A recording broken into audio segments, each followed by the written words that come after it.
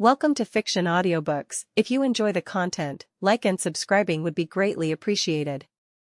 If you have any recommendations for novels, comment below. Chapter 1, Picking Up a Female Titan in a Daily Crossover Anime World. Well, it's finally done. A young man named Takamine Haruto let out a long sigh as he looked at the admission letter in his hand. On the letter, the following words could be seen. National Joint Entrance Exam Top 1, ranked first. Perfect scores in mathematics and science. Accepted into Chiba Municipal Sobu High School. The name Sobu High School might sound familiar to some. That's right, it's the main setting of my teen romantic comedy snafu, Oreguru. Yes, it's a very cliché setup.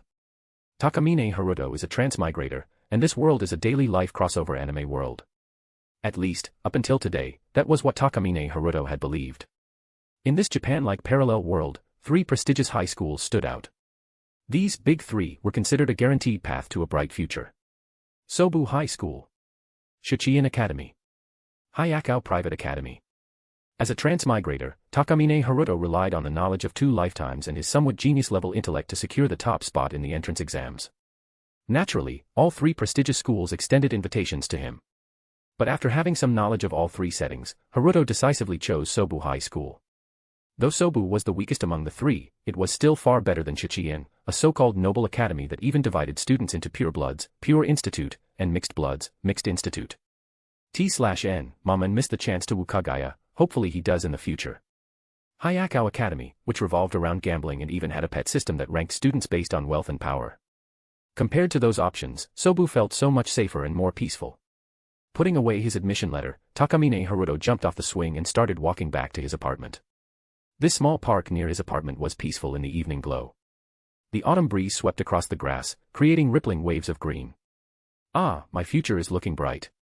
But just as he was enjoying the scenery, a golden bolt of lightning streaked across the sky.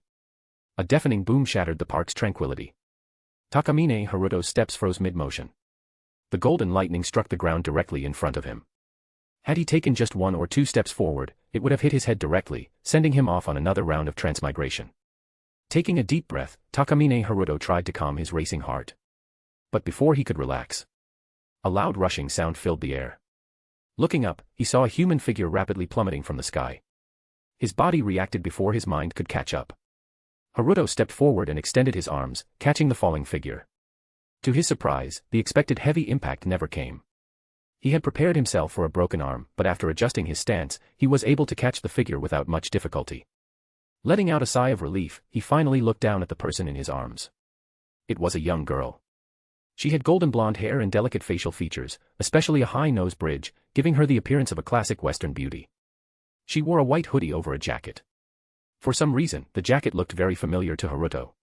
But more importantly, she had a strange device attached to her waist. A small black box hung from both sides of her belt. After examining it for a moment, Haruto came to a shocking realization. Isn't this the omnidirectional mobility gear? It didn't look like cosplay at all. Still holding the girl, Haruto reached out with his free hand, intending to inspect the device more closely. But just as his fingers touched the strap, the girl's eyes snapped open. Their gazes met. Her eyes were a deep shade of blue. They were beautiful. But this wasn't the time to be admiring her beauty. Because from an outsider's perspective, the scene looked extremely suspicious. At this moment, Haruto was holding a girl in his arms, while his other hand was reaching toward her chest. To be fair, he was actually trying to touch the strap of the ODM gear, which was located above her stomach. But to an observer, it looked exactly like he was groping her. Haruto's lips twitched as he awkwardly explained, I can explain. Before he could say anything else, the girl kicked him in the chest with incredible speed. Haruto barely managed to raise his arm and block the kick. They separated instantly. The girl quickly rolled to the ground, her eyes full of wariness, as she lifted her left hand toward her mouth. She opened her mouth and prepared to bite down on her hand. Seeing this, Haruto immediately understood. This girl was either a hardcore Chinibu who believed she could transform into a giant, or the real Annie Leonhardt who possessed the female Titan's power. Because according to Attack on Titan's lore, Titan shifters must injure themselves and have a strong will to transform. And biting one's hand was the signature method. Annie Leonhardt? Haruto called out hesitantly. Annie's eyes narrowed slightly, but she still kept her guard up and asked. Who are you? Why did you capture me? Haruto sighed. Looks like she really is the real Annie. Feeling slightly overwhelmed, he quickly explained. Annie, take a look around you. This isn't the world you know. As for why you're here, I have no idea. You'll have to figure that out yourself. I don't mean you any harm. I just want you to calm down and talk things through. Haruto didn't want to become the talk no jutsu titan, but he had no choice. If Annie lost control and transformed into a 15-meter female titan, he would die instantly. After a long silence, Annie finally lowered her hand. But instead of relaxing, she reached into her pocket and put on a strange ring. Haruto recognized it immediately. It was a special ring with hidden blades, one that Annie could use to instantly trigger her transformation. Clearly, a few words wouldn't fully convince her. But at least things were moving in a better direction. Just then, a blue system panel suddenly appeared in front of Haruto. A mechanical voice echoed in his mind. Multiverse Containment System has been bound. Humanity's last hope, the Multiverse Containment System greets you with its sincerest regards. Chapter 2, the Multiversal Containment System, Secure, Contain, Protect.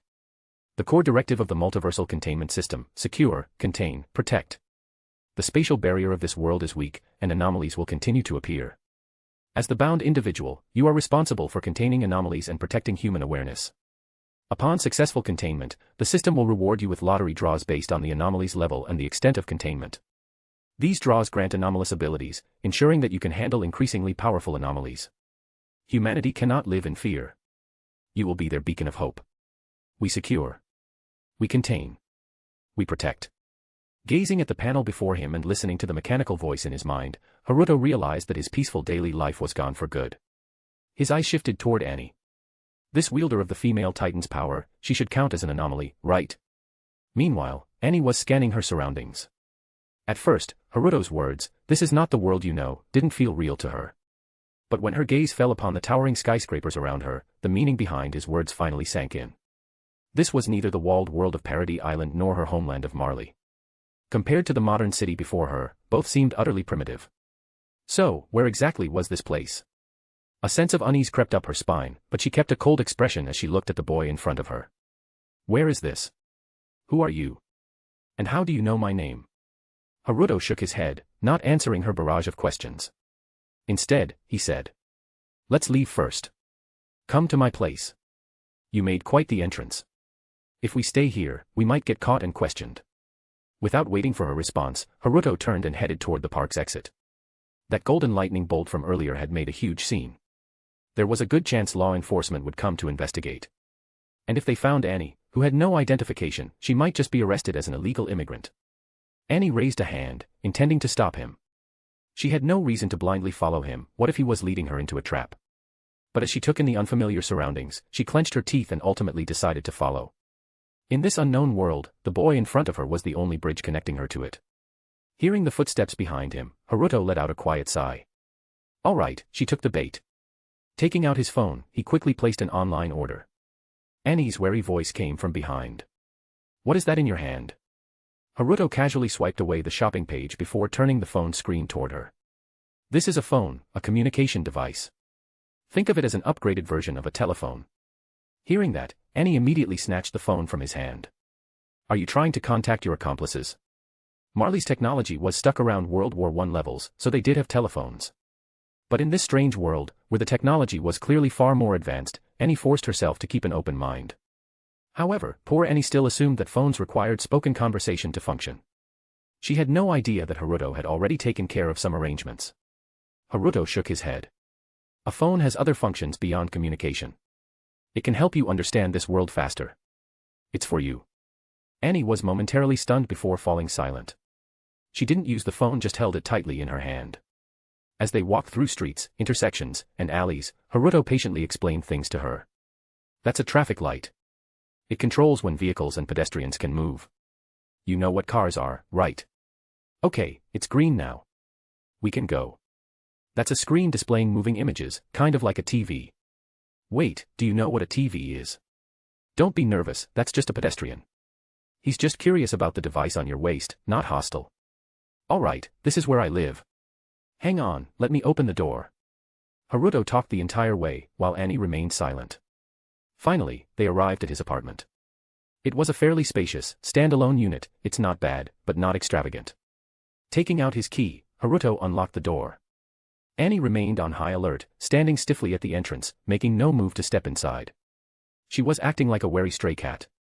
Haruto sighed. There's no one else inside, no traps. If you want information, you'll need to trust me at least a little.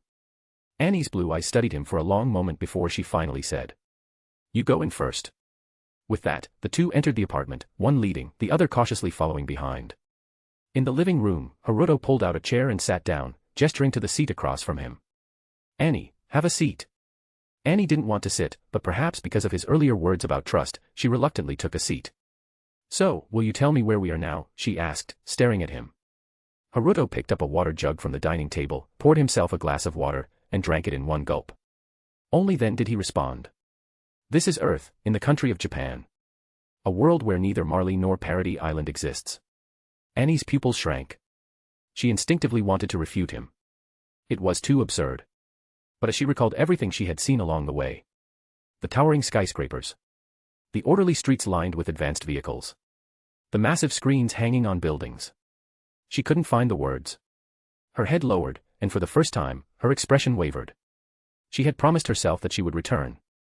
No matter what, she would go back home. But now, what was she supposed to do? She had no clue how she ended up in this foreign world. Yet something still felt off. How do you know my name? Do you know me? Why did this boy know her name and seem to understand her so well? No one in this world should know her. Haruto's expression turned a little wistful.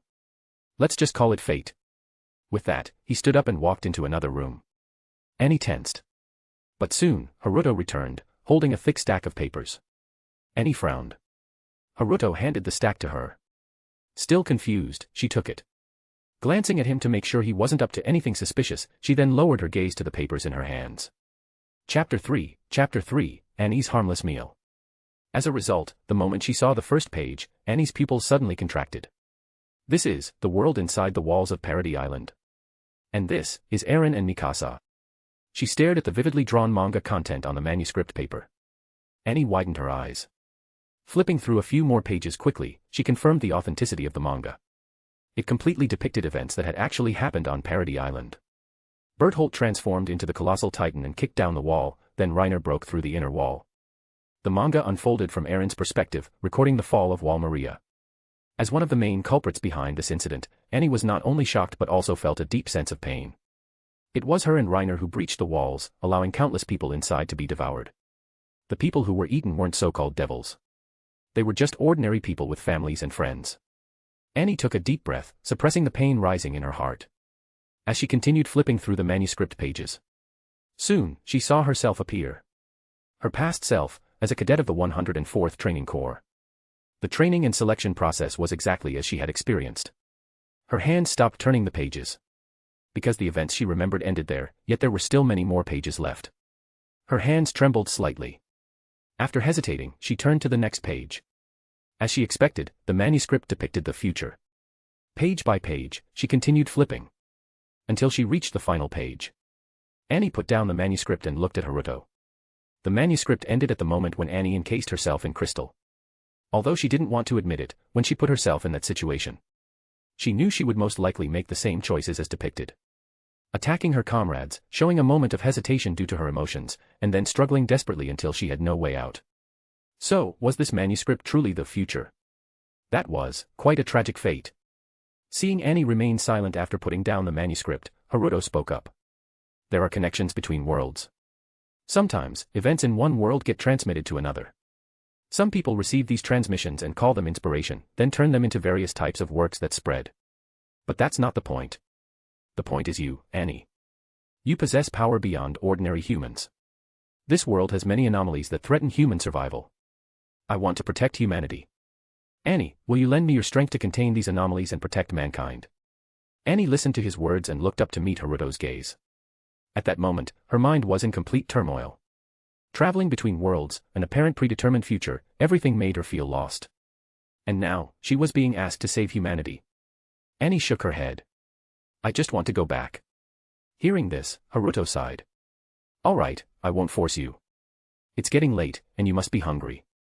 I'll go prepare some food. Let's eat first and then talk. With that, he got up and headed for the kitchen. Just then, the doorbell rang. Annie instinctively became alert. Haruto simply waved his hand, signaling her to relax. It's probably just a delivery. Like when you order something and the shopkeeper sends it to you. Annie hesitated but then nodded. Haruto went to the door and raised his voice to ask, "Who is it?" A reply came from outside, "Delivery service. The package is computer parts. Please sign for it." Hearing this exchange, Annie finally relaxed. Haruto opened the door and brought in the computer parts. Then, he went into the kitchen, took ingredients from the fridge, and started cooking. Soon, 2 servings of egg fried rice were freshly prepared. After setting the plates on the table, Haruto took out a bottle of cola from the fridge and grabbed a cup for Annie. The fried rice looked great. After living alone for 3 years, Haruto's cooking skills had reached a high level. Sitting across from Annie, he took a bite of the fried rice. It was really good. Eat, Haruto urged Annie. Can I have yours instead? Annie asked in a low voice. Even though she believed Haruto's explanation, she still wasn't letting her guard down. Haruto sighed helplessly and switched plates with her. Thanks, Annie said sincerely. Then, she started eating quickly. On Parody Island, even having cold bread was considered decent. Compared to that, this egg fried rice was a gourmet meal. And she was extremely hungry. However, soon after eating too fast, Annie started choking. Haruto pointed at the cola. This is a drink called cola. It tastes great, give it a try. Annie shook her head and instead picked up the water jug on the table, pouring herself a glass. After taking a sip, she frowned. There was a strange taste. Was the water quality bad? As this thought surfaced, her vision began to blur. A spinning sensation overwhelmed her. Damn it. Annie immediately realized something was wrong. As she struggled to stay conscious, she reached for her special ring. A hidden metal spike popped out from the ring. Blood splattered. The last thing Annie saw before losing consciousness was Haruto grabbing her hand and completely covering the ring. Sleep. His voice echoed in her ears as she fell into complete darkness. Chapter 4, Containing the Female Titan, Reward, Blacklight Virus. Haruto cradled the unconscious Annie in his arms. He removed her special ring. Unfastened her omnidirectional mobility gear. Then, carrying her in a princess hold, he walked toward the bedroom and placed her on the bed. At this point, it almost seemed like something that couldn't be shown on TV was about to happen. Well, in any case, the containment was successful. Haruto let out a deep breath. He searched the drawer and pulled out a soft nylon rope. This material was tough to break free from, yet wouldn't easily cause skin abrasions. Carefully, Haruto tied Annie down to the bed. Her hands and feet were secured separately, with additional restraint bands around her legs, waist, and chest. He also made sure to put 3 layers of winter gloves on her hands. The feet were more challenging since he lacked toe-separated socks. Instead, he wrapped each of Annie's toes with cotton fabric. Finally, he secured a restraint band across her forehead. Then, he stuffed a handkerchief into her mouth and tied an elastic band around it. To be honest, this setup would be very uncomfortable. But there was no choice. To prevent Annie from injuring herself and transforming into a titan, he had to take these measures. After finishing everything, Haruto stepped back and admired his work. At that moment, a system notification appeared. Successful containment of Anomaly, Titan Power, Female Titan. Containment Level, 3, Catastrophe. Containment Status, Good. Reward, 1 Level 3 Lottery Draw. First time Anomaly Containment detected. Reward, 1 Beginner's 10-fold Lottery Draw. Containment levels from lowest to highest, 1, Dangerous, 2, Lethal, 3, Catastrophe, 4, Destruction, 5, Apocalypse, 6, Supreme Divinity. Looking at the system panel, Haruto smiled in satisfaction. It was all worth it, scheming and deceiving a girl's feelings. Let's start with a beginner's 10 pull to warm up the pool. A beginner's 10 pull interface popped up on the system panel. White rewards accounted for 40%, green for 30%, blue for 20%, and purple for 9%. The chance of a golden legendary was only 1%. And the highest tier red reward? 0%. Takamine Haruto shook his head helplessly. As expected, beginner pulls rarely yielded anything good. As he pressed the 10 pull button, 10 streaks of light flashed across the panel. Takamine Haruto took a deep breath and widened his eyes. What did he just see? Golden legendary. 1% chance, and he actually pulled gold. Woohoo. Acquired white rewards, 100,000 yen, a toddler's burp bag, a very stylish shirt, a blue and white fat cat plushie, some strange black stockings, and 14 apples. Acquired blue rewards, M1917 Smith & Wesson manufactured in the northern country. Acquired purple reward, amnesiac crowbar containment object. Acquired golden reward, perfect blacklight virus serum. Takamine Haruto stared at the reward panel, dumbfounded.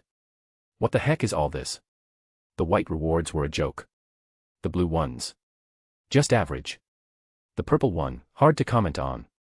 Luckily, he had good fortune and got a golden pull. He took out the perfect blacklight virus serum. A transparent vial appeared in Haruto's hand. Inside, the liquid was in a stabilized genetic state. It was a deep red fluid, exuding a violent aura. Perfect blacklight virus serum grants the host the ability to devour any genes and evolve towards perfection. Without hesitation, Haruto unscrewed the cap and gulped it down.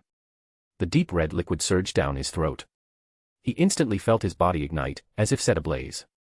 Staggering back 2 steps, he collapsed to the ground, gritting his teeth to endure the excruciating transformation. Time passed unknowably, until the pain finally receded like a tide. Haruto opened his eyes again. The world before him seemed different. His vision had reached the limits of human capability, as had his strength and speed. Unfortunately, since he had always worked out and already had an 8-pack, his body only became more proportioned rather than drastically changing. If I had known, I wouldn't have bothered training. Looking in the mirror, Takamine Haruto muttered. Speaking of which, if the blacklight virus can devour genes, does that mean I can also obtain the power of a titan? Haruto shifted his gaze to Annie, lying on the bed. At that moment, she was completely restrained, looking somewhat alluring. To obtain the power of the titans, he needed Annie's genetic material. Blood was out of the question. If he wounded her, she would transform into a titan the moment she woke up. Hair and fingernails could work, but... Takamine Haruto's eyes eventually landed on her lips. Annie's small mouth was a soft pink, slightly parted due to the handkerchief stuffed between her teeth. It looked rather tempting. T/N, brothers walking on the path of a scum. Brings a tear to my eyes. No choice, this is for the power of the titans. Muttering to himself, Haruto moved toward Annie. Just then, the doorbell rang. His actions halted, crime suspended, before he walked to the entryway. Through the video doorbell, he saw a girl standing outside, looking somewhat concerned. Eriri, what's wrong? Haruto opened the door with a smile.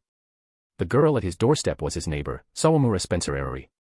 She had been his neighbor for 3 years. Eriri was petite, with twin tails of golden hair so perfect they seemed like a registered trademark. Her blue eyes were crystal clear, and her skin was like white porcelain, a universally recognized beauty. T/N, I swear, Chinese heroine's description is always over the top. Seeing Takamine Haruto, Eriri breathed a sigh of relief but quickly averted her gaze. I heard some weird noises and came to check. Takamine Haruto understood immediately. She must have heard the sound of him collapsing from the virus transformation. That was just me accidentally knocking into some furniture while moving things. Were you worried about me, Eriri? Takamine Haruto chuckled. After 3 years of knowing each other, they were quite close. He was happy that Eriri was concerned about him. I wasn't worried about you. Who would be worried about a guy like you? I was just curious about the noise, that's all. As soon as she spoke, the classic tsundere act began. Indeed, she lived up to her title as the industry's most famous golden-haired loser heroine, tsundere Queen Eriri. Well then, since your curiosity has been satisfied, Eriri, please be on your way. Haruto was naturally adept at handling tsunderes. Eriri's blue eyes widened in disbelief. You're actually kicking me out. I refuse. With that, she slipped past Takamine Haruto and ran into the apartment. Chapter 5, Mrs. Sawamura's worries, what if my daughter never gets married? Eriri dashed into the apartment. Haruto took a deep breath before calmly closing the door. A tsundere was nothing he couldn't handle. Eriri had originally entered out of sheer stubbornness after being dismissed. But once inside, she was immediately drawn to a stack of drawings on the table. On the surface, Sawamura Eriri was a refined and elegant young lady from a prestigious family. In reality, she was a hardcore otaku and a well-known doujin artist. Of course, her true passion was drawing. So, upon spotting the manuscripts, she couldn't help but be captivated. Takamine Haruto followed her inside, discreetly putting away the 2 sets of tableware from the table. Ha, mere Eriri. Eriri flipped through a few pages, her expression shifting to excitement and surprise. Is this Haruto's work? Your skill has already reached 70% of my level. She knew Takamine Haruto had been studying manga. He even asked for her advice on some techniques. But this level of polished artwork was something she had never seen from him before. And soon, she became deeply engrossed in the story. It wasn't until she finished the entire manuscript in one go that she looked up again. This is amazing. Do you have more? I want to see the continuation. Eriri spoke excitedly. She was completely hooked on the story about Titans. She hadn't even noticed Haruto quietly removing her half-eaten plate of fried rice. Takamine Haruto shook his head. This is all I have for now. The rest will take time. Eriri reluctantly put down the manuscript, clearly reluctant to part with it. Are you planning to debut as a manga artist? Since you learned from me, I bet you'll become famous soon. Do you want me to introduce you to an editor? You just need to treat me to 3 meals, and I'll make the arrangements. Eriri held up 3 fingers with a sly grin. 3 solo outings. This should, no, it will definitely lead to progress. She thought to herself. However, that won't be necessary. Takamine Haruto shook his head. Eriri. Why? She blurted out in protest but quickly realized her outburst was inappropriate and sat back down, blushing. Haruto pointed at her, stating matter-of-factly. Because all the editors you know specialize in eki content. Totally the wrong genre. Eriri, oh. She had completely forgotten about that critical detail. Eriri wanted to clutch her head and cry. There must be a way. Eriri made one last attempt. Haruto reached out and ruffled Eriri's golden hair, smiling. No need. Eriri shook her head, shaking off Haruto's hand. Haruto, you're such an idiot. Then, Eriri launched her signature twin-tail attack, whipping her hair, using her golden twin-tails to strike like a secret technique. Ultimately, the attack was forcibly stopped when Haruto cupped her cheeks. Feeling the warmth of his hands on her face, Eriri's cheeks instantly turned crimson, the blush spreading down to her neck. Baka. Let go of me. You were the one who attacked first, Eriri. Urusai. After Eriri shouted her signature phrase, Haruto finally let go. The tsundere girl clutched her face, cooling down for a long time before returning to normal. Humph. Eriri huffed, turning away to avoid looking at Haruto. Coincidentally, her gaze landed on the bedroom door. Remembering the manuscript in her hand, her curiosity was immediately piqued.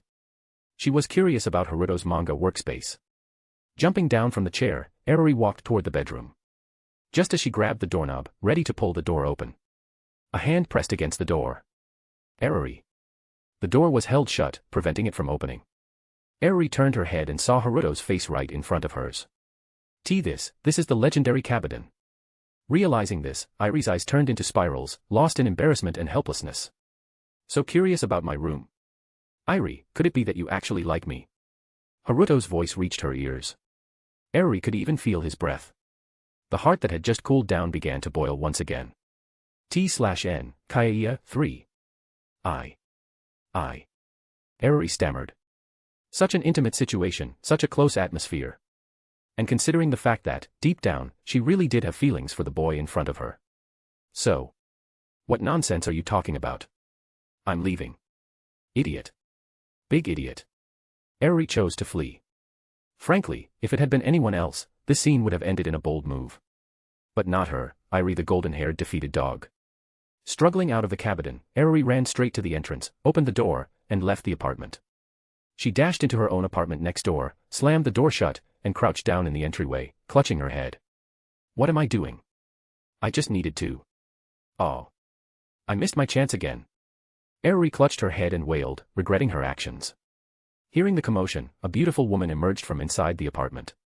She bore a 70% resemblance to Eriri, sharing the same petite frame and twin-tail hairstyle, but with black hair instead. This was none other than Eriri's mother, Mrs. Sawamura Sayuri. Seeing her daughter crouching and wailing at the entrance, Mrs. Sawamura didn't even need to ask to know what had happened. She let out a long sigh of exasperation. Mrs. Sawamura was really worried about her foolish daughter. How would she ever get married? After 3 years of being neighbors, Mrs. Sawamura had come to understand the boy next door quite well.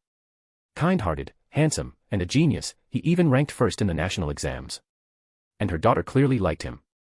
Naturally, Mrs. Sawamura hoped the two would get together. But it had been 3 years.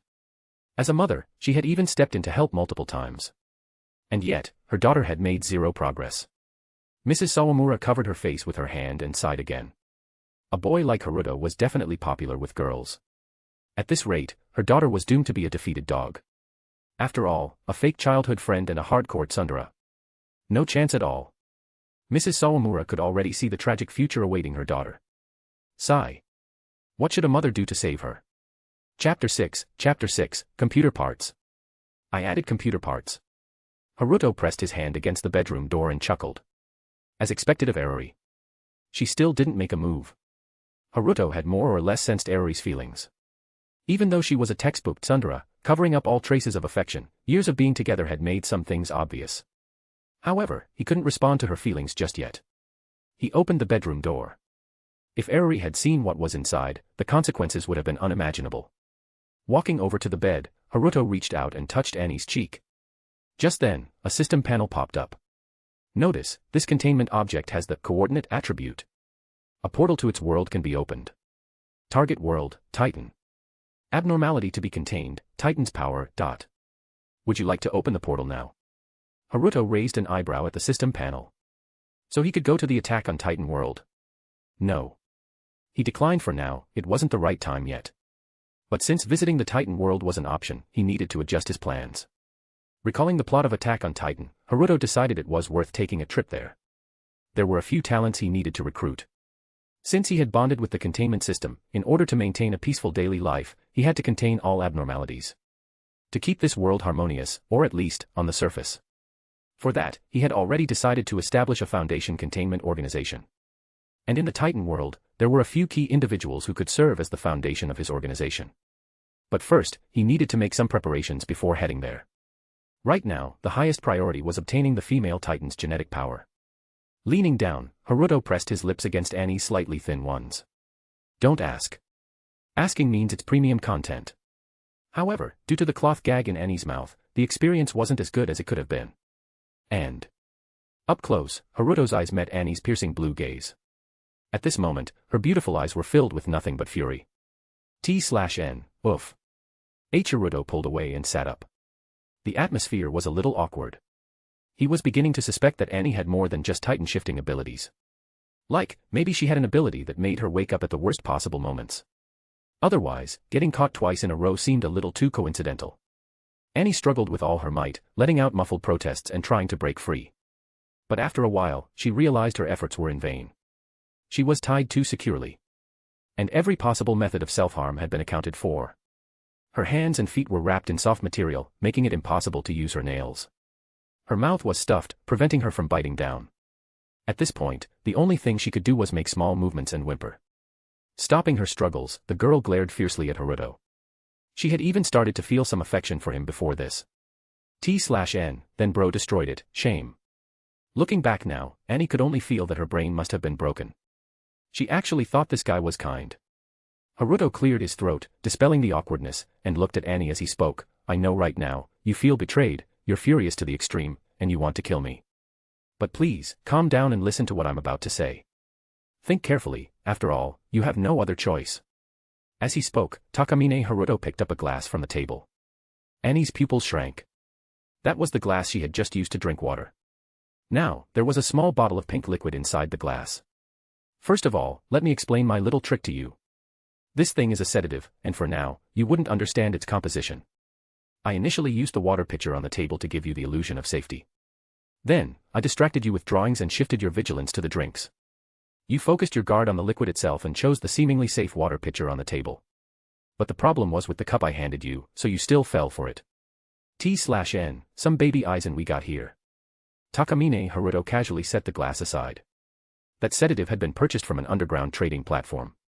Yes, it was the same, computer accessory, delivered by the courier. I knocked you out and restrained you for a very simple reason, you are an anomaly. I've already said it, I want to protect humanity from anomalous threats. And you, who can transform into a Titan, are undoubtedly an anomaly that threatens humanity. Hearing this, Annie felt a wave of regret and bitterness in her heart. She hadn't noticed the deeper meaning hidden in his words earlier. And as for being a threat to humanity, Annie had long grown accustomed to being called that. It was the same in Marley, and the same on Parody Island. But every time she heard it, it still left a bitter taste in her heart. Observing Annie's reaction, Haruto shifted his tone. But Annie, what threatens humanity is the power of the Titans, not you. Annie's eyes widened in surprise. Takamine Haruto continued. You and the female Titan are not the same thing. If possible, I would like to protect the girl named Annie Leonhardt. But for that to happen, I need Annie Leonhardt's cooperation. Annie, calm down and think carefully. The anger in Annie's eyes gradually faded. But it was clear she wouldn't submit so easily either. At that moment, Haruto threw out a bombshell. Annie, I have a way to send you back to that world, the world with Marley and Parody Island. Annie's eyes widened instantly. She began struggling again, this time with even greater force than when she had first woken up. "Stop!" Haruto suddenly shouted. Annie's movements froze, and she finally stopped struggling, looking at him expectantly, waiting for what he would say next. T/N, imagine a golden retriever. She looks like one. Once Annie had calmed down, Takamine Haruto spoke again. "I can create a portal that connects this world to yours. But on this condition, Annie, I need you to abandon any orders ingrained in your mind. Whether it's Marley's brainwashing, your mission, your stance, or racial divisions, set them all aside for now. This is a brand new choice, and also your last chance, Annie. Please, think carefully. Either remain controlled by the power of the Titans and be executed by me. Or escape." Chapter 7, A Kiss. What kiss? This is about collecting traits. Escape. Annie looked at the boy in front of her in confusion. What did he mean by escape? Where could she escape to? No. She could escape, at least for now. Annie recalled the sights of this world. Peaceful streets, bustling traffic, people coming and going without fear or worry. There were no Titans here, no Marley, no Parody Island. If this was the case, then escape was indeed an option. Observing Annie's expression, Haruto understood that she had figured some things out. "I can open the portal and bring your father to this world. That way, you both will have escaped. Escaped from everything, Titans, Marley, all of it can be left behind. After that, I'll find a way to strip you of your Titan powers. Once that's done, you'll be free." Annie was silent for a long moment. All she had ever longed for was to return, to go back home, back to her father. But now, a future 1,000 times better than her dreams was laid before her. A life she had never even dared to imagine was now within reach. It seemed, there was no reason to refuse. So, Annie nodded slightly, indicating that she had made her decision. Takamine Haruto let out a long breath. At least Annie hadn't been completely brainwashed. If it were Gabby instead. Forget about Takamine Haruto, even if it were the Attack Titan or Tokno Jutsu Naruto, they probably wouldn't be able to do anything about it. In the future, he would need Annie's cooperation for containing anomalies from the Titan world and recruiting talents. And truthfully, he didn't want to execute Annie either. "Since you've made your choice, I'll release you now. No transforming into a Titan, got it?" Takamine Haruto reminded her. Annie nodded slightly. Seeing her cooperation, Takamine Haruto reached out and first removed the elastic band binding her mouth. Then, he took out the handkerchief stuffed in her mouth. It was already soaked. Feeling a bit awkward, Haruto set the handkerchief aside. At the same time, he carefully observed Annie's actions. If she planned to transform and fight back, this would be her best opportunity. Biting her tongue would also create a wound, allowing her to transform. But Annie made no suspicious movements, she remained completely still. Only then did Takamine Haruto feel reassured enough to untie all of her restraints. Once freed, Annie sat up from the bed, rubbing the red marks left on her arms. "I'm Takamine Haruto. From now on, let's work together." Takamine Haruto introduced himself and extended a friendly hand. Annie looked at the hand in front of her. She stood up, stretched her limbs. And then delivered a swift, vicious kick toward Takamine Haruto's leg. Takamine Haruto. Thanks to the enhancements from the Blacklight virus, his reaction speed and perception far exceeded that of ordinary humans. For an average person, Annie's kick would be extremely fast, but to him, it wasn't hard to deal with. He leaped up, dodged the kick, and raised his hand to block Annie's follow-up strike. With a quick twist of her arm, he restrained her once again. Haruto sighed helplessly. "Didn't we agree on this?" Annie, with her arm pinned behind her, still growled angrily, "This is personal revenge." Takamine Haruto. "What the hell were you just doing to me?" Takamine Haruto. He coughed awkwardly and muttered. That was a necessary action for collecting traits. Clearly, that explanation wasn't convincing enough. "I'll kill you." After being pinned down more than 10 times, Annie lay on the ground, out of energy. Takamine Haruto, on the other hand, wasn't even breathing hard. His body, modified by the Blacklight virus, was already far beyond human limits. Without her Titan powers, Annie was no match for him. "Go take a shower. There are instructions for the water heater, read them yourself. There are clean towels in the cabinet. Wear my clothes for now, we'll get you new ones later. I'll go prepare the guest room. You'll sleep there tonight, everything's clean. That's all for today. Tomorrow, I'll explain my plan for the Titan world." With that, Haruto left the room. Soon after, sounds of him organizing the guest room could be heard from the next room. Annie lay on her back, staring at the ceiling, her sapphire blue eyes filled with confusion. The ceiling was so ornate that it felt unreal. Just like that. The questions that had troubled her all her life, the pain she had endured until now, had they simply disappeared so easily? After a long pause, Annie finally got up from the floor and walked toward the bathroom. It was worth celebrating that Eldian and Japanese were the same language. Perhaps because both were island nations. Annie glanced at the instructions on the water heater and tried operating it. Hot water quickly sprayed from the showerhead. Caught off guard, Annie was drenched from head to toe, her clothes completely soaked. With no other choice, she removed her training uniform, which bore the crossed swords emblem, along with her hoodie.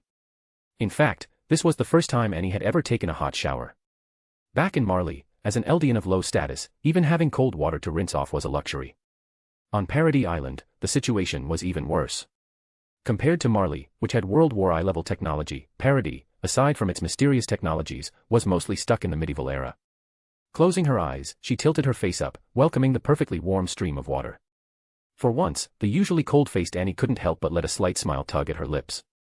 Just as she was enjoying the warmth, a voice came from outside the bathroom. Annie instinctively crouched down, a rare moment of panic flashing across her face. However, the door didn't open. "Annie, there's shampoo and body wash, something like soap, it's on the rack. Just follow the instructions. Also, no offense, but you kind of smell." Annie. Even as a trained warrior, even with her usual icy demeanor, Annie was still only 15 or 16 years old. Her current timeline, after infiltrating the walls and joining the 104th Training Corps for preliminary training. Hearing such a blunt statement, even Annie couldn't help but feel embarrassed. But, she had to admit, he wasn't wrong. Hygiene was indeed somewhat neglected among the trainees on Paradis Island. Picking up the bottles on the shelf, Annie carefully read the labels. Half an hour later, Annie stepped out of the bathroom, wearing an oversized hoodie. Haruto only had his own clothes at home. Wearing his clothes, Annie looked as if she were in sleepwear. Come to think of it, Annie seemed to have a preference for hoodies, most of her own clothes were hoodies as well. Chapter 8, Devouring the Titan's Trait and Acquiring a Containment Object. Stepping out of the bathroom, Annie kept a straight face as she looked at Haruto, like a soldier awaiting the next order. Then, Haruto grabbed her hand and pulled her back into the bathroom. "If you don't dry your hair after washing it, you'll get water everywhere, and you'll end up with a headache. Here, this is a hairdryer, actually, never mind. I'll do it for you." Saying that, Haruto plugged in the hairdryer and began drying Annie's hair with practiced ease. Annie was a little stunned, unsure of how things had turned out this way. The boy behind her gently gathered her hair, carefully combing out the tangles, making it smooth. At the same time, he used the dryer to gradually remove the moisture. By the time Annie snapped out of her daze, her golden hair had become shinier and softer than ever before. She looked at her reflection in the mirror and blinked. A strange emotion welled up inside her. An emotion that had never surfaced in her previous world. Even if it had, it would have been buried under the weight of her mission. As her thoughts wandered, Haruto ruffled her hair. "All right, go get some rest." Through the mirror, Annie looked at Haruto, her heart filled with complicated emotions. Haruto, however, didn't seem to notice her strange reaction. Instead, he observed that Annie's movements seemed slightly awkward. Her actions were a bit stiff. His gaze drifted to Annie's prematurely developed chest. It was unsupported. That explained the awkwardness. But there wasn't much he could do about it. There was no way Haruto would have a bra at home. He could ask Eriri from next door. But that kind of thing. Yeah, probably not a good idea. Annie would have to manage for now. Besides, Eriri's size might not even be a good fit for her.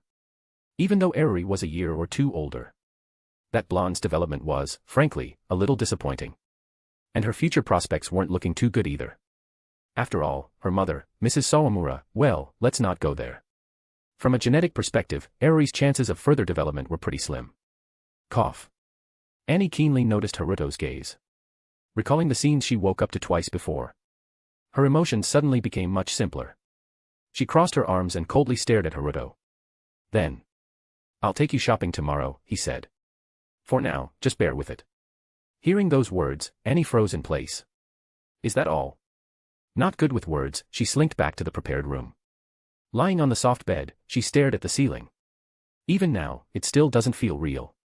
Annie thought she wouldn't be able to sleep. But as soon as she lay down, exhaustion took over, and she quickly drifted off. Perhaps it was because she had finally let go of her burdens. A beautiful smile appeared on her sleeping face. Meanwhile, Haruto opened his system panel. He still had one remaining level 3 lottery draw. Now was the perfect time to use it. A spinning wheel for the level 3 lottery appeared on the system panel. The odds weren't great, only slightly better than the beginner's pool. The chance of drawing gold was 5%. And red? Still non-existent. In hindsight, the system's beginner's 10 pull had been quite generous. It had been somewhere between level 2 and level 3 in value. And only after taking Annie in had he earned the single level 3 draw. As he activated the draw, a golden streak flashed across the screen. Haruto's eyes widened instantly. A single pull for gold. I really am blessed by luck. A 5% chance, and he struck gold. Congratulations. You have obtained the golden reward, Absolute Contract Codex.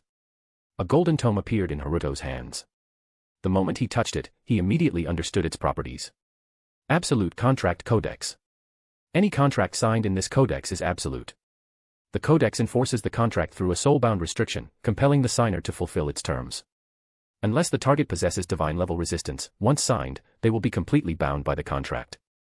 Haruto nodded in satisfaction. With the Absolute Contract Codex, recruiting allies would be much easier. No need to worry about betrayal. Without hesitation, he drafted an extremely unfair contract in the codex. After reviewing and refining it multiple times to eliminate any loopholes, he finally put the codex away, feeling pleased. First thing in the morning, I'll have Annie sign it. Haruto grinned slyly. At this moment, the moonlight streamed through the window, casting its glow upon Haruto. Suddenly, steam rose from Haruto's palm. He froze for a moment. Then, he quickly realized. His palm had been cut when he grabbed Annie's ring. Now, the wound was healing rapidly. It was the blacklight virus that had devoured the Titan's genetic material, evolving its regenerative ability. When he had just consumed Annie, Haruto had only obtained her memories and hadn't sensed any special powers. He had thought that Titan powers couldn't be acquired through genetic absorption. Turns out, he had simply been missing the activation conditions. Come to think of it, normal Titans required sunlight to function and were unable to move at night. So, were Titans actually a product of photosynthesis? Haruto wasn't sure. However, as soon as he was exposed to moonlight, he felt power surging through his body. Moonlight was, after all, reflected sunlight. At this moment, Haruto was like a charging phone, with all his functions gradually coming back online. His strength and speed improved in every aspect. His regenerative ability became downright ridiculous. At the same time, he gained a new ability, hardening. He could transform parts of his body into an incredibly tough crystalline material. It was safe to say that Haruto was now essentially a humanoid Titan. Feeling the power within him, Haruto nodded in satisfaction. Nice. As expected of the blacklight virus.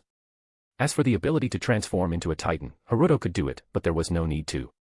His current body was far stronger than any Titan form. Annie opened her eyes.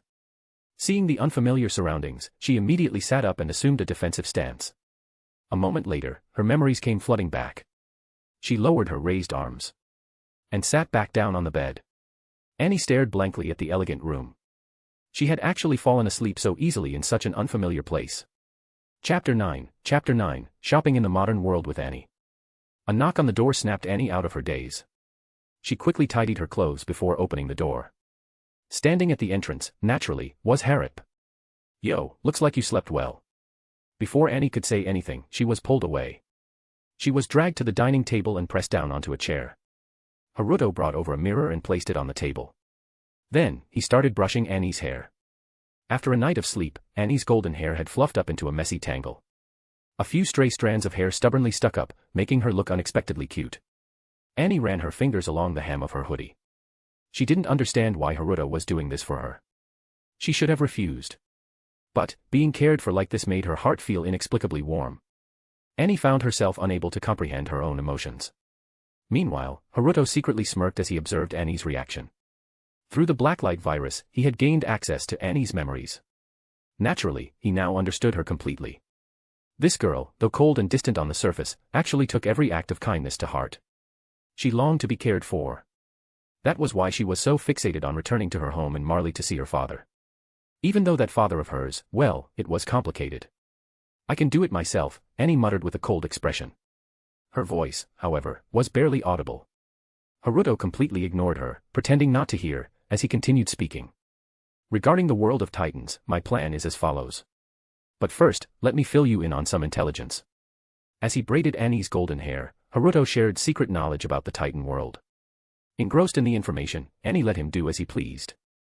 By the time he finished styling her hair, Haruto had also brought over breakfast. Only after they finished eating did Haruto finally wrap up his briefing and explain his plan. And that was just the short version. Many details that didn't concern Annie were left out entirely. After finishing his explanation, Haruto flipped his hand, producing the Absolute Contract Codex. He turned to the final page of the contract and placed it in front of Annie. The previous page was filled with unfair clauses. The signature line for the second party, however, was on the last page. The level of deviousness was evident. If you agree with this plan, sign your name here, Haruto said with a solemn expression. Then, let's work together for the future of humanity. Annie pondered in silence for a long time before nodding. Though Haruto's plan was terrifying, after careful consideration, it did seem feasible. She only needed to assist. Thus, Annie signed her name on the contract. Completely unaware that she had just sold herself to Haruto. Haruto stored away the codex, grinning in satisfaction. I'm heading out to buy clothes and daily necessities. Annie, want to come along? It's a good chance to properly explore this world. As he stood up, he extended the invitation. Hearing about buying clothes, Annie instinctively lowered her gaze. Since the hoodie was quite baggy, when she looked down, she could see a breathtaking view. Annie's face instantly turned red. Then, she nodded. Thus, the two left the apartment and went shopping. After stepping outside, Annie curiously glanced at the sketchbook in Haruto's hand. It was an original manuscript of the Attack on Titan manga. Why are you bringing that with you? Annie asked in confusion. Following Annie's gaze, Haruto looked at the manuscript in his hand and replied. I'm going to submit it for publication. I need the manuscript fee to earn my first pot of gold, then I can use money to make more money. Annie's expression turned odd. To her, this was priceless intelligence. The future of her world. Haruto, however, simply chuckled and playfully tapped her head with the rolled-up manuscript. These events will all become the past. Your world is going to take a different course. If you want to make a change, you have to look forward and let go of useless relics. Annie said nothing more. The two walked forward together. Meanwhile, in the apartment next door. In a second-floor room, Eriri was leaning against the window, eyes wide as she watched the scene. A girl. A girl just walked out of Haru's place. And they're talking and laughing, acting all close and intimate. Eriri let out a wail of despair. How could the world be so cruel? The pain was unbearable. Today's battle was Eriri's complete and utter defeat. Unaware of his so-called fake childhood friend's despair, Haruto continued chatting with Annie. They soon arrived at Chiba's busiest shopping district. Amidst the bustling crowd, Annie felt utterly out of place. For Annie, a large crowd of pedestrians was dangerous. Due to her wariness of the people around her, Annie gradually lagged behind, nearly losing contact with Haruto as the crowd threatened to separate them. Haruto turned back and noticed Annie's uneasy state. But he also understood that this kind of vigilance wasn't something that could be abandoned overnight. So, to avoid losing Annie, Haruto proactively reached out and held her hand. T/N, smooth as MF. Surprisingly, Annie's palm was small and soft. It wasn't covered in calluses from extensive training. Perhaps this was one of the benefits of a Titan's regenerative abilities. Annie's hand was grabbed, and she instinctively tried to struggle free. She pulled twice but couldn't break free. Looking ahead at Haruto, Annie suddenly stopped resisting. Their fingers interlocked as they walked through the bustling streets, looking just like a couple. There were many clothing stores in Chiba. Haruto pulled Annie into a well-known women's clothing shop. A female store clerk quickly approached with a welcoming smile. Hello, how may I assist you? Haruto gently pushed Annie forward. Please help this girl pick out 2 to 3 outfits. The store clerk immediately nodded with a smile. Annie looked at the various outfits in the store, feeling a mix of curiosity and hesitation. Shopping wasn't something she had ever done before. Fortunately, the store clerk guided her through it. Meanwhile, Haruto watched Annie's reactions with amusement. Why did he suddenly feel the strange joy of raising a daughter? But at that moment, Haruto suddenly sensed that someone was watching him. He glanced toward the source of the gaze. It was a blonde girl with a single ponytail tied to one side, wearing a cute outfit. Chapter 10, A Chance Encounter with Ai Hayasaka. Ai Hayasaka. Born in the main residence of the Shinomiya family, she had received elite training and officially became Shinomiya Kaguya's attendant at the age of 7. A perfect maid with 1/4 Irish ancestry. She was also Kaguya's most capable assistant and closest confidant. And now, Ai Hayasaka was spying on Takamine Haruto. She knew who he was. In fact, she knew him inside and out. Because recently, her young lady, Shinomiya Kaguya, had been harboring a slight grudge against this particular individual. As an all-purpose maid, Hayasaka had been tasked with investigating Takamine Haruto. The Shinomiya family was one of the 4 major financial conglomerates in Japan, and as their young lady, Kaguya usually got whatever she wanted. With her genius intellect, she had consistently ranked first in every major academic exam. But in the most crucial high school entrance exam, she had been surpassed by a completely unknown commoner named Takamine Haruto. And after looking into his background, Kaguya's sense of defeat only deepened. She had lost to an obscure nobody. As a lady of the Shinomiya family, her immediate thought was, recruit this talent into my ranks. That way, she could easily dominate him while also reaping substantial benefits. Quite fitting for a financial conglomerate's heiress. After all, at this stage, Kaguya was still the Ice Queen and had yet to become the goofy girl we all know. Thus, Hayasaka was given the mission of recruiting Haruto. Now that she had encountered him by chance, AI Hayasaka naturally paid close attention. However, he noticed me. AI Hayasaka was surprised. Her surveillance skills had been professionally trained. According to his file, Haruto was just an ordinary student with exceptional intelligence. But now, Hayasaka felt that things might not be as simple as they seemed on paper. Something was off, extremely off. Since she had been discovered, AI Hayasaka decided to approach directly. Are you out shopping with your little sister? Would you like a guide? My name is Smith A. Hayasaka, and I'm quite skilled in fashion coordination. AI Hayasaka walked up to Haruto with a bright smile. Her cheerful expression, paired with her JK-style school outfit, exuded an irresistible gyro-like charm. Most boys would have a hard time resisting such an approach from a beautiful girl. And yet, AI Hayasaka received this response. You're lying. Haruto stated indifferently. AI Hayasaka's smile froze for a split second but quickly recovered as she tilted her head playfully. I'm not lying. I really am good at fashion coordination. Haruto shook his head. I meant your name. Busted. AI Hayasaka let out a small chuckle. Alright, fine. My real name is AI Hayasaka. Hee hee. She attempted to brush it off casually. Haruto acknowledged with a simple "oh," then proceeded to ignore her. AI Hayasaka, feeling a bit anxious, quickly said. But my name really is AI Hayasaka. Haruto remained indifferent. Oh. But that has nothing to do with me. Sorry, I don't need your help. AI Hayasaka lowered her head dejectedly and ran off. But once she was out of Haruto's sight, her expression immediately returned to normal. Everything she had just done was an act. He saw through my fake name, and even after I told him the real one, I still couldn't make any progress. No choice. I'll end this encounter here. If I push further, it'll only create hostility. AI Hayasaka concluded. She quickly furrowed her brows again. He's a strange guy. Very different from what's on paper. I'll have to follow him and gather more intel. She was particularly invested in Haruto. Because her young lady, Shinomiya Kaguya, had personally ordered his recruitment. If he turned out to be dangerous and she failed to recognize the threat, resulting in harm to Kaguya, that would be her failure as a maid. Meanwhile, Haruto, after brushing off AI Hayasaka, didn't think much of it. He didn't recognize her. Yeah, he had never watched Kaguya-sama, Love is War. However, his observational skills were practically inhuman, and he could tell that AI Hayasaka wasn't normal. Her acting, physical coordination, everything about her was off. She was clearly a professionally trained individual from a financial conglomerate. Unfortunately, Haruto had no interest in interacting with such organizations right now. He hadn't yet acquired the absolute power he desired. So, it was best to just brush them off. At that moment, Annie emerged from the fitting room. She had rejected the store clerk's recommendation of a dress. Instead, she had chosen a sporty outfit. It suited Annie perfectly. You look great. If you were in a school setting, I bet you'd get tons of admirers. Haruto teased with a smile. Annie, unsure how to respond, simply remained silent. Haruto didn't mind. That was just Annie's personality. If she had responded with something like, "Thank you for your compliment," that would have been truly unnatural, just a forced response. After purchasing 3 outfits, they left the store.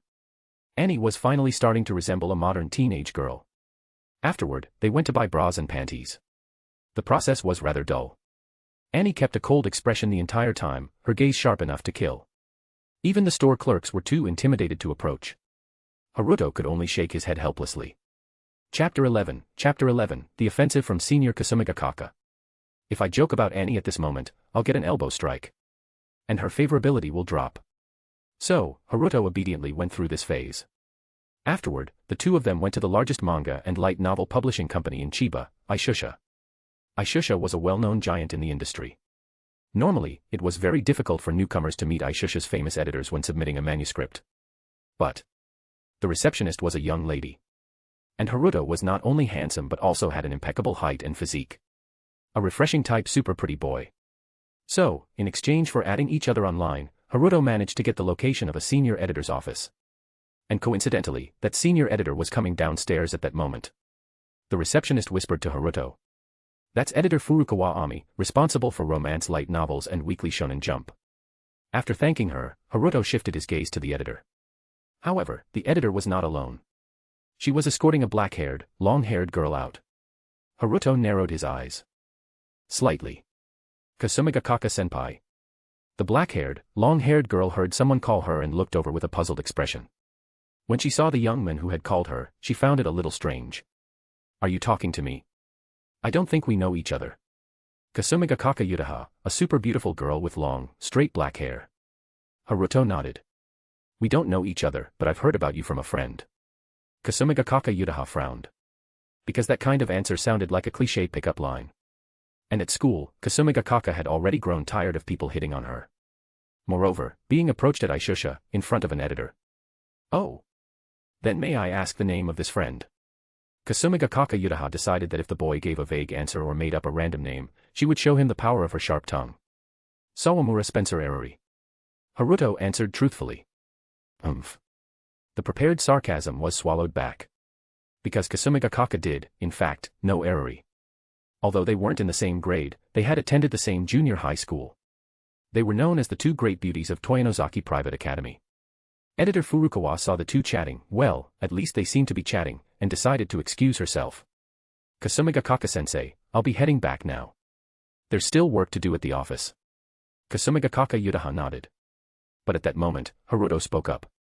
Editor Furukawa, please wait. My name is Takamine Haruto, and I'm a newcomer submitting a manuscript to Ishusha. Editor Furukawa stopped and looked at Haruto with surprise. Haruto handed over his Attack on Titan manuscript. With an attitude of just taking a glance, Editor Furukawa skimmed the pages. Then, her eyes widened. This level of artwork, wow. It didn't look like the work of a newcomer at all. Are all so-called newcomers actually monsters? Editor Furukawa muttered to herself.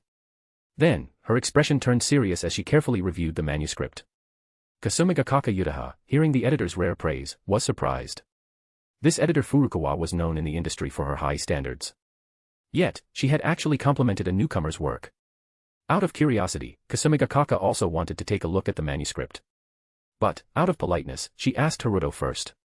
Would it be alright if I read it too? Haruto gestured for her to go ahead.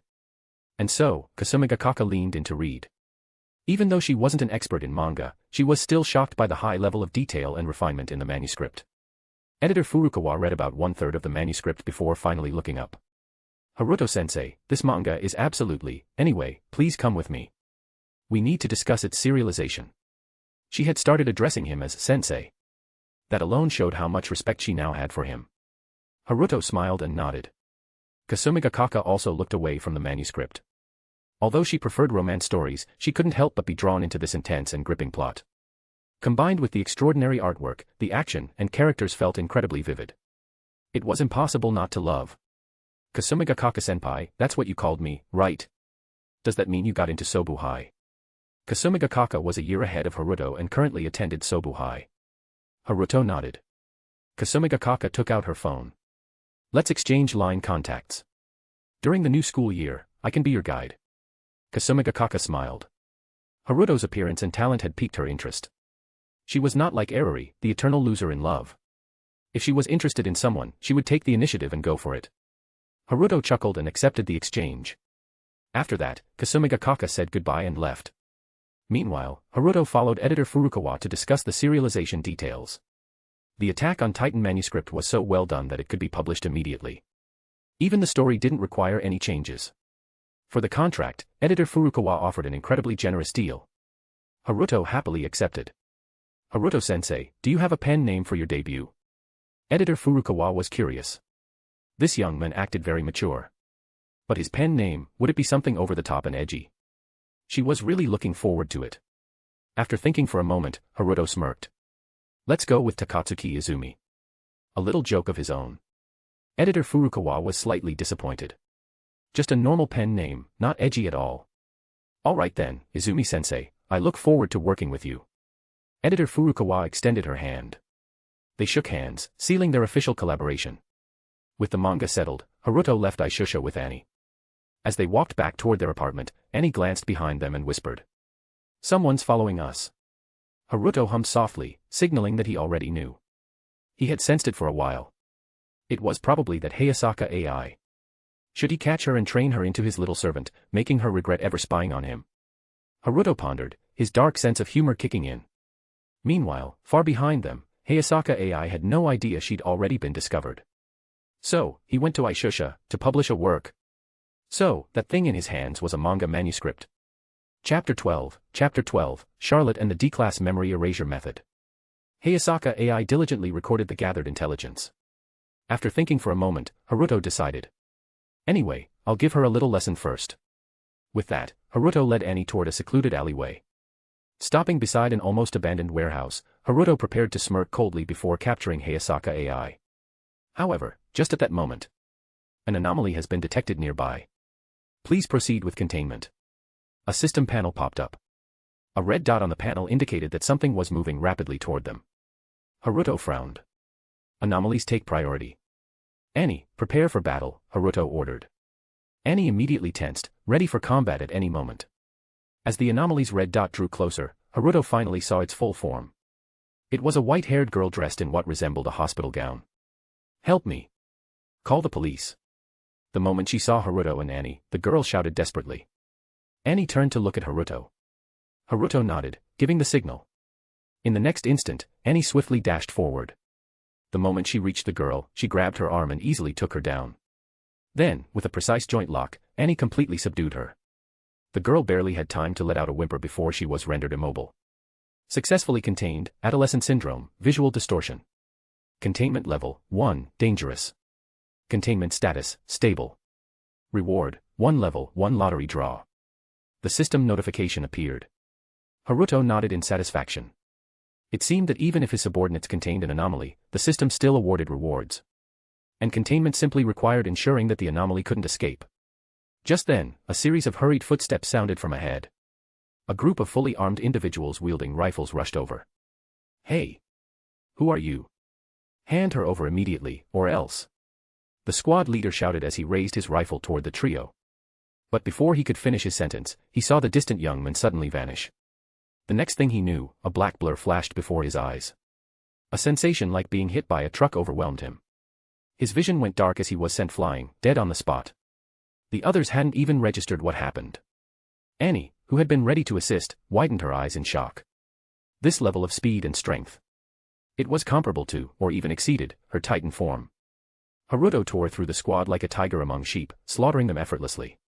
Under normal circumstances, he wouldn't have acted so ruthlessly. But they were armed. Although their weapons posed no threat to him, they could harm Annie. These weren't simple muskets or flintlocks. So, without hesitation, Haruto acted first, nipping the threat in the bud. In the span of less than 3 minutes, the fully armed squad was wiped out. Their rifles had barely fired a few shots, most missing their mark. Haruto finally stopped. Not a single enemy was left alive. Annie and the subdued girl were utterly dumbfounded. Equally shocked was Hayasaka AI. Hiding in the shadows, she had witnessed everything unfold before her eyes. A combat power surpassing that of humans. This is too dangerous. I have to escape and report this to the young lady. Hayasaka AI cautiously stepped backward. Just as she turned around, ready to sneak away. A hand patted her shoulder. Hayasaka AI's face fell. She forced a smile and turned around. Ahaha. What a coincidence. Haruto was also smiling. Yeah, quite the coincidence. And with that, Hayasaka AI was effortlessly subdued and slung over his shoulder. Back at their spot, Haruto placed Hayasaka AI and the anomaly girl together. Crossing his arms, he smirked at the two of them. You two seem to have seen something you shouldn't have. It was the kind of line a villain would say before eliminating witnesses. No, I saw absolutely nothing, Hayasaka AI lied through her teeth. At the same time, her hand discreetly reached for her waist. Only to find it empty. Hayasaka AI's pupils shrank. Meanwhile, Haruto casually pulled out a strange-looking phone. Miss Hayasaka AI, I believe this is what you're looking for. Unfortunately, information from this place cannot be leaked. Hayasaka AI stared at the phone in Haruto's hand. When did you? She hadn't even noticed that her phone had been stolen. That phone was a special satellite device capable of bypassing most communication barriers. Hayasaka AI had planned to use it to contact the Shinomiya family. After witnessing Haruto's power, she had concluded that escape was impossible. At the very least, she had to get the information out. But now, that option was gone as well. Just who are you? Hayasaka AI asked, eyes locked onto Haruto. SCP Foundation Chairman, Special Containment Executive, Code 05-1, Haruto replied. Hayasaka AI. She searched through all the intelligence in her mind but found nothing related to those terms.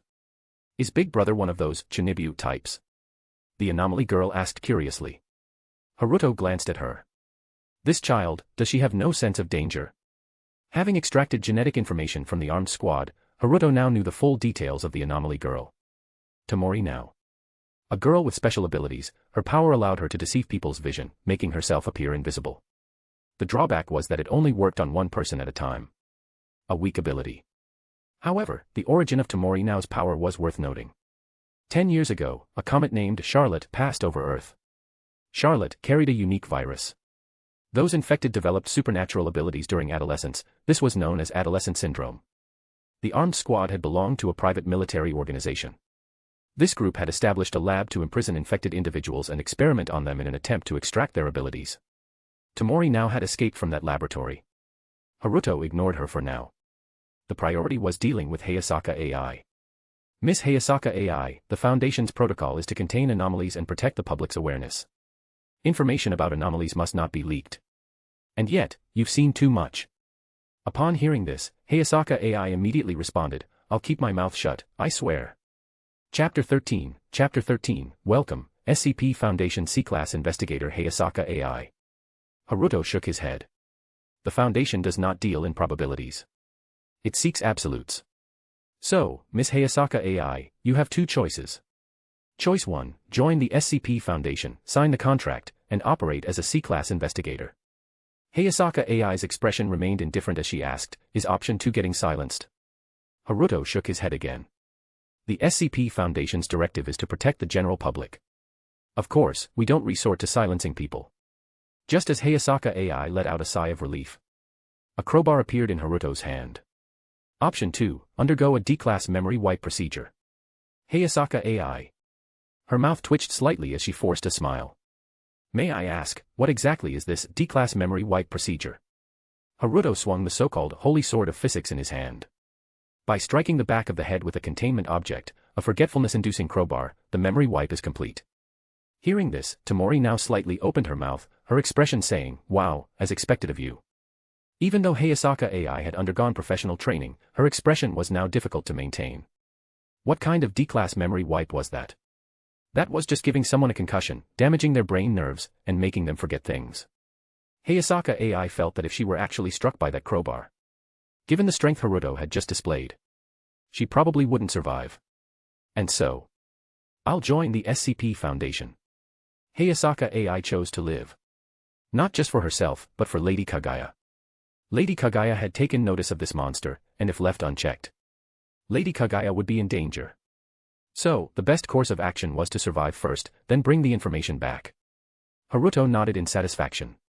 The SCP Foundation needed capable operatives like Hayasaka AI. Surely, she would become a competent investigator in the future. He took out the Absolute Contract Codex and handed it to Hayasaka AI. Watching Haruto conjure objects out of thin air, Hayasaka AI mourned for herself internally. This was completely supernatural. She took the codex but didn't sign immediately, instead flipping through its pages. And then, she saw a contract so unfair it was outrageous. According to the terms written, signing it was practically selling herself entirely. This clause stating, the signatory's bodily autonomy shall be fully controlled by the president, what does that mean? Hayasaka AI looked up, her expression filled with exaggerated horror. She was just shy of outright saying, are you some kind of pervert? Haruto simply shrugged. It means exactly what it says, Miss Hayasaka AI. Please make your decision quickly, or I'll have to proceed with the D-Class memory wipe. Helpless, Hayasaka AI tearfully signed what felt like a slave contract. Seeing her sign, Haruto nodded in satisfaction. However, just as he was about to take back the absolute contract codex, he was interrupted. Annie took the codex before he could. Haruto, O.O. Annie carefully read through the contract's clauses. Then, she glared at Haruto with pure fury. Haruto awkwardly scratched his cheek. Oops, he had forgotten about that part. Well, he was screwed. However, Annie was the type to prioritize important matters, so she didn't start a conflict with Haruto just yet. Welcome to the SCP Foundation, C-Class Investigator Hayasaka AI. Haruto spoke seriously, extending his hand for a handshake. Hayasaka AI, now covered in metaphorical black lines, sighed. So, Mr. President, may I leave now? At this moment, all she wanted was to escape quickly and warn Lady Kaguya. Then, she would mobilize the Shinomiya family's resources to capture this lunatic and interrogate him thoroughly. However, Haruto shook his head. There's one more thing. As he spoke, he grabbed Hayasaka AI's hand. The unremarkable ring on his finger extended tiny barbs, pricking Hayasaka AI's index finger. The wound was small, with only a drop of blood oozing out. Hayasaka AI frowned slightly, not from pain, but from confusion. Then, she watched as Haruto brought her finger to his mouth. Hayasaka AI. An unfamiliar sensation coursed through her. She barely resisted the urge to slap Haruto across the face. However, her eyes now carried the expression of looking at literal garbage. After consuming Hayasaka AI's blood, Haruto immediately released her hand. Instantly, her memories played out in his mind. The Shinomiya family, huh? Haruto murmured, making Hayasaka AI's eyes widen in shock. Alright, Investigator Hayasaka AI, your final task for today is to clean up the scene. With your authority and the resources backing you, it should be an easy task. With that, Haruto signaled Annie to move out with Tamori now. Only after the three of them had left did Hayasaka AI snap out of her shock. Dangerous, this guy is way too dangerous. He's a monster. Lowering her gaze, Hayasaka AI saw that her satellite phone had been returned. She picked it up and dialed a special contact number. After a brief tone, the call connected. Hayasaka. What's the matter? From the other end of the line, Shinomiya Kaguya's voice came through. My lady, the man named Takamine Haruto you asked me to investigate and recruit, his true identity is. Hayasaka AI's anxious voice suddenly cut off. It was as if an invisible force had gripped her throat, preventing her from speaking. Shinomiya Kaguya waited for a moment, but the rest of the sentence never came. What do you mean? What's his true identity? Kaguya asked, puzzled. Nothing, Hayasaka AI replied. A brief silence followed. My lady, please grant me permission to mobilize the Shinomiya family's personnel. I've run into some trouble and need to clean it up. After a short pause, Kaguya responded, all right. With that, she ended the call.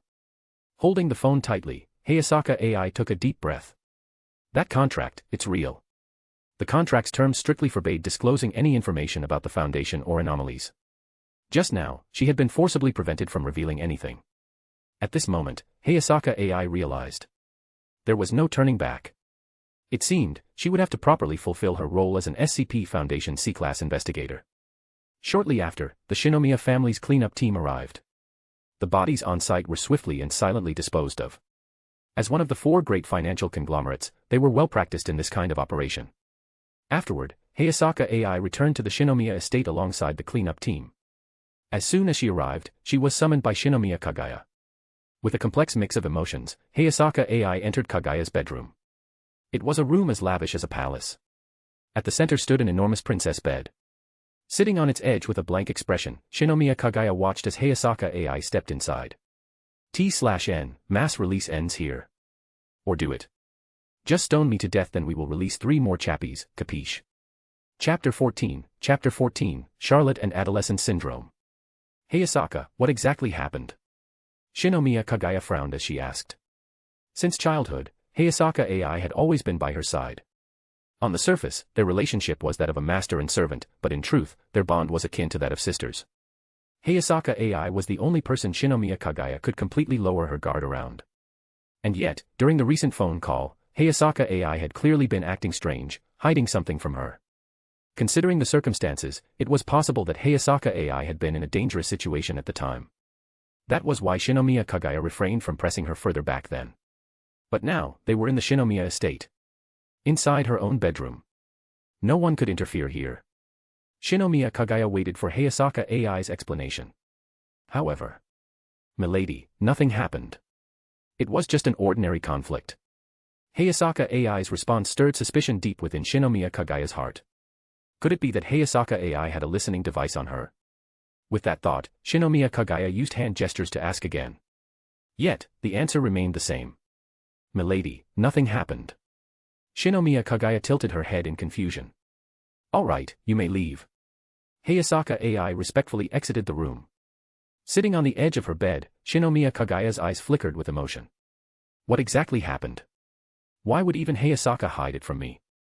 Right, the person she mentioned I should recruit, was it Takamine Haruto? Is the issue with him? After analyzing the situation, Shinomiya Kaguya summoned the cleaning personnel assigned for the day to gather information. Then, she instructed the intelligence department to monitor Haruto. However, this order was intercepted by Hayasaka AI before it could be carried out. The report Shinomiya Kaguya received contained only useless, superficial information. Yet, this did nothing to quell her doubts and curiosity. Thus, within the Shinomiya household, Shinomiya Kaguya relentlessly pursued the truth, while Hayasaka AI did everything in her power to stop her. For the sake of keeping her mistress from falling into a dangerous abyss, Hayasaka AI spared no effort. Of course, in the end, Shinomiya Kaguya still got involved. But that's a story for another time. Meanwhile, on Haruto's side, Annie, controlled Tamori now, followed behind Haruto. Yet, Tamori now showed no awareness of being controlled. Big brother, are you one of those legendary perverts? Licking your fingers like that? Yua. I mean, sure, that girl was really pretty, but isn't that a bit too much, big brother? She continued to tease Haruto. Completely oblivious to the fact that she, too, was a beautiful girl, and that being caught by a pervert was actually quite dangerous. This particular girl had dazzling ocean blue eyes and gorgeous white hair. She also had an exceptionally well-proportioned figure. While she hadn't overdeveloped, for her age group, she was practically unmatched. Tall, slender, and adorable. The only problem was her overly lively personality. You've been taken into custody, Miss Tamori now. Please try to understand your situation. Haruto stated matter-of-factly. Tamori now let out an "oh" before curiously asking, "Can I join that Foundation thing?" Haruto glanced at her. In theory, yes. But unlike Hayasaka AI, even if you don't join, you won't have to undergo memory erasure procedures. You just need to be monitored until your adolescence ends, after which you'll be released as normal. Signing a confidentiality agreement will suffice. Tamori Now's anomaly was adolescent syndrome. As the name suggests, once she passed adolescence, her abnormal condition would naturally disappear. The D-class memory erasure method wasn't effective for long-term memories. So a confidentiality agreement was the best approach. Through wide, innocent eyes, Tamori now asked. Then, if I join the Foundation, can I receive its help? In truth, Tamori now was quite intelligent. She was highly perceptive. She had already grasped the situation clearly. She wanted to ask for help, so she proposed joining the Foundation in hopes of exchanging membership for assistance. You want to save your brother, right? Well, I was planning to do that anyway, so there's no need. Haruto replied indifferently. As previously mentioned, the organization controlling Tamori now had established a laboratory. A hidden underground facility. Inside, many others with adolescent syndrome anomalies were imprisoned. Having read the memories of the armed squad, Haruto naturally knew the laboratory's location, entry points, and other details. Right now, he was heading there. Containing anomalies. That was the Foundation's duty. At the same time, Haruto found this underground lab quite interesting. Might as well seize it and turn it into a branch facility for the Foundation's containment operations. Haruto had been troubled by the issue of where to hold anomalies after capturing them. And now, here was a perfect solution. Like a pillow delivered right when he needed a nap. Tamori Now's ocean blue eyes widened in surprise.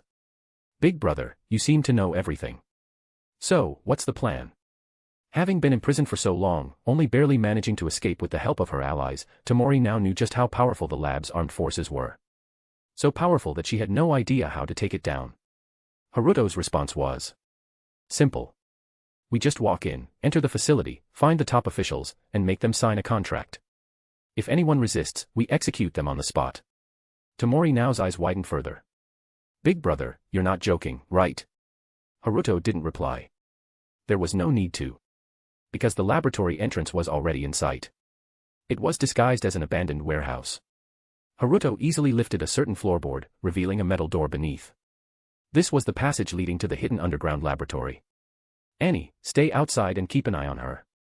If any enemies show up, don't hesitate, transform into a titan immediately. Haruto instructed. This location was extremely remote. Even if she transformed, it wouldn't cause widespread panic. If a few bystanders happened to see, they could just be dealt with using memory erasure techniques. At his words, Annie furrowed her brows slightly. Haruto had previously given strict orders prohibiting Titan transformation, yet now he had reversed his stance. Still, she didn't question it. She simply nodded and obeyed. Meanwhile, Tamori now listened to their conversation in utter bewilderment. So, how exactly are we? Chapter 15, Conquering the Laboratory, a time-jumping ability user. In Tamori Now's astonished gaze, Haruto pried open a several centimeter-thick alloy door with his bare hands. There was no other choice, this entrance required 3 layers of authentication, password, fingerprint, and retinal scan. The password had been extracted from someone's memories. A fingerprint could be obtained from a severed hand. But the retina, once a person died, it underwent irreversible changes. So brute force will do the trick her. Tamori now watched Haruto's actions in disbelief. Wow, big brother, you're practically not human. She sighed in amazement. Black lines appeared on Haruto's forehead. But there was no time to correct this kid's choice of words. The entire underground laboratory erupted with alarm sirens. Like an arrow leaving the bowstring, Haruto shot through the broken entrance. Hurry, we have an intruder. The main gate has been breached. Move. It's likely an attack from another organization. Weapons ready, all units equip semi-automatic rifles. Shoot on sight, no hesitation. Shouts echoed throughout the underground lab. The sci-fi-styled facility, surrounded by alloy walls, was bathed in flashing red lights. The alarm was deafening. Children who had been outside for a meal were now being roughly shoved back into their cells. Taking advantage of the chaos, a boy named Takehito Komagami rushed into the deepest part of the underground lab, a specially reinforced alloy prison cell. With the help of a companion's phase-through ability, Takehito successfully entered the cell. Shun'i. Takehito called out. Inside the cell, a person was tightly restrained. Their hands and feet were locked onto a metal bed, their limbs tightly bound, unable to move in the slightest. Have you ever heard of an Elizabethan collar? This person had something similar on them. Bound up like a dumpling. Even when Haruto tied up Annie back then, it wasn't this ridiculous. Additionally, the person's face was covered by a half-mask helmet, and beneath it was a thick blindfold. This was Shunsuke Otasaka, a victim of adolescent syndrome. The most terrifying ability user in this underground lab, without question. Shunsuke Otasaka's ability was time-space leap. The activation condition, as long as he could see an object and focus on a point, he could distort spacetime and jump back into the past. The side effect, the more he used his power, the closer he edged toward blindness. Takehito removed Shunsuke Otasaka's helmet and yanked off the blindfold. Hurry, Shun'i. Use your ability. Takehito urged anxiously. He had come to free Shunsuke amid the chaos. If Shunsuke used his power, this tragic reality could be rewritten. However, instead of immediately activating his ability, Shunsuke asked. What's happening outside? Takehito froze, then explained. I'm not sure, only that the lab is under attack, maybe it's a battle between different organizations. Shunsuke nodded. Release me first. We need more intel to properly alter the future. Takehito suddenly realized. As expected of Shun'i. If we don't know the enemy's details, jumping back recklessly won't change anything. I was thinking too shallowly. Then, Takehito freed Shunsuke. Just as they were about to sneak out and assess the situation. The alarms stopped. The shouting, gunfire, and explosions outside, everything fell silent. Takehito looked at Shunsuke in fear. Shunsuke also frowned. That was too fast. Did the attack fail? Takehito guessed. After all, it shouldn't be possible to breach this facility in such a short time. This underground lab had immense firepower. After all, it was built to suppress ability users like them. Shunsuke thought the same. Cautiously, the two stepped out of the underground prison. If the facility hadn't fallen, they could at least gather more intel. Shunsuke's ability was almost instantaneous. As long as he could see, he could activate it anytime, anywhere. So even if the lab personnel spotted them, it wouldn't matter, he'd just use his power. However, the once heavily guarded underground sector was now empty. The armed personnel, who were everywhere just moments ago, had all vanished. Takehito stared at the empty hallway, confused. Shunsuke scanned the surroundings, deep in thought. It seems, the lab wasn't victorious after all. To have conquered this facility in such a short time. Shunsuke grew wary of the intruder's strength. Just then, footsteps echoed from the end of the alloy hallway. Shunsuke and Takehito tensed up and looked over. Then, they saw a blood-soaked youth walking toward them, dragging several high-ranking lab officials in his hands. Shunei, activate your ability. This guy is dangerous. Takehito shouted, fearlessly charging forward to buy time. But Shunsuke grabbed his arm. Who are you? The newcomer was, of course, Haruto. He gazed at Shunsuke, pondering for a moment before deciding to stabilize him with words first. From the high-ranking official's memories, Haruto had already learned about Shunsuke Otozoka's ability and activation conditions. It was, admittedly, difficult to counter. However, if the other party was stubborn and refused containment or cooperation, Haruto had a solution. By exerting his full strength, he could throw a hidden barbed ring concealed in his palm. Before Shunsuke could activate his ability, he'd disable one of his eyes. Of course, that was the last resort. For now, diplomacy came first. You're Shunsuke Otosaka, right? I was entrusted by a girl named Naotomori to rescue you all. Haruto stated a half-truth. Hearing Naotomori's name, both Shunsuke and Takehito relaxed slightly. This facility has been completely overrun. The high-ranking officials are captured. Please, don't be alarmed, you won't suffer inhuman abuse anymore. Haruto assured them. Shunsuke observed Haruto for a long moment before finally stepping forward. Takehito tried to hold him back, but Shunsuke refused. May I ask for your name? Shunsuke asked respectfully. Takamine Haruto. Nice to meet you. Haruto smiled harmlessly. Takehito followed cautiously, still on guard against Haruto. Haruto, however, didn't mind in the slightest. Chapter 16, Establishing the SCP Foundation Containment Facility. After bringing Naotomori and Annie from the surface into the lab, Haruto arranged for Naotomori and Shunsuke to meet. Meanwhile, he went to deal with the lab's high-ranking officials. The high-rankers were absolutely terrified of Haruto. After all, this man had stormed the facility alone. Every soldier they sent his way was wiped out instantly. Even semi-automatic rifles couldn't stop him. Worse yet, when the high-rankers saw Haruto rampage through surveillance, they tried to flee. But in the next moment, they saw Haruto charging straight toward their location. It was as if he knew the underground lab like the back of his hand, where to go, which paths were the fastest. They had no way of comprehending the power of the blacklight virus. Just by coming into contact with someone's blood, Haruto could absorb their genes, acquire their memories, and even disguise himself as them. All he needed was to break into the lab. Kill a squad leader. Then he'd know where the captain was. Kill the captain. Then he'd know where the executives were. Now, the high-ranking officials knelt in a row, awaiting Haruto's judgment. All of you are wealthy and powerful people. Surely, you don't wish to die so young. Haruto smiled. But to the executives, that smile belonged to the devil himself. From now on, follow my instructions and swear allegiance to the SCP Foundation. That way, you can survive. Perhaps, you may even gain greater power. And fighting for the future of humanity is far more noble than what you're doing now. How about it? The conditions are quite generous, aren't they? To everyone present, this sounded like the whisper of a devil. However, at this moment, they had no other choice. In the end, 80% of the high-ranking officials chose to sign the unfair agreement and pledge their loyalty to the SCP Foundation. The remaining 20% were executed on the spot. Moreover, all assets of the executed individuals were confiscated and transferred to the Foundation for future use. The secret laboratory was also completely converted into an SCP Foundation containment branch. After dealing with these high-ranking officials, Haruto went to find Otosaka Shunsuke again. Naotomori had already told Shunsuke everything about her encounter with Haruto, including the fact that Haruto had single-handedly taken down the entire laboratory. At this moment, Shunsuke's gaze toward Haruto was filled with admiration. Haruto-sama, thank you for your intervention. On behalf of everyone, I express my gratitude. Shunsuke spoke sincerely. However, Haruto merely waved his hand. You're thanking me too soon. I still have conditions. Hearing this, Takehito's expression immediately changed. Naotomori remained silent. Shunsuke, however, calmly waited for the next words. He was a smart person and knew that nothing in the world came for free. The SCP Foundation's duty is to contain anomalies and protect the general public's perception of reality. And you all are anomalies. Haruto spoke calmly. Takehito was about to refute immediately.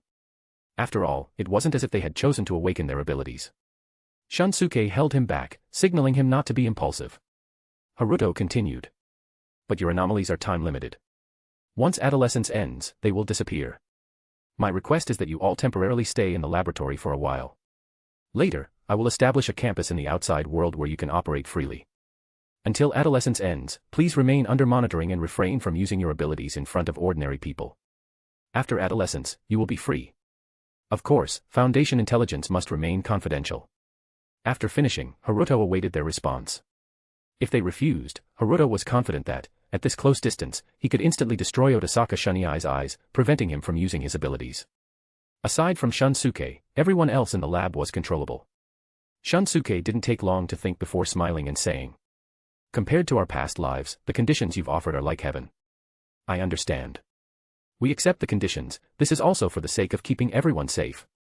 Haruto-sama, please accept my sincerest gratitude." Saying that, Shunsuke bowed deeply. Haruto immediately helped him up. "It's great that you're willing to cooperate. Everything is for humanity. Shunsuke, are you interested in joining the SCP Foundation? You have the talent to protect humanity." Shunsuke nodded. "Please allow me to join." Haruto smiled and took out the Absolute Contract Codex. Without hesitation, Otosaka Shunsuke signed it without even checking the contents. Afterward, Haruto assigned the management of the lab's puberty syndrome patients to Shunsuke. He then took on the role of a hands-off supervisor and left. Once Haruto was gone, Takehito approached with a frown and asked, "Shunai, why did you join that foundation?" Shunsuke smiled bitterly and shook his head. "I had no choice. Haven't you realized? I'm the only unstable factor here. That man is confident he can stop me before I activate my ability. I had no right to refuse." Takehito immediately became enraged. But Shunsuke shook his head again. "That man truly saved us and gave us a relatively free life. No matter what his intentions are, what matters is what he did, Takehito." After that, Shunsuke went to reassure the others. At the same time, he explained Haruto's rules clearly, instructing everyone to follow them. Since the people in the lab had always followed Shunsuke, and since they no longer had to endure daily torment, they were naturally more than willing to comply. Puberty syndrome individuals contained, 1,397. Since the contained individuals share the same origin, the reward has been consolidated into a level 4 draw opportunity. Looking at the system panel that popped up, Haruto smiled. "A smart man. Why are you still following me?" Leaving the lab, Haruto looked at the empty space behind him and asked a soul-searching question. Now Tamori revealed herself and stuck out her tongue. "Ah, you noticed." Haruto had no words. His perception was beyond human limits, visual distortion alone couldn't deceive him. Not to mention, he also had Annie with him. Now Tamori's ability could only hide from one person. By the way, in this world setting, Otosaka Yu from Charlotte won't be included, just assume he doesn't exist. T/N, that's what he said. Chapter 17, but I have nowhere to go. Seeing that she couldn't get away with it. Now Tamori lowered her head and asked softly. "Can you save my brother?" Now Tamori's brother was also a puberty syndrome patient. After being subjected to countless cruel experiments in the lab, he had completely lost his sanity. Even though the lab was now liberated, he was still insane. Haruto shook his head. "Sorry, I currently don't have any abilities related to consciousness. If I acquire one in the future, I'll help him." Hearing this, now Tamori lowered her eyes in disappointment. But as Haruto continued walking, she followed him again. "Why are you still following me?" Haruto asked without looking back. "You saved me, and you saved my brother. I want to repay you, so I'm following you." Now Tamori said firmly. Haruto held his forehead in exasperation. "But I'm going home now." Now Tamori nodded. "Please take me with you. I can cook, clean, and even warm your bed." Haruto shook his head. "Not necessary." Now Tamori was silent for a moment before saying, "I have nowhere else to go." Haruto was momentarily speechless. Until they reached his apartment, he turned to Now Tamori with a helpless expression. "I'm not letting you in." Now Tamori nodded. "I'll stay outside. If anyone passes by, I'll use my ability so I don't cause trouble for you," the silver-haired girl said. Haruto sighed. Opening the apartment door, he casually tossed Now Tamori inside. "Eh? I can come in. Big brother is really kind. Thank you so much." Now Tamori, after being thrown in, looked delighted. Annie, watching from the side, had a complicated expression. It felt like seeing a reflection of himself. This person is really kind. But soon, the warm atmosphere was interrupted. "Welcome home, Haru." Eriri jumped out from the living room. But halfway through her greeting, she froze. She pointed at Annie and now to Mori, eyes widening. A girl. 2 girls. The numbers are increasing. Eriri let out a wailing sound of despair. Haruto only felt a headache coming on. Eriri, why are you at my house? Eriri took out a key and confidently replied, because Yuan always leaves the spare key under the flower pot by the door. A fake childhood friend also has its advantages, okay. Her answer didn't quite match the question. But she couldn't exactly say that she came rushing over after seeing another woman, as if catching him in the act. She had no right to say that at all. Now Mori, watching from the side, looked extremely excited. Whoa, is this the legendary use and discard scenario? Is this what they call losing interest in the old and chasing the new? Eriri instantly exploded. It's not like that at all. Haruto and I have been neighbors for 3 years, we're important friends. Haruto would never abandon me. After saying that, Eriri was the first to break her own composure. Her face turned bright red, and she started stammering. Now clenched her right fist and lightly struck her palm. I see, so this is a battle between the childhood friend and the sudden love interest. Which one does Big Brother prefer? Usually, it's the sudden love interest, right? Or does Big Brother want both? Haruto's mouth twitched. Then, he naturally turned to Eriri and introduced the others. This is Annie Leonhardt, and this is now Mori. They are my friends and are temporarily staying at my place. Eriri. Temporarily staying. That sounds way too suspicious. But before she could react, Haruto continued the introductions. This is Eriri Spencer Sawamura, my neighbor for 3 years. She's a bit dumb, but she's a good person. Now was the first to react. She extended a hand toward Eriri. Nice to meet you. Please take care of me. Eriri, Out of her well-mannered upbringing, Eriri instinctively shook Nao's hand and gave a polite smile. It wasn't until after she smiled that she realized. Why was she shaking hands with a suspected love rival? And what did he mean by a bit dumb? Sawamura-san, I will cheer for you. Nao whispered while shaking Eriri's hand enthusiastically. Haruto finally couldn't hold back and flicked Nao's forehead. Where did this shipper come from? Nao clutched her forehead and crouched down, letting out a cute whimper. Annie didn't say anything, just nodded at Eriri in a friendly manner. After all, she wasn't great at socializing. Especially in such a chaotic atmosphere. Alright, everyone is getting along well. I'm going to cook now. Eriri, do you want to stay for dinner? Haruto clapped his hands, trying to brush past the situation. If it were Annie or Nao, this trick probably wouldn't work. But with Eriri, it was incredibly effective.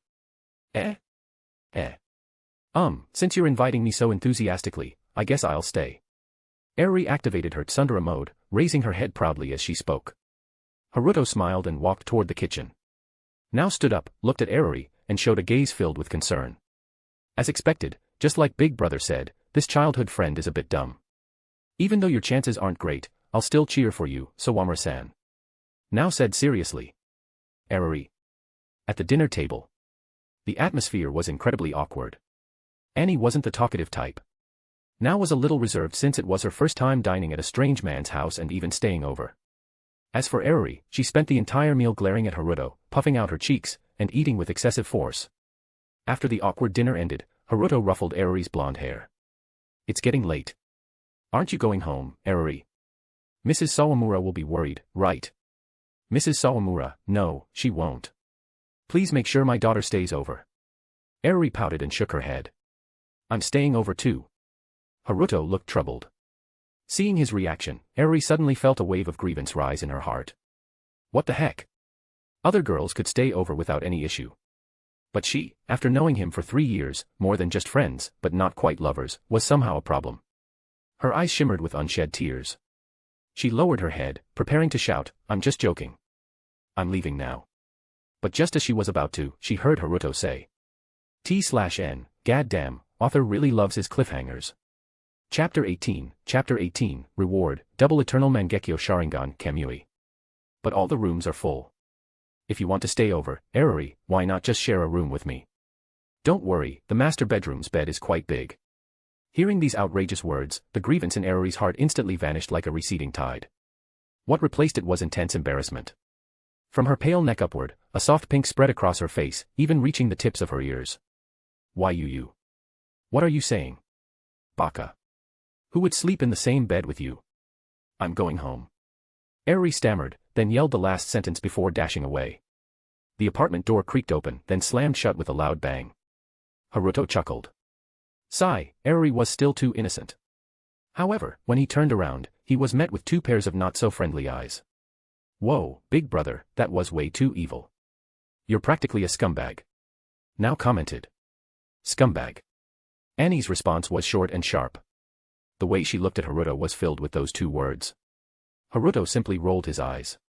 After that, the three of them went to their respective rooms. System activation. Haruto opened the system panel. Clearing the laboratory had rewarded him with a level 4 lottery draw. Now was the time to test his luck. He decided to start with a level 1 draw as a warm-up. A flash of white light streaked across the system panel. Unsurprisingly, nothing came out. Not a problem. The real deal comes next.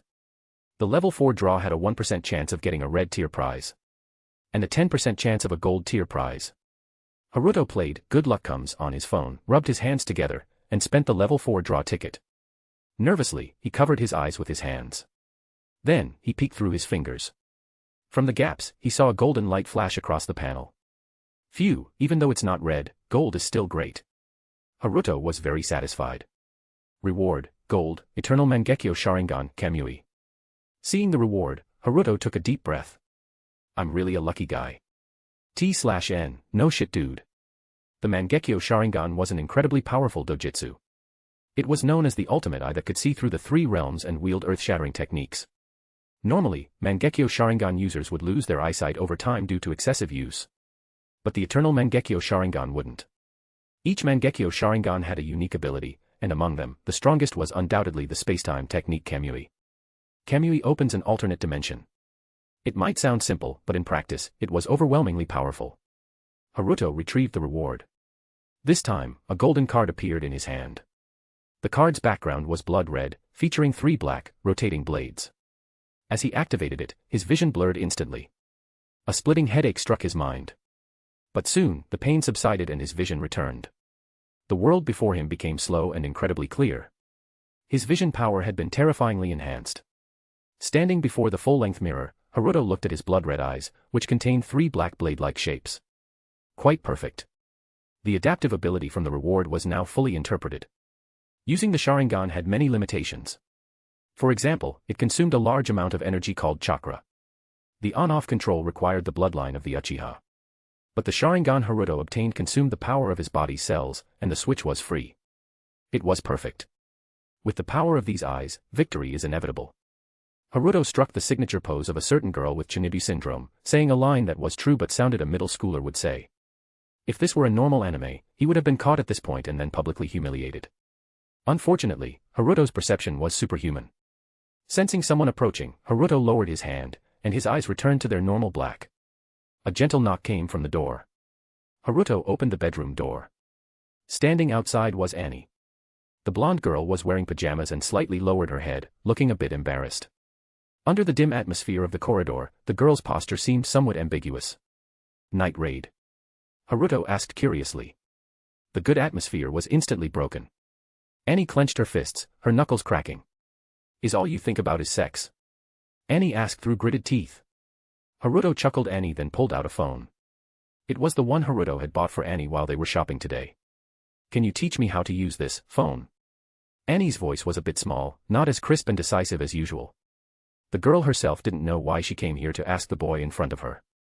There was no need. The fingers gripping the phone were gradually tightening. Her knuckles were turning white. Sure.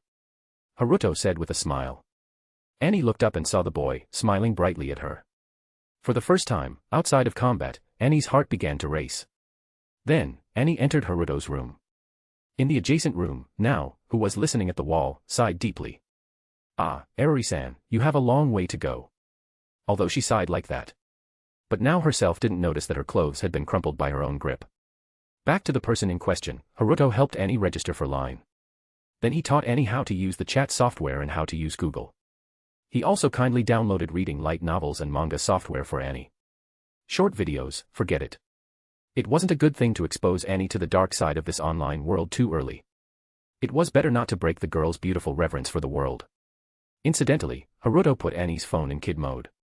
After all, Japan is a very developed country when it comes to certain things. T/N, even a Chinese author knows the land of perverts, no offense by the way. And those things were too early for Annie. At least that's what Haruto thought.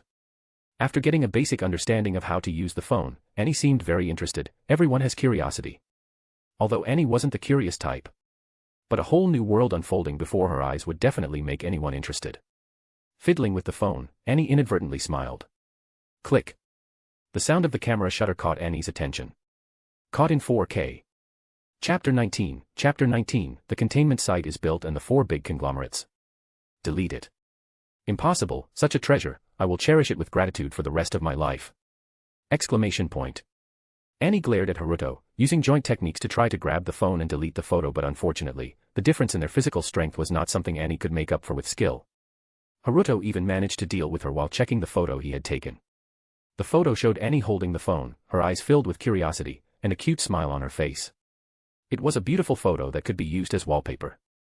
It was a masterpiece of a girl's unintentional moment, the most natural and the most touching. It was clearly a masterpiece. But she wanted to destroy it. In the end, Annie didn't succeed. She bit her lip and glared at Haruto angrily. However, because of Annie's beauty, this scene didn't feel oppressive, but rather cute. So, Haruto took another picture. Annie. The night passed without incident. Time passed quickly after that. Haruto continued to contain more anomalies, filling the newly built containment site. Like a toaster that couldn't be described by a third person. A fortune cookie that could predict fate. A fizzy drink that could significantly increase physical strength after drinking 5 milliliters. And a super cute mascot. A giant peanut butter. It was eventually named the Tickle Monster. Peanut butter isn't very accurate, it's a giant, irregular, sticky, orange-yellow translucent viscous object. Its density is roughly equivalent to peanut butter, it's 2 meters wide, 1 meter high, and weighs 120 pounds. Have you seen those giant beanbag chairs? The Tickle Monster is roughly like that. It gets very excited when it gets close to living things, like a dog. It will wriggle to the person's side and then jump on them. It will hug its subject with both hands and also rub its face with its third hand. Contact with the Tickle Monster will make people feel happy. This was the first time Haruto had encountered a level 0 anomaly. Level 0 anomaly, safe. This mascot wasn't locked up, but was running around the newly built SCP containment site. At first, the staff at the containment site were a bit worried and afraid. But after a few days of getting along, they were completely conquered by this mascot. Speaking of the SCP containment site. At Haruto's kind request, the original upper management of the Youth Syndrome Laboratory heavily invested in the containment site. They also recruited a number of talented scientists. The containment site had now taken shape. The current Foundation containment site is structured as follows: surface, living, research, light containment, heavy containment. In that order, from top to bottom. The surface is the normal building built on the surface to deceive people. At Haruto's instruction, a super large dessert shop was opened here. The Real Foundation building is all underground. The living layer is the living quarters for the Foundation containment site staff. The research layer is a large number of laboratories built by the Foundation to study anomalies. And here, some anomalies that are not too dangerous and have research value begin to appear. The light containment layer is where anomalies that are dangerous but relatively easy to contain are contained. The heavy containment layer, on the other hand, is specifically for containing anomalies that are easy to break containment, highly threatening, and may even trigger a Black Death apocalypse. Unfortunately, the Foundation is not yet capable of building a heavy containment layer. As for the Foundation staff, for now, it's made up of the original research and armed teams from the laboratory. These people were temporarily classified as C-class personnel. At the same time, with the power of money, a group of death row inmates were brought in from Japan prisons. These death row inmates would be used as D-class personnel for the Foundation. They were expendable consumables, readily available for containment, testing, and other processes. In short, it was about making these people's deaths slightly meaningful. It sounded inhumane, but that was the Foundation's way of doing things. The current Foundation containment site here was almost completely formed, except for the lack of researchers, the lack of top talent, and the shortage of expensive materials. As for the above shortcomings, they were no longer something the upper management of the laboratory could touch. They needed a stronger background. For example, the 4 great conglomerates. The 4 great conglomerates of Japan were practically omnipotent. The wealth and power they controlled were simply beyond the reach of ordinary tycoons. Clearly, if the Foundation was to continue developing, it needed the support of at least one of the 4 great conglomerates. And Haruto had some ideas about the 4 great conglomerates. Currently, there were 2 of the 4 great conglomerates that could be easily contacted. The Shinomiya family and the Momobami clan. However, Haruto was more inclined to contact the Momobami clan. Because it was very simple to get in touch with them. The current head of the Momobami clan, the head of one of the 4 great conglomerates, was Kiruri Momobami. Kiruri Momobami was the student council president of the Hyakao Private Academy. This one of the 3 great academies had once extended an olive branch to Haruto. Although Haruto chose Tatsuka High. But, he could still go to Hyakao Private Academy through the unique exchange student system of the 3 great academies. More importantly, Hyakao Private Academy was known for gambling. Everything in the academy could be won through gambling. Including Kiruri Momobami, the student council president. As long as he won Kiruri Momobami, he could easily gain the support of the Momobami clan. On the other hand, the Shinomiya family, while also approachable, was more difficult. Hayasaka AI was the close aide of Shinomiya Kaguya. Through AI, he could contact Kaguya. But, let's not even talk about how to get Shinomiya Kaguya on his side. Even if he did, Kaguya's support wouldn't represent the support of the Shinomiya family. The Shinomiya family was currently headed by Kaguya's father. Kaguya also had 2 older brothers. This young lady was actually as her name suggested. She was the Kaguya of the moon, who had descended to Earth by chance, but would eventually return to the moon. Kaguya's life was planned out, and she would probably be used as a bargaining chip for the family in the future. Of course, it was too early to say all this. The idea of the 4 great conglomerates was just a plan for now. And Haruto at the moment. It had been a month since the joint entrance exams ended. The summer vacation after the joint entrance exams for high school was very long, a full 3 months. With 2 months left, Haruto began to seriously consider the containment of the world of the Titans. T/N, we're in business PPL. Things finally moving. Also, I'm begging here for stones, not cash. I'm trying not to give aneurysm here. Chapter 20, Kaguya-sama has some troubles. Shinomiya Kaguya was very anxious right now. Kaguya was staring intently at the photo on the table. The boy in the photo was sunny and handsome, with a decent smile on his face that made people feel like a spring breeze. He was a super handsome guy, rare even in this country. For women, he was a top-tier dish. However, Kaguya was looking at the photo with a serious expression, gritting her teeth. The person in the photo was, of course, Takamine Haruto. It's been almost a month since that strange phone call, and there's been no effective feedback. AI, she's acting so strange. Is AI going to betray me? No, it's absolutely impossible. Shinomiya Kaguya muttered to herself. In the past month, she had been actively investigating Haruto's information. But it was all secretly intercepted by Hayasaka AI. After so long, Shinomiya Kaguya had noticed something was wrong. If AI hadn't been her childhood friend, someone she'd known since she was a child all the way to this day, Kaguya would have really believed that AI had betrayed her. The tasks assigned to Hayasaka AI had always been completed efficiently. This made Kaguya even more confused. Why was AI so abnormal only when it came to Haruto? Shinomiya Kaguya was at a loss. Suddenly, a knock came from the door. Kaguya immediately snapped out of her thoughts. She put away the photo on the table. Kaguya coughed lightly, then said, "Come in." Hayasaka AI walked in and reported, "Miss, the arrangements for Shuchian have been made, this year's funding has been delivered. After enrollment, Kaguya-sama will give a speech as the representative of the freshmen, and then smoothly take charge of the student council." AI reported on the task. Kaguya would be enrolling in Shuchian this year. Well, to be precise, that wasn't entirely accurate, because Kaguya had also attended Shuchian's junior high school. But, the junior high school and the high school were managed separately. This year, the Shinomiya family had poured a lot of money into Shuchian High. By the time Shinomiya Kaguya enrolled, her status would be higher than the principal's. All kinds of preferential treatment had been arranged in advance to make Kaguya famous in Shuchian. It would also be convenient to recruit various noble children from Shuchian. Kaguya nodded. This kind of task was basically a sure thing. With AI's ability, it was naturally easy to complete. Except, AI, aren't you too tired lately? Kaguya looked at AI with a questioning gaze. AI clearly looked a little listless. Her dark circles were heavy, so heavy that even makeup couldn't completely cover them. Hayasaka AI hearing this forced herself to perk up. Not at all, please rest assured, Kaguya-sama. This was a lie. Kaguya frowned. But because AI had a history of this, Kaguya didn't pursue it, she just told Sasaki AI to go and rest. Before Sasaki AI left, she suddenly looked at Kaguya and said, "Miss, please cherish me." Then, with Kaguya completely confused, she left. After AI left, Kaguya fell into thought. Why is AI so tired, even though the tasks lately have been so easy? The truth was, The SCP Foundation had built a new containment site, and Haruto frequently pulled AI over to help. After all, AI was too useful. T/N, due to slave driver XD. Haruto even wanted to claim AI for himself, to use her as his secretary. At the same time, although the tasks at the Shinomiya family were usually easy. But, Kaguya frequently tried to investigate Haruto. For Miss Kaguya's safety, Sasaki AI defended her with all her might. T/N, F. I'm having some flashbacks to some of those doujins I read a while back. She was completely exhausted, so AI would burst out with complaints like, "Please cherish me."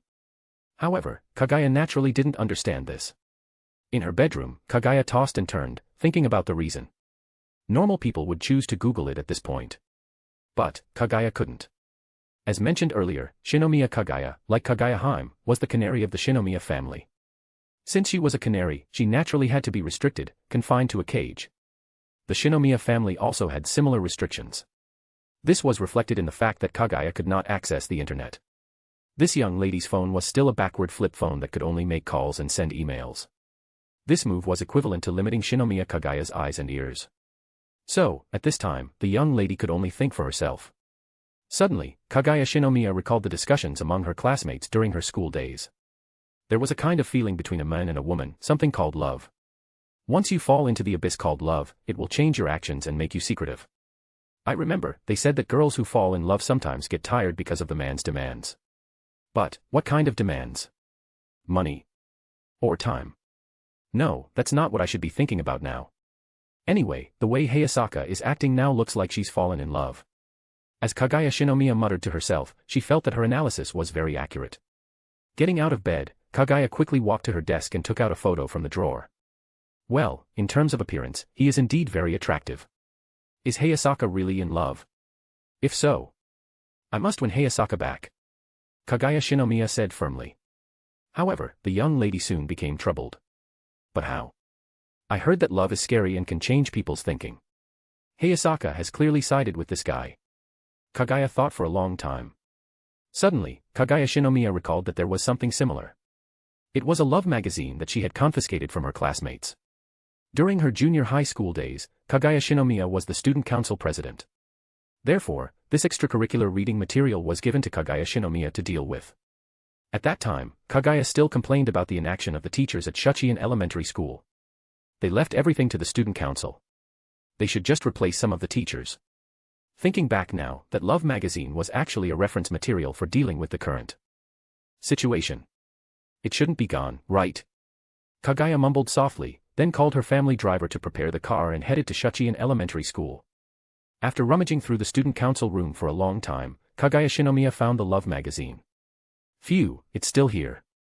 Kaguya let out a sigh of relief, then flipped open the magazine. Chapter 21, Kaguya-sama wants me to confess. She sighed in relief and opened the magazine. Romance is war. Falling for someone and confessing. Coming together as a couple. Everyone says it's a wonderful thing. But this is a huge mistake. Even between lovers, a clear power dynamic exists. Exploitation and being exploited. Giving and receiving. Winners and losers. If you want to live with dignity, you must never be the loser. Love is war. Whoever falls first, loses. These firm declarations leaped into Kaguya's eyes. With a loud thud, she slammed the magazine shut. A certain resolve burned strongly within her. I see. So Hayasaka has lost, huh? But that's fine, I just need to win her back. And the next battle? I will fight in Hayasaka's place. Muttering to herself, Kaguya's expression was one of absolute determination. I will make this guy fall for me, capture him, and force him to confess. Make him the loser, take Hayasaka back, and strip him of everything. She declared with conviction. At this moment, Shinomiya Kaguya made up her mind, she would launch a strategic offensive against Haruto and make him fall for her. Thus began, Kaguya-sama wants Haruto to confess. Eh? Kaguya-san, why are you here on campus? A puzzled voice came from the doorway. The fiery battle spirit that had just ignited within Kaguya was instantly doused with cold water. She turned to look at the entrance. Standing there was a naturally airhead pink-haired girl. A black vein twitched on Kaguya's forehead. Why is this cancer of earth here? Kaguya felt an instant headache. Of all people, Chika Fujiwara was the one she struggled to handle the most. This girl was unpredictable, unreadable, and capable of throwing any situation into utter chaos before anyone noticed. Though, if Kaguya were to be completely honest, part of her frustration stemmed from jealousy over Fujiwara's mountain peaks. I just left something behind and came back to get it. Kaguya replied dismissively. Ahaha, I see. Chika nodded to herself as she approached. When she saw the romance magazine in Kaguya's hands, her eyes sparkled with excitement. She practically lit up with enthusiasm. If she had a tail, it would be wagging like a helicopter blade. Kaguya-san, you actually came back to get a romance magazine. Could it be, you've fallen for someone?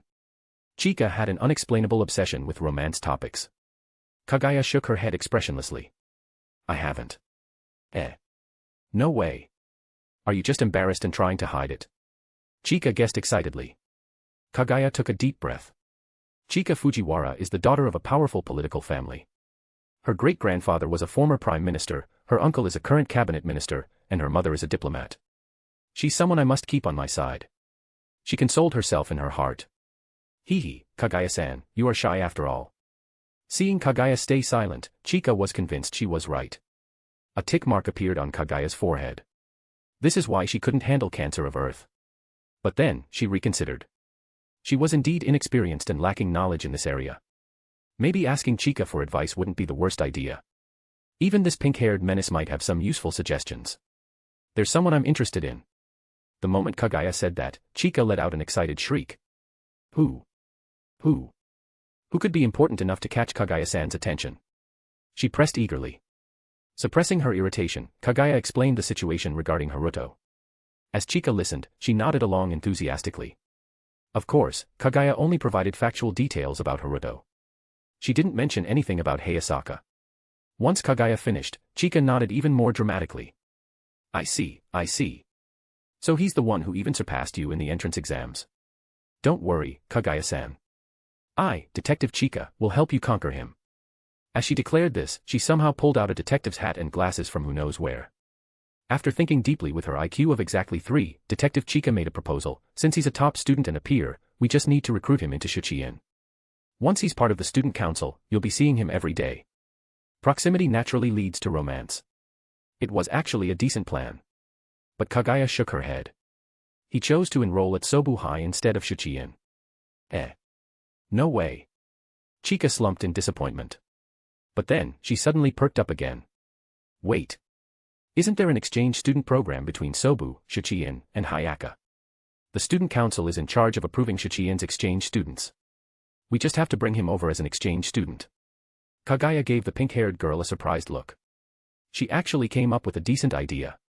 Let's do that. Kaguya nodded. Yay. Love. Chika cheered excitedly.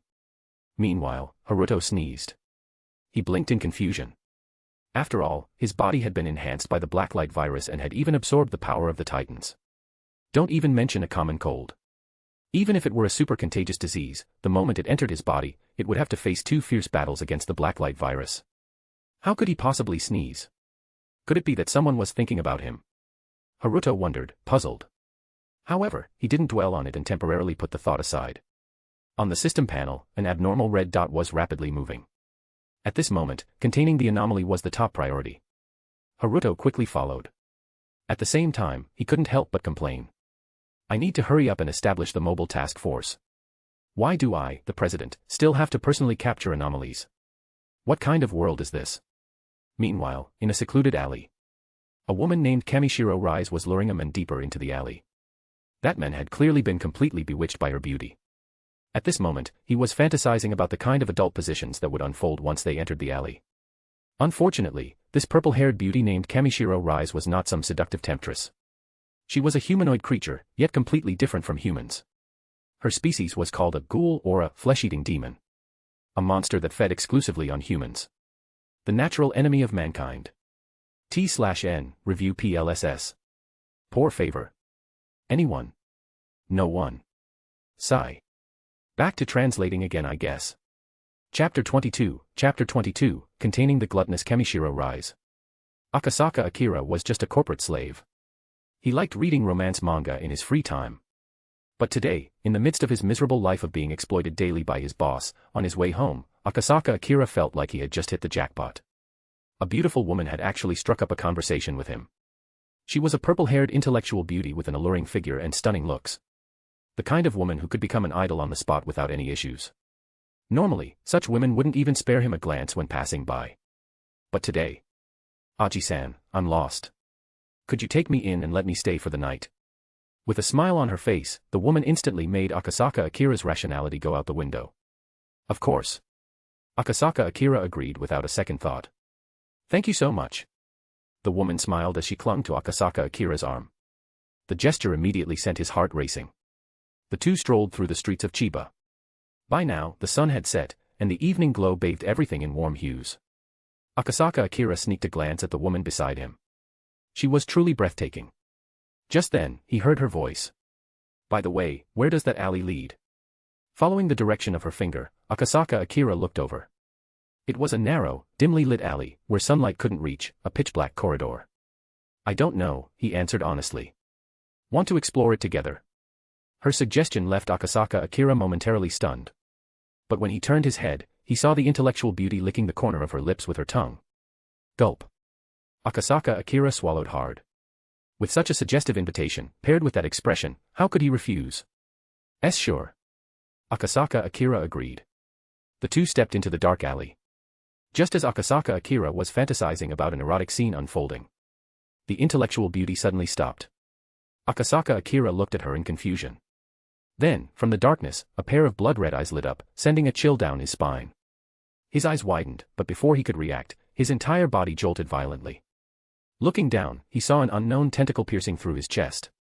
The tentacle-like appendage extended from the base of the woman's spine. A monster. Akasaka Akira screamed in agony. But it was already too late. Moments later, he was torn apart alive. Literally.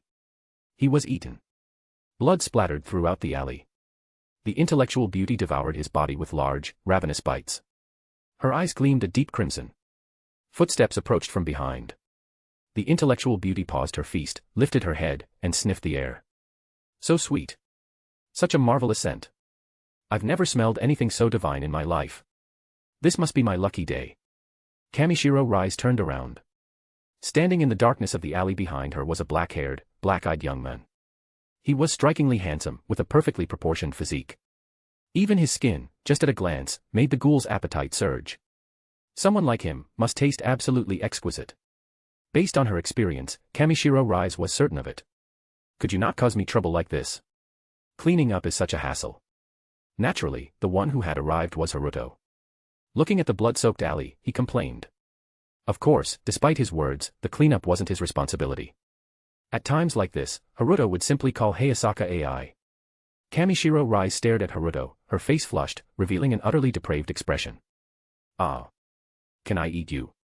Please let me eat you. I beg you. She panted heavily as she spoke. It sounded terribly wrong. But with blood splattered all over her body, it was nothing short of pure horror. Haruto stretched his limbs. Please stand still, place your hands on your head, and keep your kagun on the ground. Cooperate with the containment, thank you. Clearly, both of them were wasting their breath.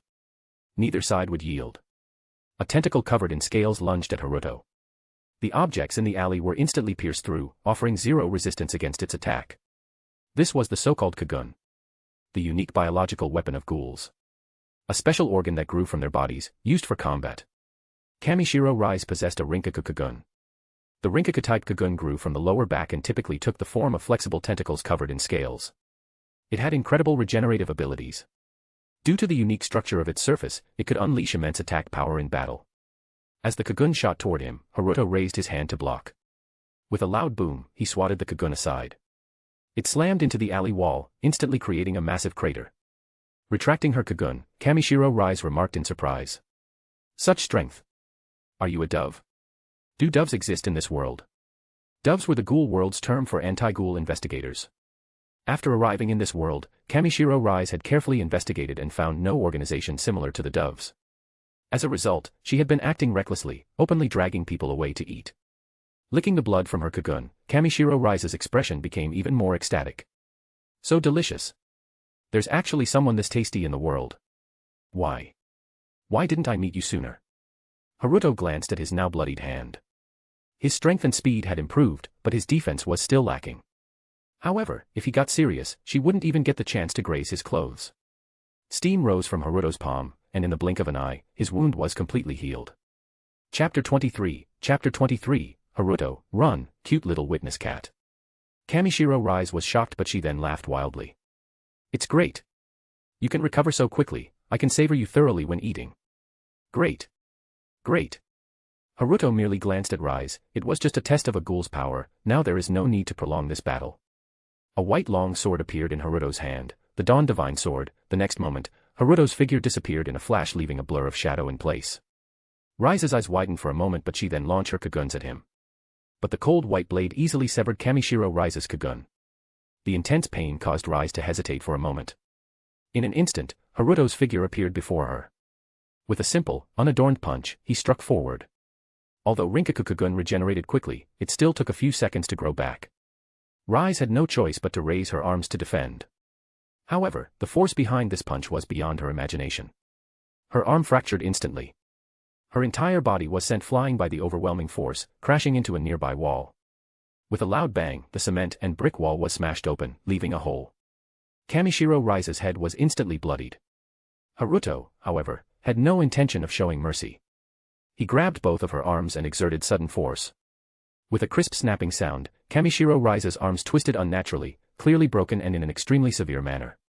With a swift kick, he also disabled her legs. At this moment, Rize's kagun once again surged from her tailbone. But with a simple swing of the Dawn Divine Sword, Haruto easily severed them. At some point, Haruto's eyes had turned blood red. Under the gaze of his Sharingan, the movements of the kagun seemed as slow as a snail. Kamishiro Rize let out a scream of agony. Pointing the Dawn Divine Sword at Rize's lower back, he decisively stabbed down. Then, he cut open the skin and muscles. From within, Haruto located Rize's kakuha and extracted it. Kamishiro Rize let out a heart-wrenching wail. T/N, ouch. Clearly, the pain of having her kakuha removed far exceeded the pain of broken limbs. Before long, Rize ceased all resistance and fell unconscious. The kakuha was the essence of a ghoul's power, it would not regenerate in a short period.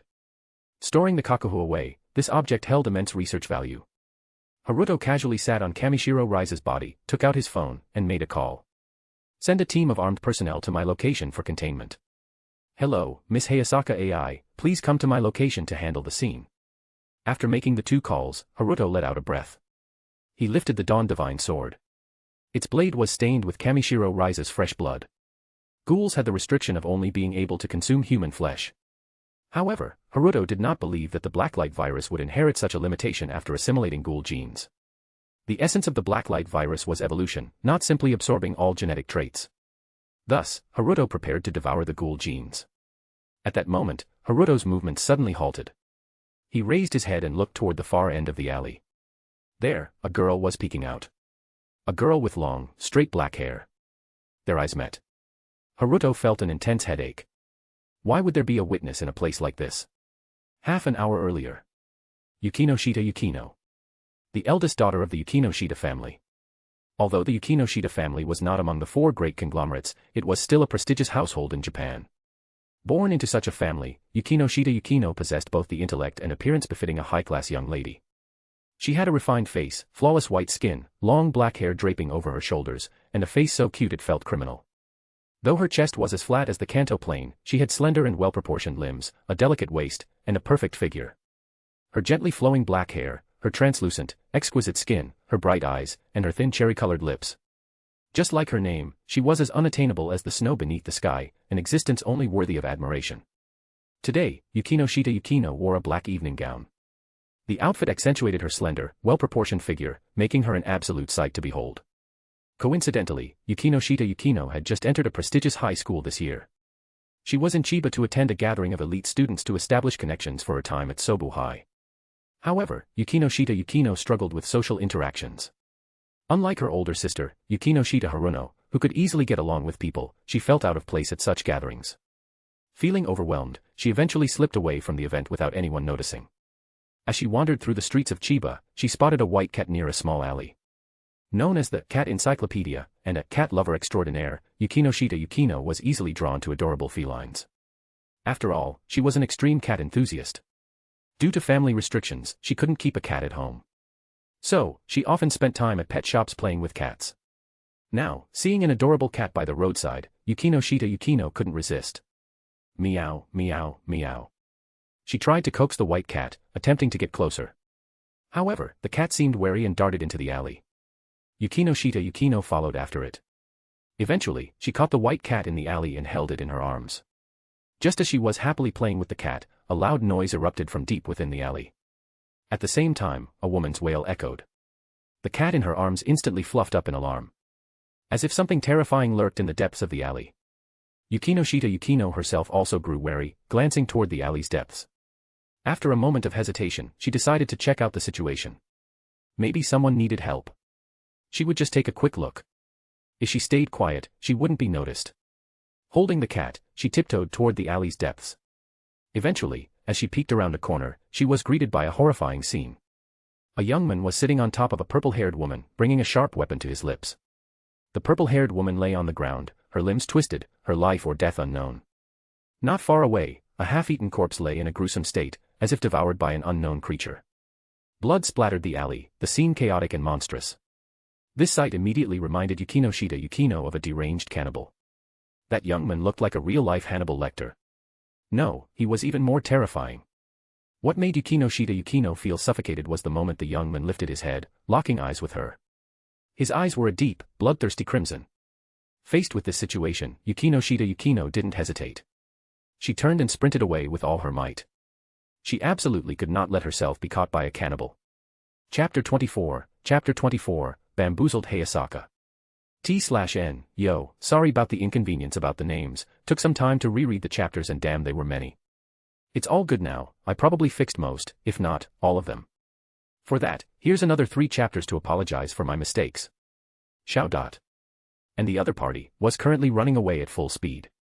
The first thing she would probably do after escaping was report to the police. Haruto temporarily put away the Dawn Divine Sword and swiftly followed. With his speed, it took no more than 4 or 5 seconds to intercept the girl. Then, Haruto was momentarily stunned. Yukino, the protagonist of Sobu High School. Having watched my teen romantic comedy Snafu, Haruto naturally recognized Yukino. Yukino was already panicking due to Haruto's terrifying speed. When she suddenly heard him call her name, she became even more frightened. Since when had this cannibal set his sights on her? Don't come any closer. I've already called the police. Yukino held a cat in one arm and clutched her phone with the other, speaking nervously. Haruto rubbed his forehead. You probably didn't have time to make the call, right? Please don't add extra work for me. Canceling a police report is quite troublesome. Yukino's eyes widened in shock. This guy, he's absolutely lawless. If you kill me, the Yukinoshita family will hunt you down and make you pay the price. With no other choice, Yukino resorted to using her family's influence in an attempt to intimidate him. Haruto shook his head. Why would I kill you? Yukino was momentarily stunned. Aren't you a cannibal? You ate half a person and brutalized that woman. Haruto rubbed his forehead again. First of all, I'm not a cannibal. Secondly, the one eating people was that woman. I am a special executive officer of the SCP Foundation. Containing anomalies is my duty. That wasn't brutality, it was containment. Upon hearing this, Yukino showed a confused expression. This explanation sounded somewhat plausible. But, what was the SCP Foundation? She had never heard of it. Do you have a way to prove your claim? Yukino stared at Haruto and questioned him. However. No need. I just explained out of habit. Whether you believe it or not doesn't matter, because you won't remember it anyway. Those words made Yukino furious. His attitude was simply too arrogant. But what did he mean by saying she wouldn't remember? The next moment, Yukino saw that he now held a crowbar in his hand. Yukino. Just as she was about to continue running and scream for help. Her vision went black. Yukino lost consciousness. Haruto reached out and caught the girl with the cat in her arms, bared its teeth at Haruto. But after a single glare from him, it quickly fled. Holding Yukino, Haruto let out a long sigh. We'll most likely meet again at Sobu High. That'll be troublesome. But she won't remember, anyway. At this moment, Hayasaka AI stepped out from behind Haruto. Her gaze toward him contained both surprise and resentment. She had seen everything. Haruto had simply moved behind Yukino and lightly tapped her head with the crowbar, then she fainted. It was clear that Haruto had used no real force. Which meant that completely unreliable-sounding D-class memory clearance method was actually real.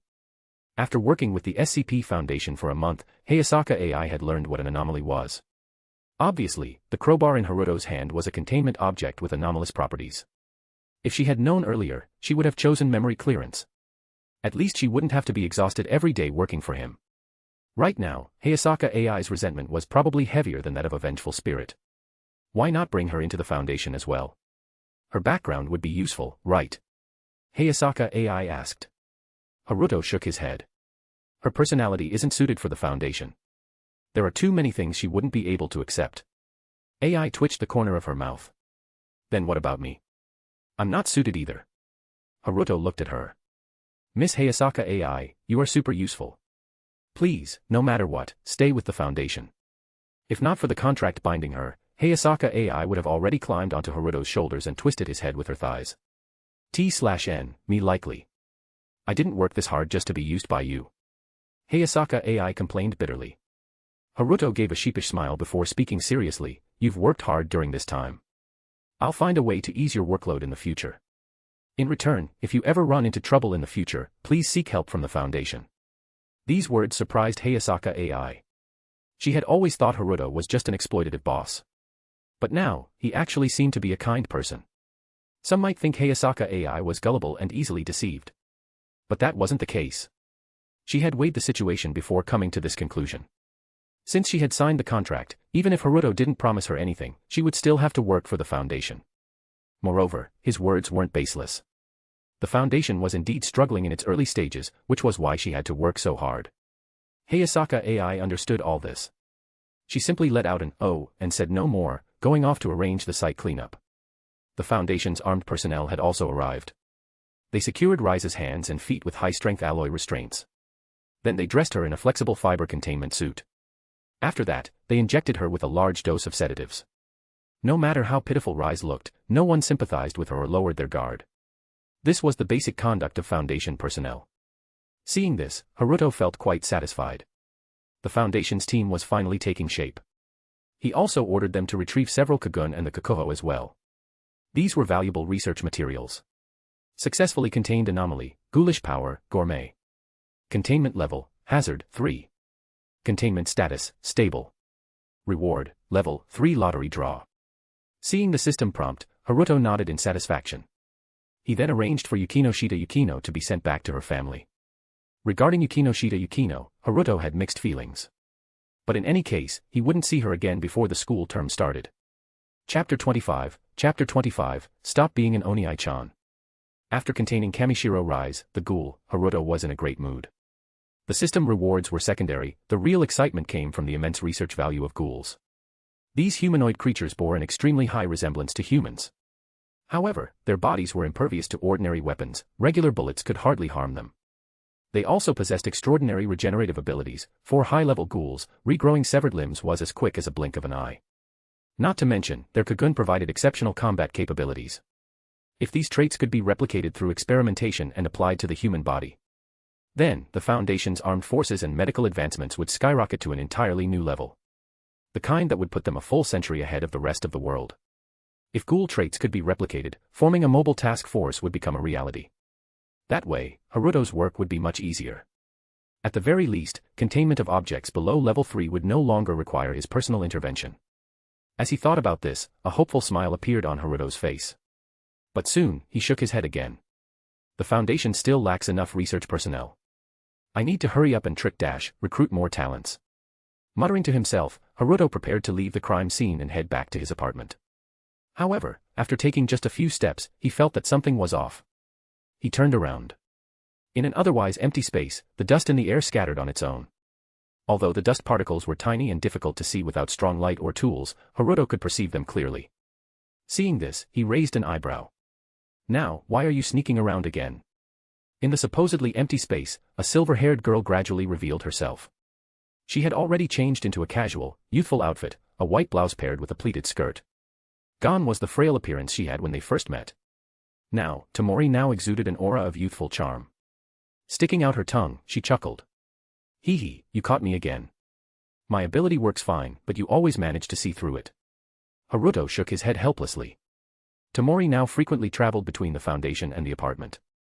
With her sharp mind and Haruto backing her up, she had adapted well within the Foundation. She had probably overheard his phone conversation and tagged along with the armed personnel this time.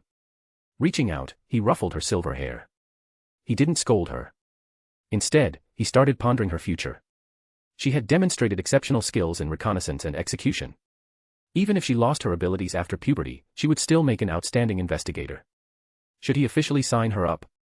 After thinking for a while, Haruto decided to put that question aside for now. I'm heading home. With that, he signaled now to follow him toward the apartment.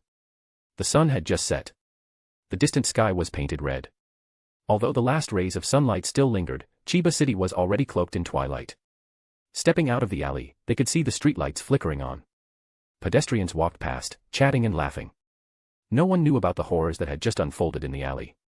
No one knew that a man-eating monster had just been contained. The peaceful night scene was comforting. Haruto stretched lazily. The whole purpose of founding the SCP Foundation was to protect this kind of peaceful daily life. What's for dinner? Now asked expectantly.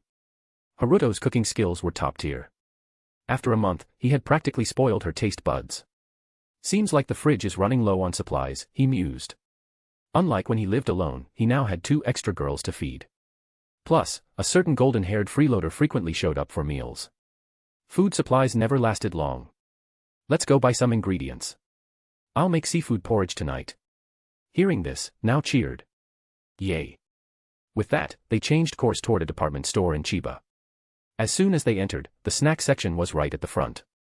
Tamori now immediately stopped in her tracks, unable to resist. Haruto flicked her head lightly. Cut down on snacks. You're still growing.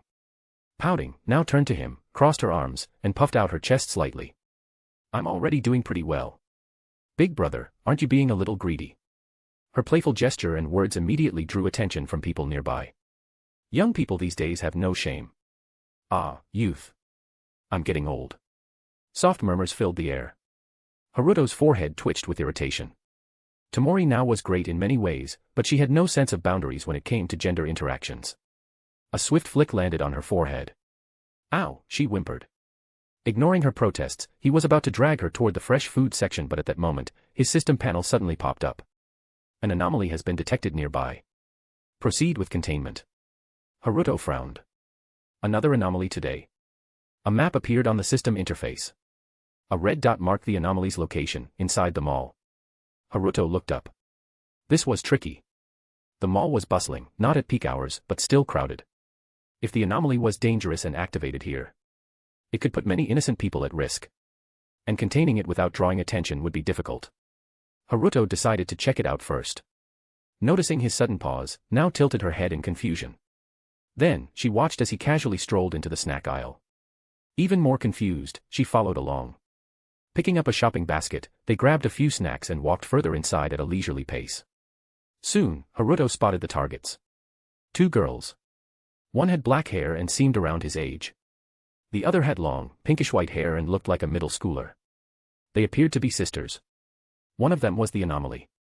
Yet, even with Haruto's keen perception, he sensed nothing unusual. Rize was also a humanoid anomaly, but Haruto could feel the bloodthirst and surging power within her. These two, however, felt completely normal. Chapter 26, From Big Brother to Little Sister. Haruto frowned. Was this anomaly an expert at disguising and concealing its presence? If so, it would be troublesome. Now also noticed the 2 girls. She glanced at him, then at the adorable pair ahead. Wait. Is Big Brother finally giving in to his primal instincts and planning to make a move on some random sisters? She whispered teasingly into his ear.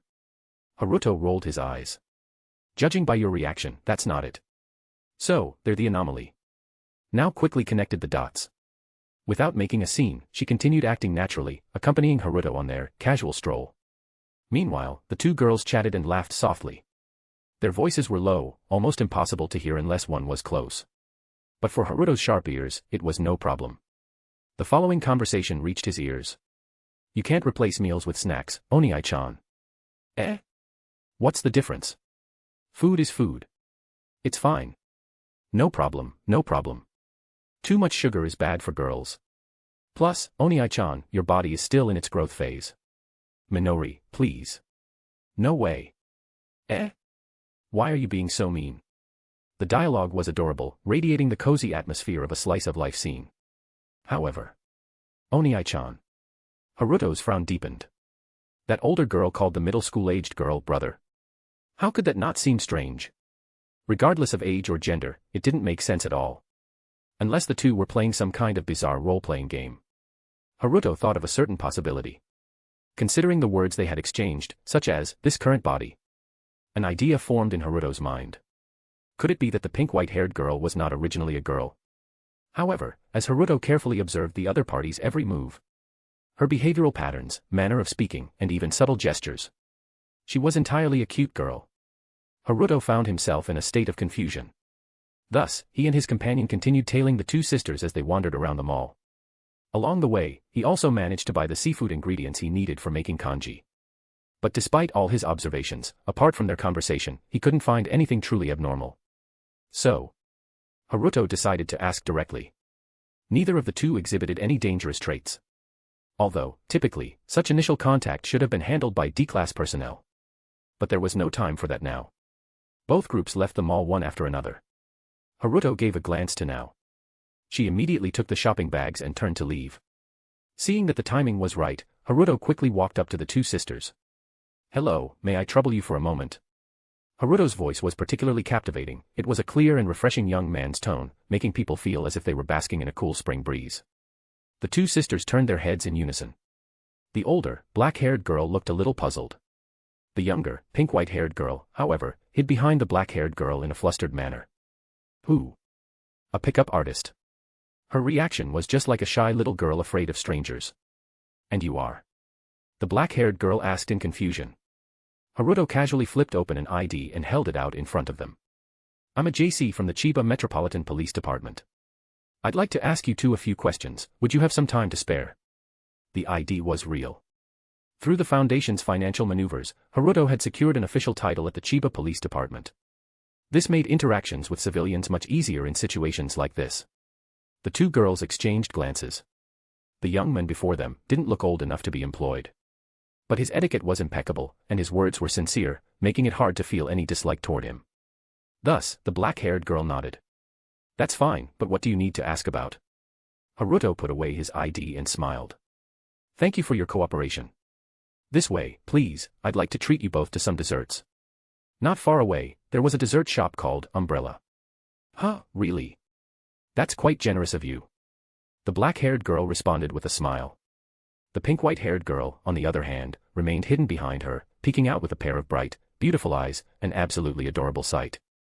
At the same time, Nao stepped into the Umbrella dessert shop. She gestured toward the staff. The employees immediately understood. One by one, they began politely ushering out the other customers in the store. By offering large discount vouchers and claiming that they were closing soon, the customers left without much complaint. Then, from the back of the store, several people dressed as regular patrons emerged one after another. They took their seats, ordered desserts and drinks, and engaged in casual conversation while secretly keeping a close eye on the entrance. That's right. This Umbrella dessert shop was actually an SCP Foundation establishment. A branch location, to be precise. Through clever marketing strategies, Umbrella had quickly taken Japan by storm. Branches were opening all over the country. Many of these locations also served as hidden Foundation outposts. The largest Umbrella flagship store even had an SCP containment facility beneath it. And these staff members were, in fact, armed operatives in disguise, ready to act at any moment. Haruto led the two girls inside Umbrella with a smile. "Wow, it's Umbrella. This place is so popular lately, I've been wanting to come here."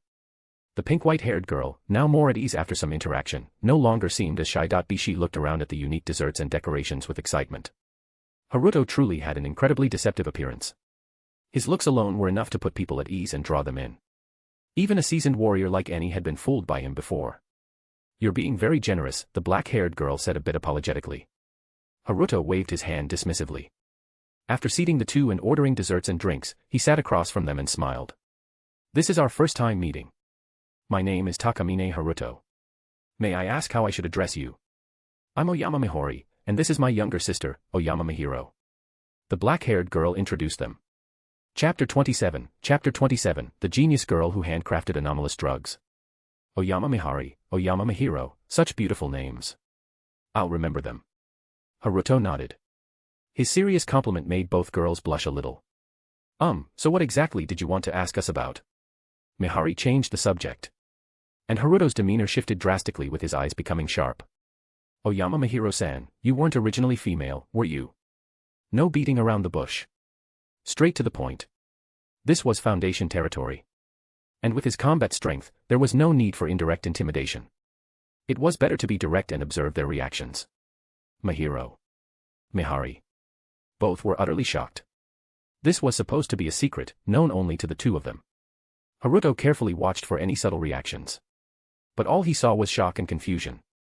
No signs of rage, impulsiveness, malice, nor did Mihiro's head suddenly transform into a monster or sprout tentacles from her back. Haruto was now completely certain these two were not a threat. And the anomaly detected on his display was likely the younger sister, Oyama Mihiro. Or rather, the person who was currently a girl. After their initial shock, the two girls reacted differently. Mihiro's eyes had gone completely blank, spiraling like a mosquito coil, her brain had clearly overloaded. Meanwhile, Mihari took a deep breath.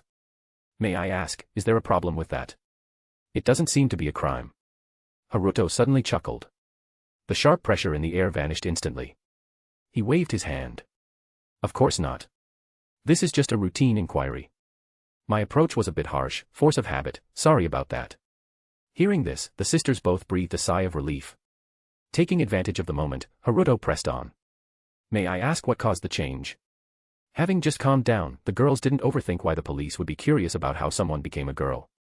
Actually, it was a drug I developed. Mihari said shyly. Haruto raised an eyebrow.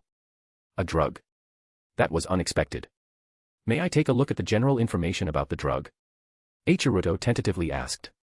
Mihari rummaged through her shoulder bag and pulled out a tablet and a bottle of pink liquid. This contains the drug's components, a brief description of its effects, and some experimental records. Mihari looked a little nervous.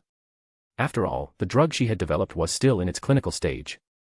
It had only undergone live animal testing and had no authorization for human trials. Regulations on drugs were quite strict. Even if it was used on her own brother, she might still face punishment. Haruto took the tablet and the drug bottle. Female transformation drug, completely transforms the user's physical traits into those of a female. Looking at the drug's description on the tablet, along with its complex ingredients, Haruto couldn't help but be amazed. He opened the experiment records at the back. After skimming through the live animal experiments, Haruto found the only recorded human trial. It was none other than Mihiro Oyama.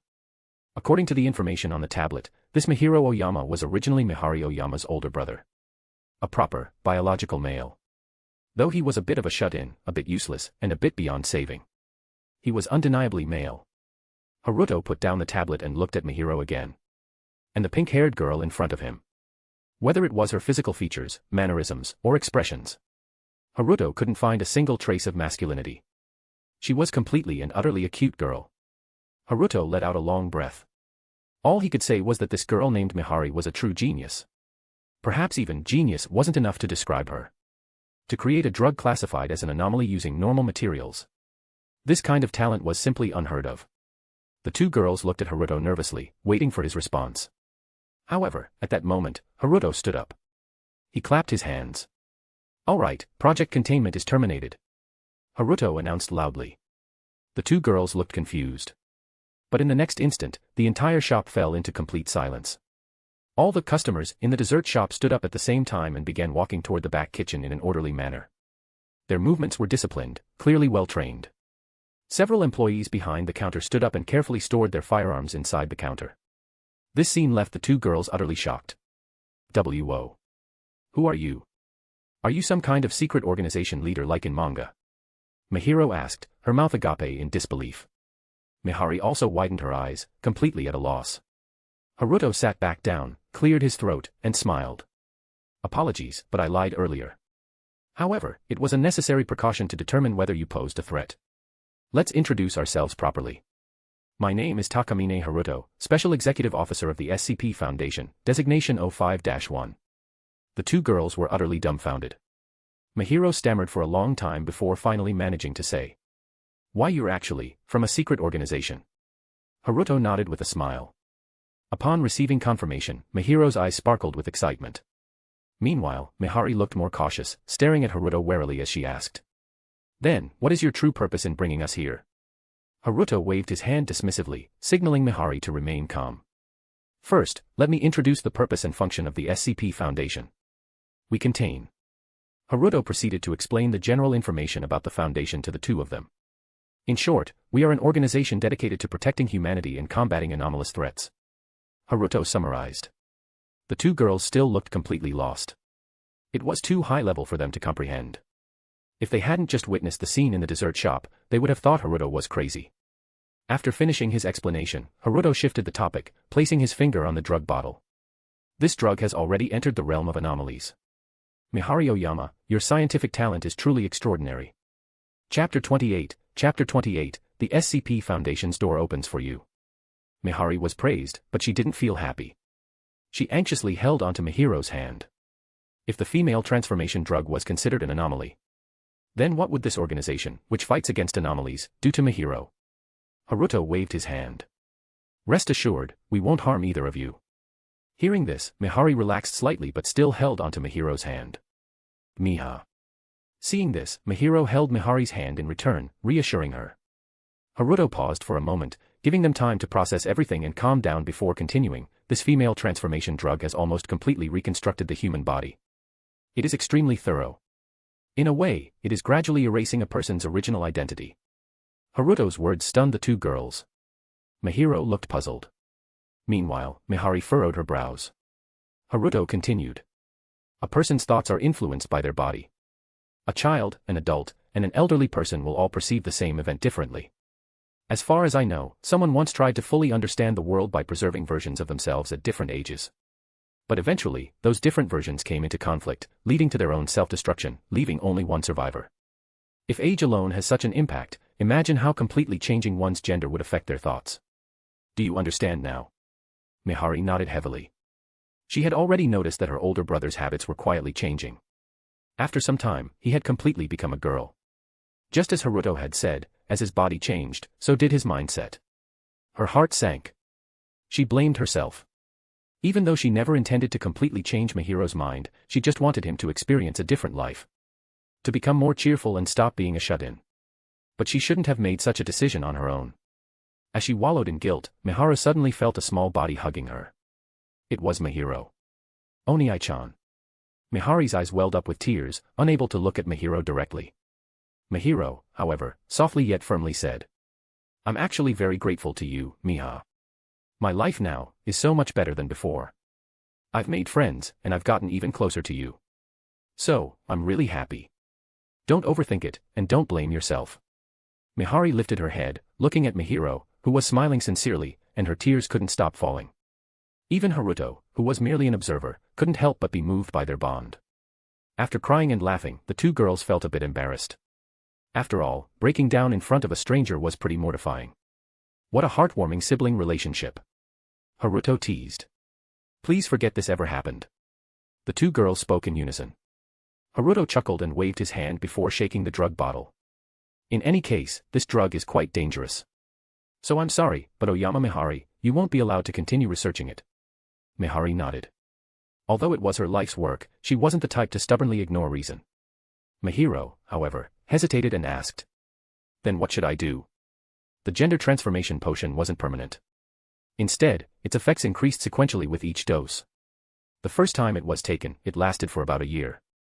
Although Mihiro had taken it a second time, the duration still wouldn't extend to an entire lifetime.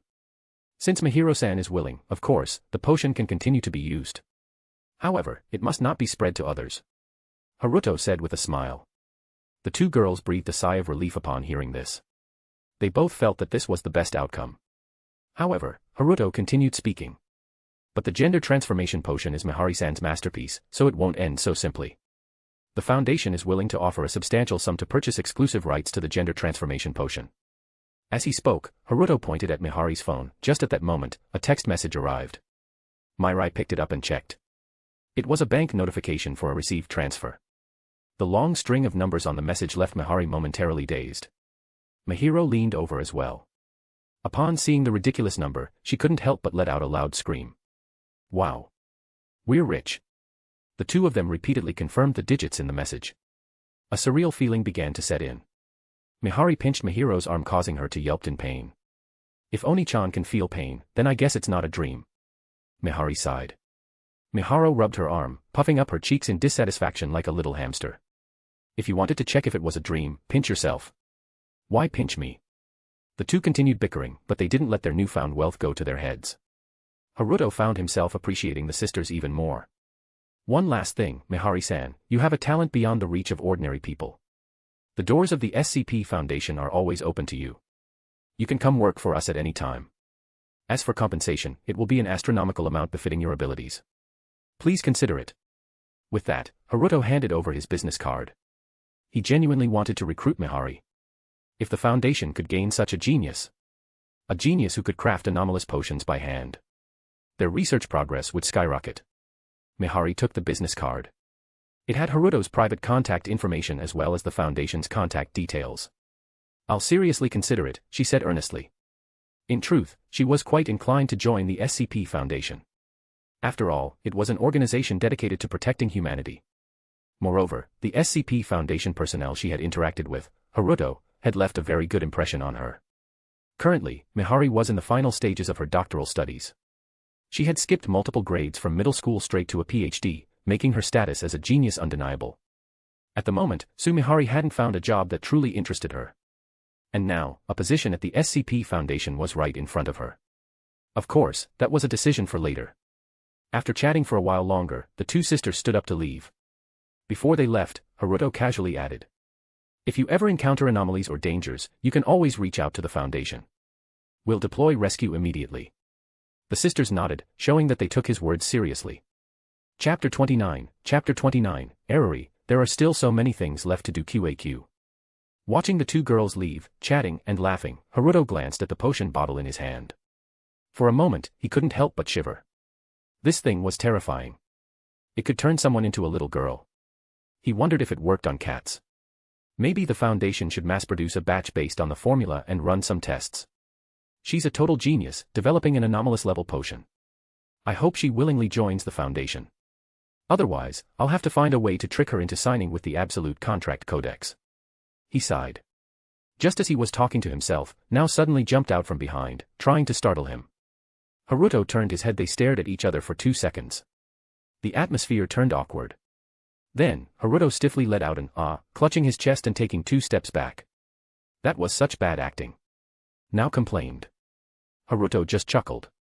Now's attention was soon drawn to the potion bottle. So this is the potion that turns people into girls. Whoa, no surgery required, seems pretty convenient. Now commented sarcastically. Haruto shook his head. This is much scarier than surgery. It's a complete transformation in every way. Except for the genetic structure, it's essentially giving someone a brand new body, otherwise, it wouldn't be considered an anomaly. Upon hearing that, Nao's mouth slightly dropped open. Whoa. Then, she turned to Haruto. Big bro, wanna try it? He shivered for no reason. Absolutely not. Nao, however, seemed quite excited. Try it. Wouldn't it be fun? In response, she received a flick to the forehead. After carefully storing the gender transformation potion, Haruto swore that this potion must be strictly controlled. It must never fall into the hands of certain mischief makers. Alright, let's go home. If we don't hurry, Annie is going to starve. With that, Haruto walked out of the dessert shop, now grabbed the groceries and followed. The journey home was uneventful. When they opened the apartment door, Haruto noticed an extra pair of women's shoes at the entrance. And they looked very familiar. Eriri's here too. Nao kicked off her shoes and excitedly ran into the living room. He shook his head helplessly and neatly placed her discarded shoes at the entrance. Walking into the living room, he saw Eriri and Annie sitting across from each other at the dining table with Nao had already plopped down beside Eriri. After a month of interactions, the two had clearly grown closer. I'm making seafood porridge tonight. Sorry for the wait, I'll start preparing it now. With that, Haruto headed toward the kitchen. Luckily, all the seafood they had bought at the market had been cleaned on site.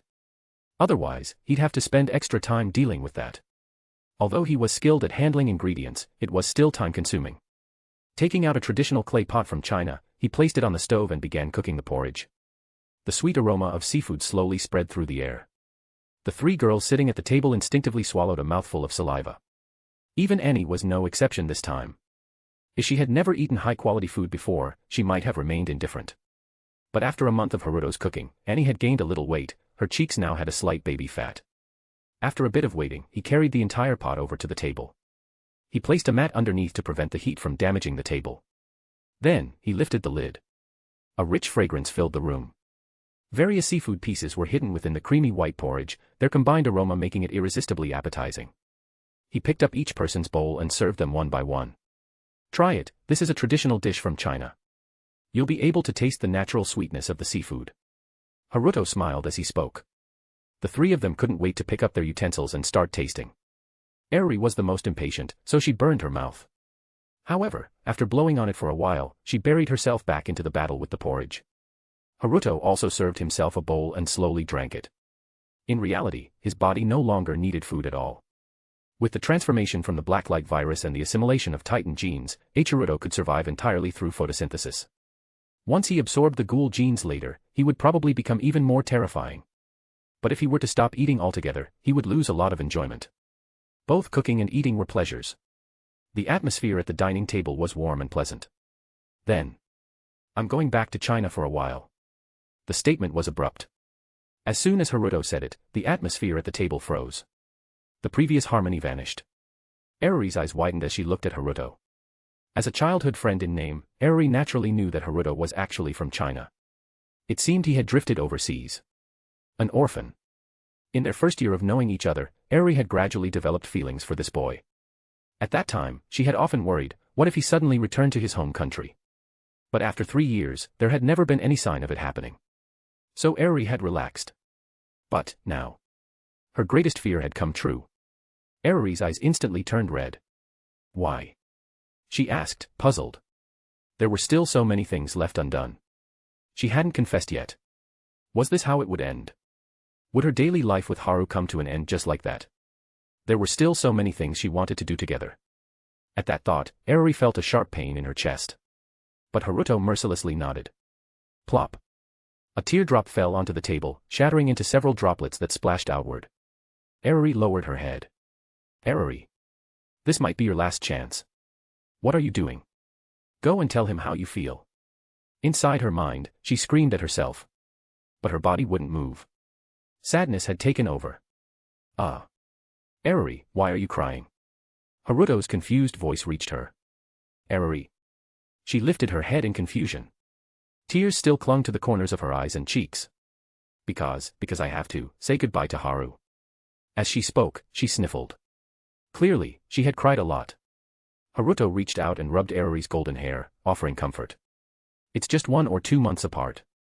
Didn't you go on a study trip with your father before? It's basically the same thing.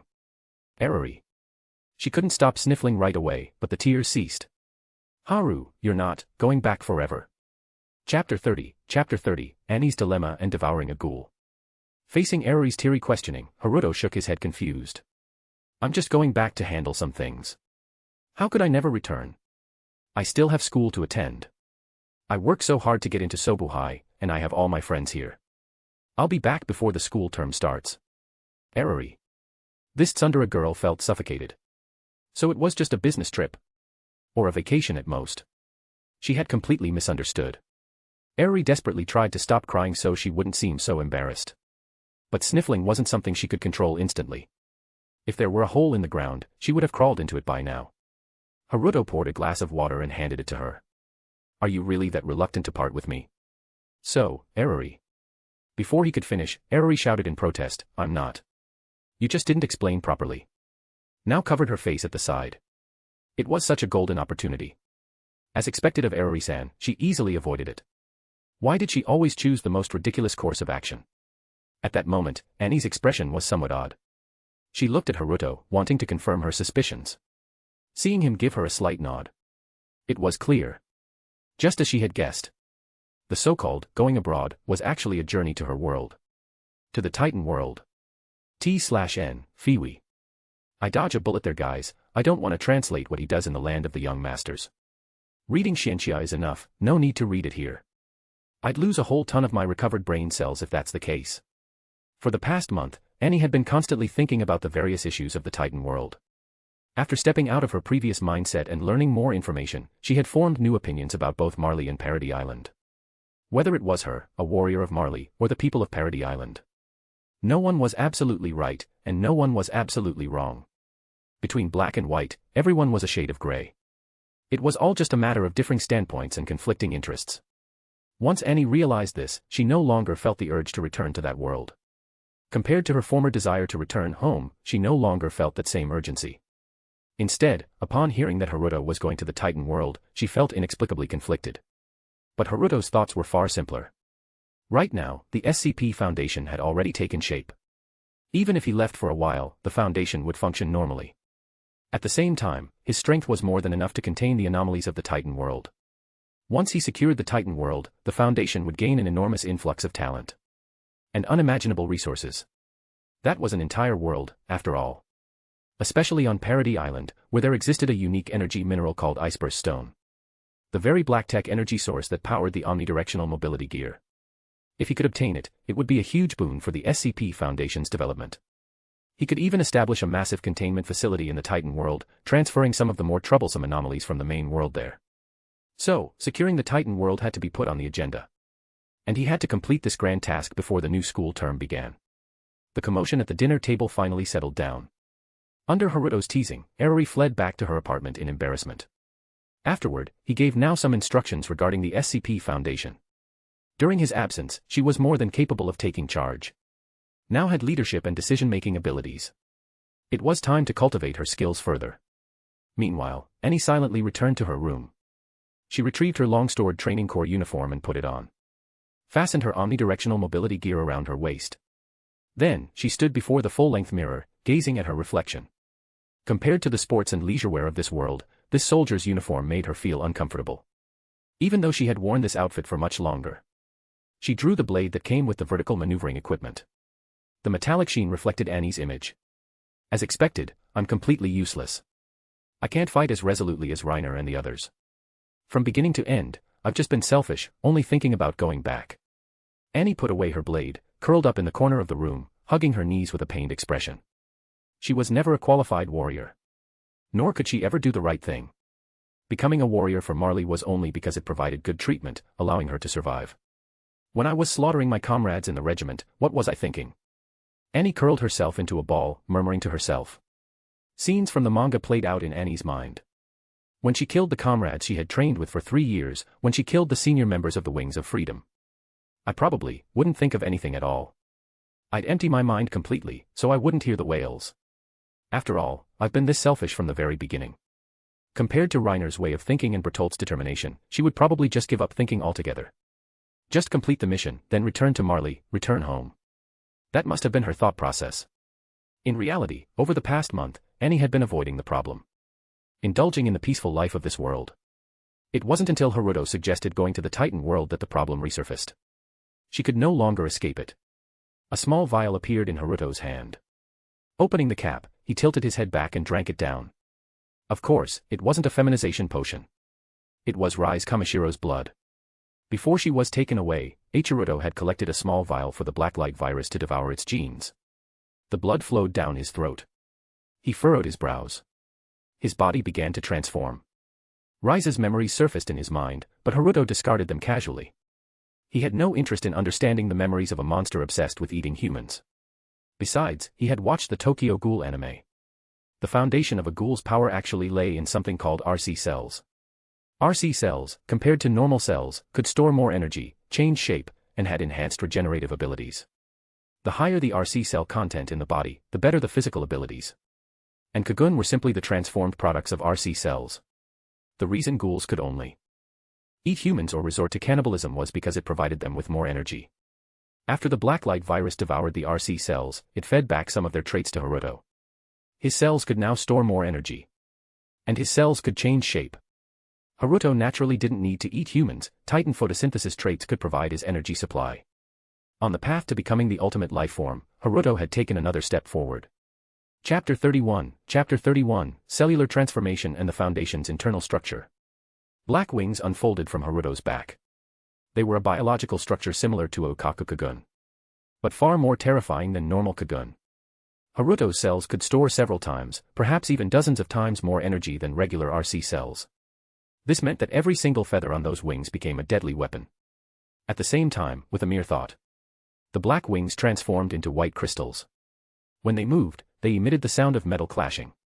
Hardening. This skill, originally too energy-consuming for unrestricted use, was now no longer a concern. With ample energy reserves, he could use hardening as he pleased. Retracting his wings, Haruto stepped out of his room. Today was the day to head to the Titan world. Standing outside Annie's room, he was about to knock when he noticed that the door was slightly open. Gently pushing it open, he looked inside. The room was neat and orderly, the bed was showing no signs of being used. Haruto found this strange. Taking a few steps further inside, he spotted Annie in the corner. At that moment, Annie was curled up against the wall, hugging her knees tightly. She was wearing the same outfit from when they first met. From beneath her arms, Haruto could see the side of her face. Dried tear stains marked her cheeks. Seeing this, Haruto let out a long, helpless sigh. If Haruto were just an ordinary viewer of Attack on Titan, then Annie's character would be utterly unlikable. She had killed many characters whom the audience had spent time with. Her methods were cruel, her attitude despicable. But now, after spending time together, Haruto knew that the Annie before him was merely a selfish girl. The Annie he knew had not yet committed those acts, and in the future, she never would. She was a different person. So, seeing Annie in such pain, he couldn't help but sigh. The cold was driven away. Annie felt puzzled. The campfire seemed to have suddenly become warm. She looked around. The faces of her companions were blurry. Whether it was Reiner or Mikasa, she couldn't see them clearly. At that moment, someone walked over and pulled her into an embrace. It was someone who shouldn't have been there. Only his face was perfectly clear. Her body swayed slightly. Annie woke from her dream. Opening her eyes, she saw her knees and the floor. She recalled that last night she had curled up in the corner and fallen asleep. The warmth returned. Annie lifted her head in confusion and saw the boy beside her. He was holding her in his arms. The warmth was coming from him. It was a comforting sensation. Annie was stunned, taking a long time to regain her composure. She didn't scold Haruto for being inappropriate. Instead, she looked at him and, with a somewhat awkward smile and sincerely said, "Thank you." Haruto ruffled her hair. "If it's this painful, then don't go back. I can go alone. The original plan was based on my limited abilities at the time, but things are different now. Even without you, I can still complete the containment of the Titan world, and I'll bring your father back too. Escaping may be shameful, but it's effective." Annie repeated the words to herself. Escaping may be shameful, but it's effective. But she quickly shook her head. "I'm going. Some things have to be done." Haruto smiled at her response and said no more. The two sat quietly in the corner for a while. Then Annie pulled away from his embrace, stood up, and smiled. "Let's go. Let's finish this quickly, and then I'll escape the fate that was supposed to be mine." In the morning sunlight, Annie's smile seemed to shine. It was a smile she had never shown before. She reached out and pulled him up. They arrived at the SCP Foundation. As they made their way down, the investigators and researchers they passed all saluted Haruto. Haruto, seeing this, responded with a smile. While passing by the research level, Haruto noticed an experiment being conducted on RC cells inside a laboratory. The person in charge of the experiment looked somewhat familiar to Haruto. It seemed like Takito. Anyway, he was originally a researcher responsible for studying puberty syndrome. He was one of the few who treated those adolescents well. Because of this, he was deeply respected by them. "Dr. Takito, how's the progress?" Out of curiosity, Haruto stepped forward and inquired. Hearing the question, Dr. Takito lifted his head from his observations. Upon recognizing the visitor, Dr. Takito smiled. He had a very good impression of the person who had liberated those adolescents. Moreover, this person was now his direct superior. "There has been some progress. As you mentioned, the cells of this organism are different from human cells," Takito explained. "However, there is a certain similarity between them, and they are highly compatible. We are now attempting to extract characteristics for transplantation. So far, things have been going smoothly. We should have preliminary results soon." Haruto nodded in satisfaction. With the information he had provided, the experiment was progressing quite quickly. "Dr. Takito, I look forward to your results. Everything for the sake of humanity." With those words, Haruto smiled and left. Descending from the research level to the low containment level. There were already quite a few contained entities here. The tickle monster had run off somewhere again. It was probably wandering around the residential area. Haruto went to check on Kamishiro Rize. She was still unconscious. Obviously, having her Kagun sac removed had a significant impact on her. Haruto carefully inspected the containment measures for Rize. The chains, shackles, and even the entire room were made of special alloys, ensuring high durability. Even an S-rated ghoul would likely find it difficult to break free. After completing his inspection, Haruto did not linger. Inside the low containment level, he found an unused room. Haruto took out his ID card and pressed it against the door. Beep. Designation 05-1, Trust Level 5, Daumil, Room Unlocked. As the announcement played, the room's door slowly opened. The two of them stepped inside. Annie looked at Haruto with some nervousness. Haruto, however, took her hand and opened the system interface.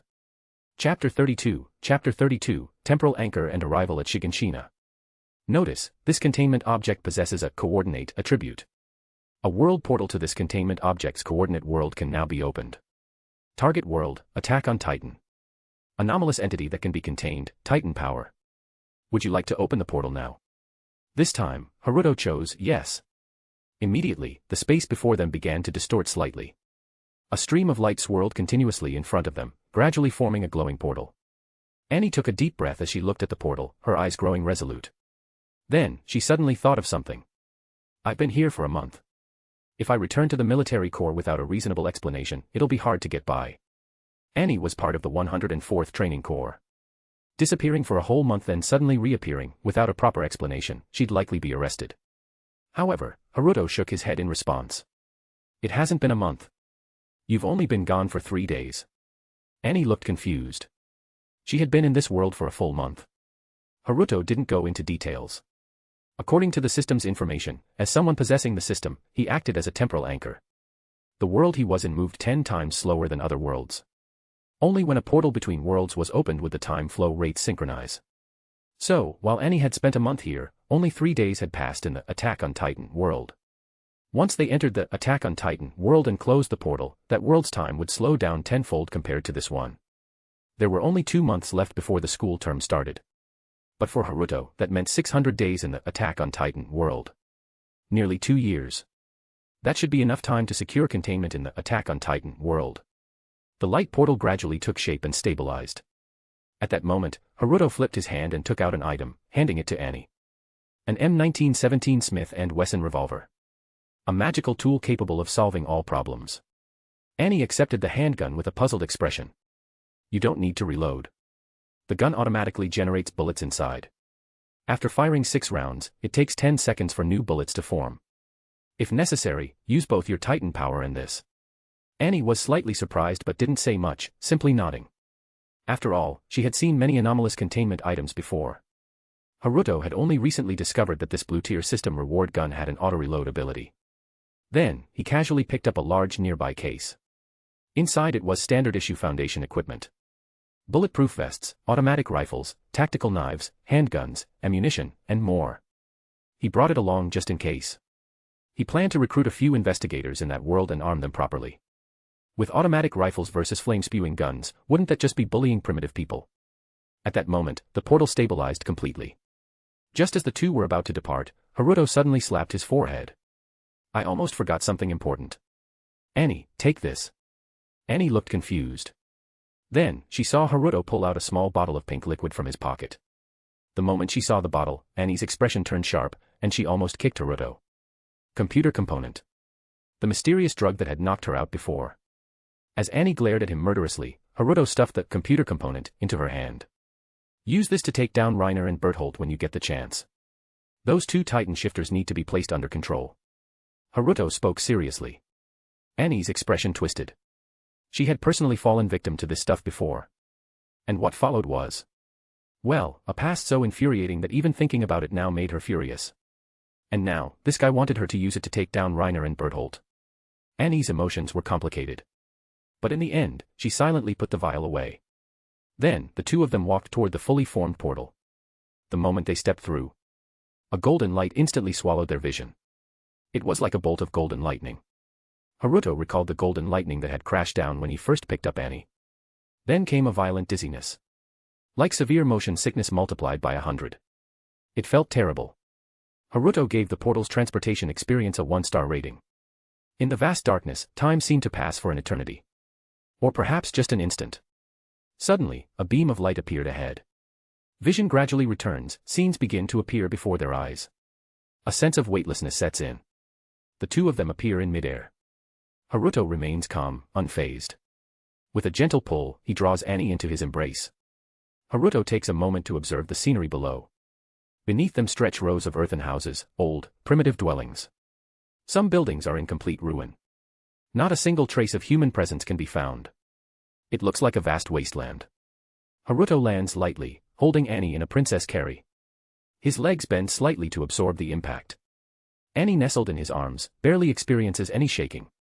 At this point, even if Haruto were thrown from 1,000 meters in the sky, he could still pull off a superhero landing without a scratch. Annie remains unconscious in his embrace just like when she first appeared. Clearly she couldn't withstand the dizziness of teleportation and passed out. However, just as before, Annie soon regains consciousness and opens her eyes. Leaping from Haruto's arms, she lands on the ground and scans the surroundings with vigilance. After carefully surveying the area, Annie's expression shows surprise. This is Shiganshina District. Parody Island, the setting of all early events in the Titan world. All the humans on the island live behind 3 massive walls, protected by their barriers. The walls keep out the Titans but also confine the island's inhabitants to a circular region. The outermost wall is named Wall Maria. The same wall that Annie, Reiner, and Berthold breached years ago. When Wall Maria fell, Titans flooded inside, turning the outer region into a living hell. Between Wall Maria and the second wall lies Shiganshina District. A few residents managed to escape to the second wall's interior, but most perished. This is also the hometown of Eren and Mikasa, the main protagonists of the Titan world. At that moment, a heavy thudding sound echoes. Chapter 33, Entering the Walls, Tros District. A heavy thudding sound echoes, like the roar of an approaching beast, shaking the very air. A 7 to 8 meter tall Titan strides down the street, heading toward them. Its ugly features are uniquely grotesque. It wears no clothing, yet lacks any reproductive organs. Haruto had seen Titans countless times in the manga and anime. But seeing one in person. Truly, an ugliness that's oddly fascinating. He comments casually. Annie, standing beside him, has already drawn the blades from her waist. The weapons paired with the omnidirectional mobility gear are long, segmented swords, similar to oversized box cutter blades. They are designed to be quickly replaced after repeated strikes dull their edges. Haruto reaches out and stops Annie, who is tensed for battle. Watching the approaching Titan, he casually picks up a brick from the ground. With a flick of his arm, he hurls the brick at the Titan. The brick whistles through the air with a loud boom. Crack!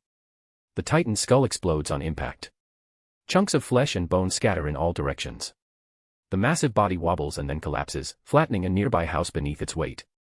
Smoke and dust billow into the air. Shattered bricks and wooden planks fly in all directions. Annie stares at the scene, utterly stunned. She turns to Haruto, disbelief written all over her face. Just like that. A 7-meter Titan, obliterated in an instant. Annie had seen the Survey Corps' cannons in action. Even those artillery shells weren't as devastating as Haruto's casual throw. Not to mention, his accuracy far surpasses any cannon. Steam rises from the Titan's mangled corpse, its blood and flesh evaporating into the air. Titan's weak point is their nape. If it isn't destroyed, they can regenerate, even if decapitated or dismembered.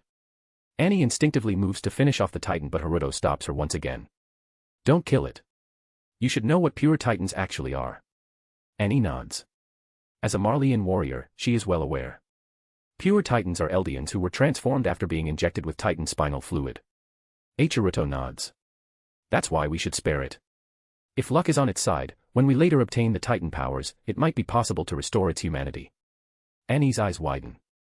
A possibility she had never considered before. But before she can fully process the idea, Haruto continues. Of course, that only applies because I'm here. If you're ever alone, kill without hesitation. Don't let sympathy get you killed. Annie rolls her eyes. At first glance, his words make sense. But if you really think about it, this guy is just showing off his ridiculous strength. How do we enter Wall Rose? Annie asks. Wall Rose, the second defensive wall of the island. Haruto glances at the towering barrier in the distance, a 50 meters tall wall in height. Looks like something I could jump over in a single leap. Shouldn't be a problem. Annie. She falls into a long, awkward silence. Meanwhile, Haruto scans the ruins of Shiganshina District. Titans don't actively destroy buildings. They only target humans. So, most houses remain intact, though their construction is crude. Made of mud bricks and wood, they look like they'd barely withstand a strong breeze. Life on Parody Island is basically like living in the harsh medieval era. Haruto tries to locate Eren's house. The basement of Aaron's house contains Marleyan intelligence. It could be useful for explaining things to the military inside the walls later. But neither the manga nor the anime provided a detailed layout of Shiganshina district. So there's no way to pinpoint its exact location. Do you know where Aaron's house is? Haruto asks Annie. Annie shakes her head. Well, that's not surprising. Haruto sighs. Forget it, let's just head into Wall Rose. The two begin their journey toward the wall. Walking through the desolate streets, Annie feels a mixture of emotions. This place was once full of life. She, Reiner, and Berthold had destroyed the walls, causing countless deaths and reducing this district to ruins. Back then, she had been indoctrinated by Marley's belief that all island dwellers were devils. But after actually living inside the walls, she finally understood the true weight of what she had done. Taking lives had become something real. Meanwhile, Haruto continues to casually pick up stones from the ground, hurling them with ease, blasting apart Titan skulls one after another. Regardless of whether they were 3-meter class or 10-meter class, regardless of whether they were abnormal Titans, in Haruto's eyes, there was no real difference. After all, a single pebble could take care of them. However, Haruto did make sure to completely kill the abnormal Titans. There was no choice, these Titans were too lethal to ordinary soldiers. If left alive, a single abnormal Titan could devour multiple soldiers. To Haruto, apart from the people he knew, all human lives weighed the same. The SCP Foundation protects humanity, always choosing the side with the greater numbers. Moreover, before the Titan power was contained, these Titans couldn't even be considered human.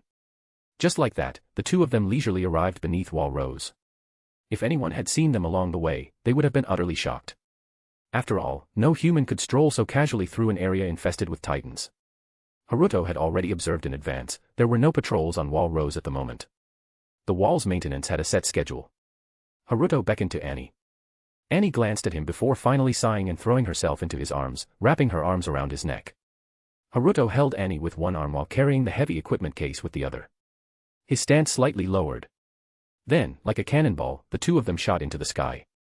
A 50-meter-high wall was an insurmountable barrier in the eyes of ordinary humans, but to Haruto's, it was just a light leap. Landing atop Wall Rose, Haruto peered down at the city inside. Within lay the Trost district. Chapter 34, Annie and Krista.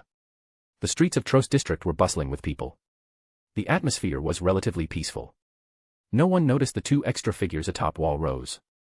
Haruto found a secluded spot, then leaped down into Trost district with Annie in his arms. As she looked at the familiar yet foreign surroundings, Annie's emotions were complicated, though her expression remained its usual icy calm. To end everything here and escape completely. Annie glanced at Haruto beside her. As long as he was here, even someone as selfish as her might be able to find a happy ending. I'm heading to the training corps, Annie said. He nodded and watched the girl leave, he had other matters to attend to. Annie quickly returned to the training corps' base. At the outer perimeter, she was stopped. After confirming her identity, someone went to report to the training corps' head instructor. Before long, a bald man strode over quickly. It was Keith Shotties, the main instructor of the 104th Training Corps. He was Annie's immediate superior. Seeing Annie, Keith first sighed in relief, but then his face hardened as he sternly questioned. Annie Leonhardt. Tell me, where exactly have you been for the past 3 days? Keith's expression was terrifying. The sheer pressure he exuded was suffocating. But to Annie, it had little effect. 3 days ago, during the training corps' leave, I went out to buy daily necessities. On my way, I was abducted by human traffickers. They took me to an underground city in a neighboring district. During the sale, I retrieved my gear and escaped. Annie recited the excuse she had prepared beforehand. Fortunately, she had disappeared during the corps' monthly leave. Otherwise, vanishing from inside the training corps with no explanation would have been impossible to justify. Keith's expression darkened further. You're telling me that a human trafficker saw your uniform and still dared to abduct you. After all, Annie was wearing the training corps' uniform. There were indeed many audacious traffickers within the walls, some even kidnapped children in broad daylight or engaged in outright abductions. But none had ever been bold enough to provoke the military. That would be a death sentence. However, Annie calmly replied. Yes. Perhaps because of my appearance and the high selling price, they decided to take the risk. Having spent a month in the modern world, it seemed Annie had picked up some of Haruto's bad habits. She could now say something like this without hesitation. Keith stared at Annie for a long moment. In the end, he turned away and left with a single parting remark, "It's good that you're back. Get back to training." Then he walked away. Watching Keith leave, Annie let out a quiet breath and then headed toward the training corps' barracks. Calling it a barracks was generous, it was actually just a massive wooden lodge. One room for the boys, another for the girls. Everyone lived together, with only thin partitions between them. Hygiene was poor, and privacy was non-existent. Haruto and Annie had arrived very early. It was still dawn. Training hadn't started yet. The 104th trainees were still resting inside the barracks. Just as Annie reached the entrance, about to step in, a girl pushed open the door. The two collided. The petite girl fell backward, landing on the ground, but before Annie could react, the girl was the first to apologize. Sorry. Annie looked at the similarly blonde-haired girl with a complex expression. She reached out and helped her up. Thank you. The girl hadn't even looked clearly before expressing her gratitude. It was obvious, she was an extremely kind-hearted person. Krista. Her real name was Historia Rice. Annie, who knew the story of the Titans, recognized the girl's true identity. She was of Eldian royal blood. Pushing unnecessary thoughts from her mind, Annie stopped overthinking. What she needed to do now was help Haruto contain the Titan power and then escape from here. At that moment, Historia finally got a clear look at who had bumped into her. Her eyes widened in surprise, and then, overjoyed, she grabbed Annie's hands. Annie. You're finally back. Everyone was so worried about you, you were missing for 3 whole days. Are you okay? Faced with Historia's concern, Annie coldly shook her head. I was kidnapped by traffickers but just managed to escape. Annie's cold demeanor didn't surprise Historia. After all, Annie had always been like this. However, hearing Annie's words, Historia's eyes widened in shock. Kidnapped by traffickers. Historia instinctively wanted to offer comfort but didn't know what to say. The conversation at the door woke up the others in the barracks. A few trainees came out and, seeing Annie, froze for a moment. Then they immediately gathered around her with concern, asking what had happened. Listening to her comrades' worried inquiries, Annie felt an overwhelming sense of gratitude. She was lucky to have met that person. She had another choice, she wouldn't have to harm them like in her original fate. Historia, ever observant, noticed Annie's emotional turmoil. With her small frame, she gently pushed the crowd aside. Everyone, Annie just got back and needs rest. Let's not bombard her with questions for now. Hearing this, the others nodded in agreement. Annie looked at Historia. Historia smiled at her warmly. Such a gentle person. But remembering Historia's past suffering, and the cruel fate that once awaited her, Annie once again felt how merciless this world truly was. After that, Annie joined the others as they headed to the training grounds. Chapter 35, Erwin and Levi. The male trainees of the 104th Training Corps were visibly excited to see Annie reappear. Among them, 2 in particular let out a sigh of relief upon seeing her. Reiner and Bertolt found it difficult to maintain their composure when they saw Annie again. The 3 of them were spies sent by Marley to Parody Island, each possessing the power of the Special Titans. Their mission was to locate the legendary power of the Founding Titan and bring it back to Marley. However, their comrade Annie had suddenly disappeared. Not only were they worried about their friend, but they were also concerned about whether their identities had been exposed. It was quite nerve-wracking. The group gathered around Annie. Annie, where have you been these past 3 days? Why did you suddenly disappear? Reiner asked. I was kidnapped by human traffickers but managed to escape, Annie repeated the fabricated excuse she had prepared. Upon hearing this, everyone widened their eyes in shock and anger. Meanwhile, Reiner and Bertolt secretly breathed a sigh of relief. As long as they weren't exposed, it was fine. Haruto found a hidden spot and buried his weapons case. Carrying it around would only make movement more difficult. Afterward, he began wandering around Trost district. The streets were made of dirt, and the overall environment was quite poor. There was no helping it, given the medieval level of technology and the ever-present threat of Titans, it was hard to expect much in terms of infrastructure. He passed by a small stall selling apples. Haruto wanted to buy one to try, only to realize he didn't have any money from this world. He had no choice but to give up. At that moment, a commotion arose from the distant street. Haruto turned his gaze toward the source of the noise. He saw that the gate of Wall Rose was slowly opening. A unit of soldiers, riding majestic horses, was passing through the gate and entering the walls. These soldiers wore uniforms similar to Annie's, but the emblem on their chest and back was different.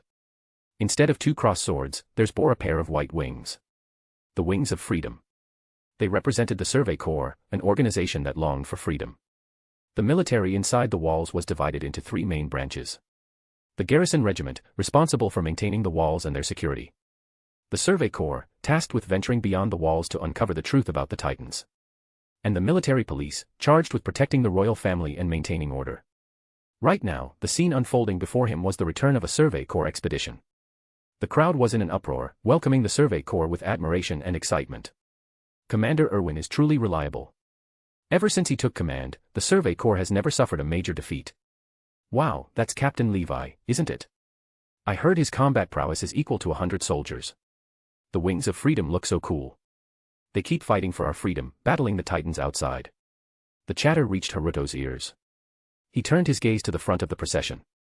Leading the group was a middle-aged man. His appearance was not particularly striking.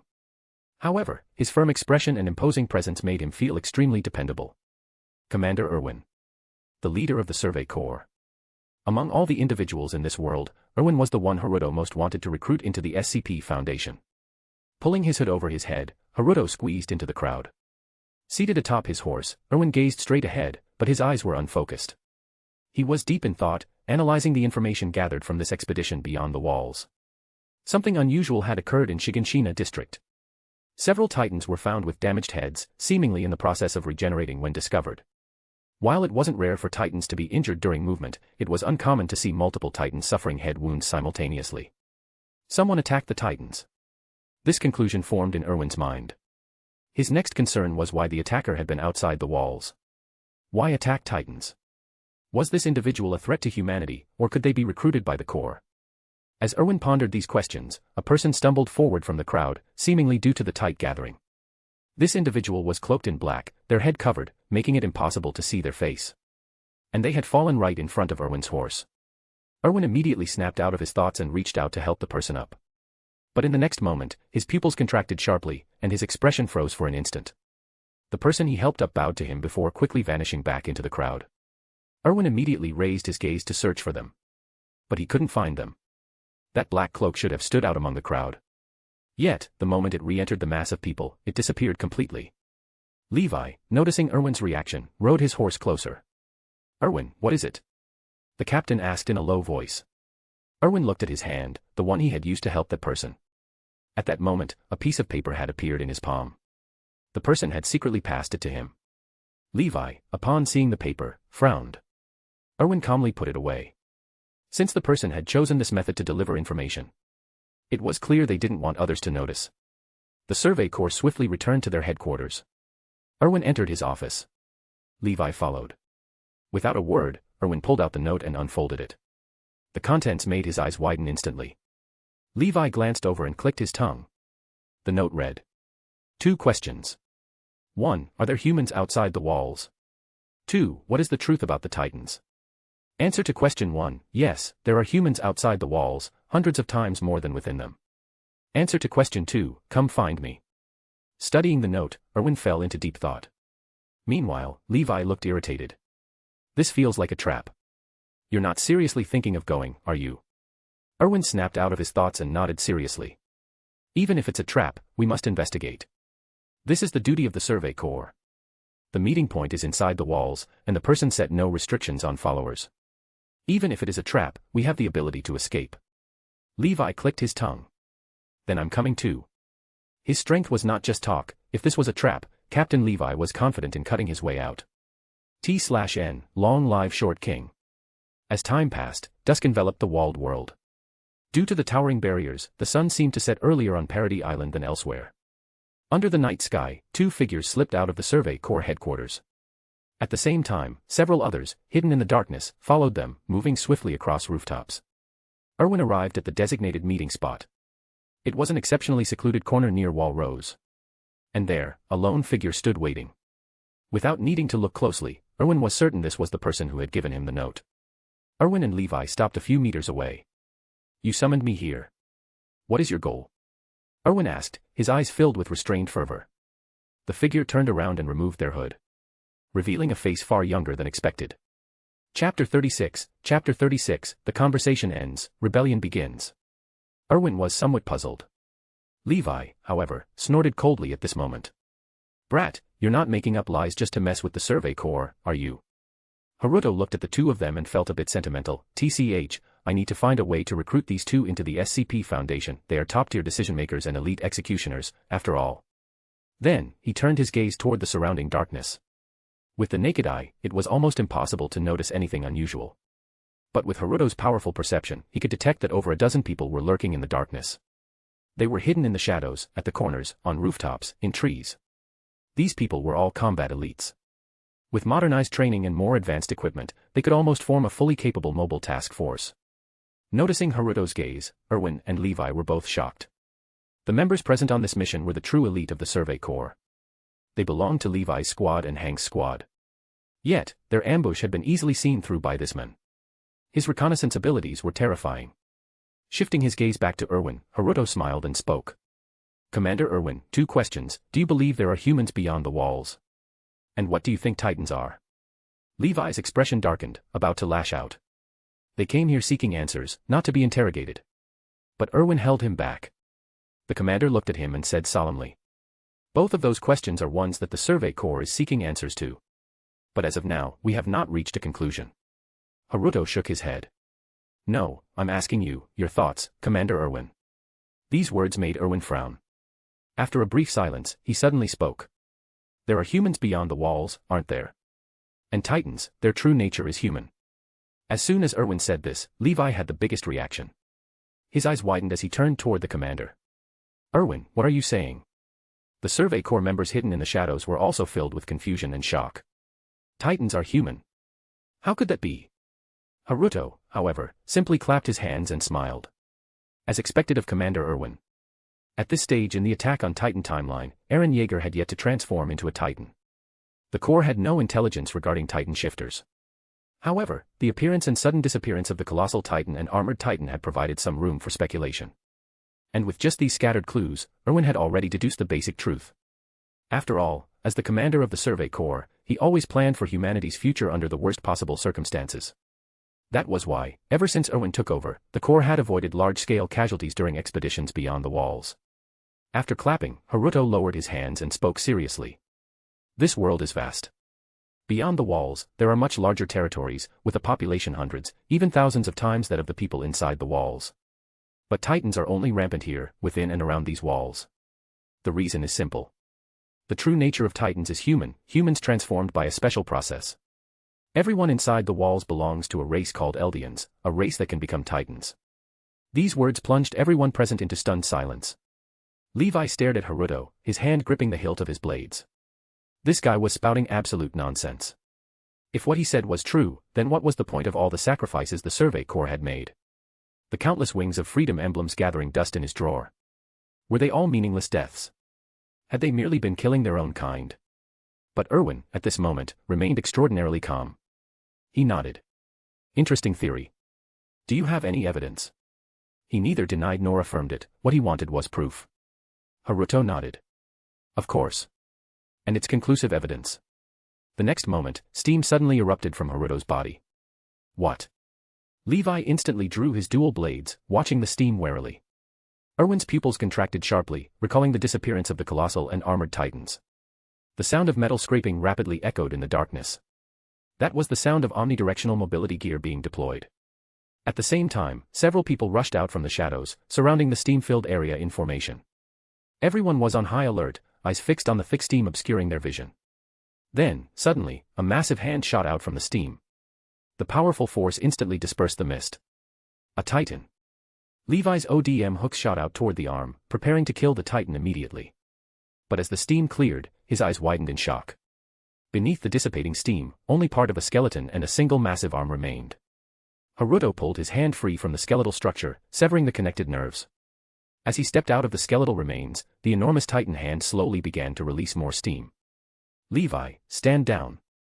Erwin immediately issued the order. But Levi had already launched himself at Haruto.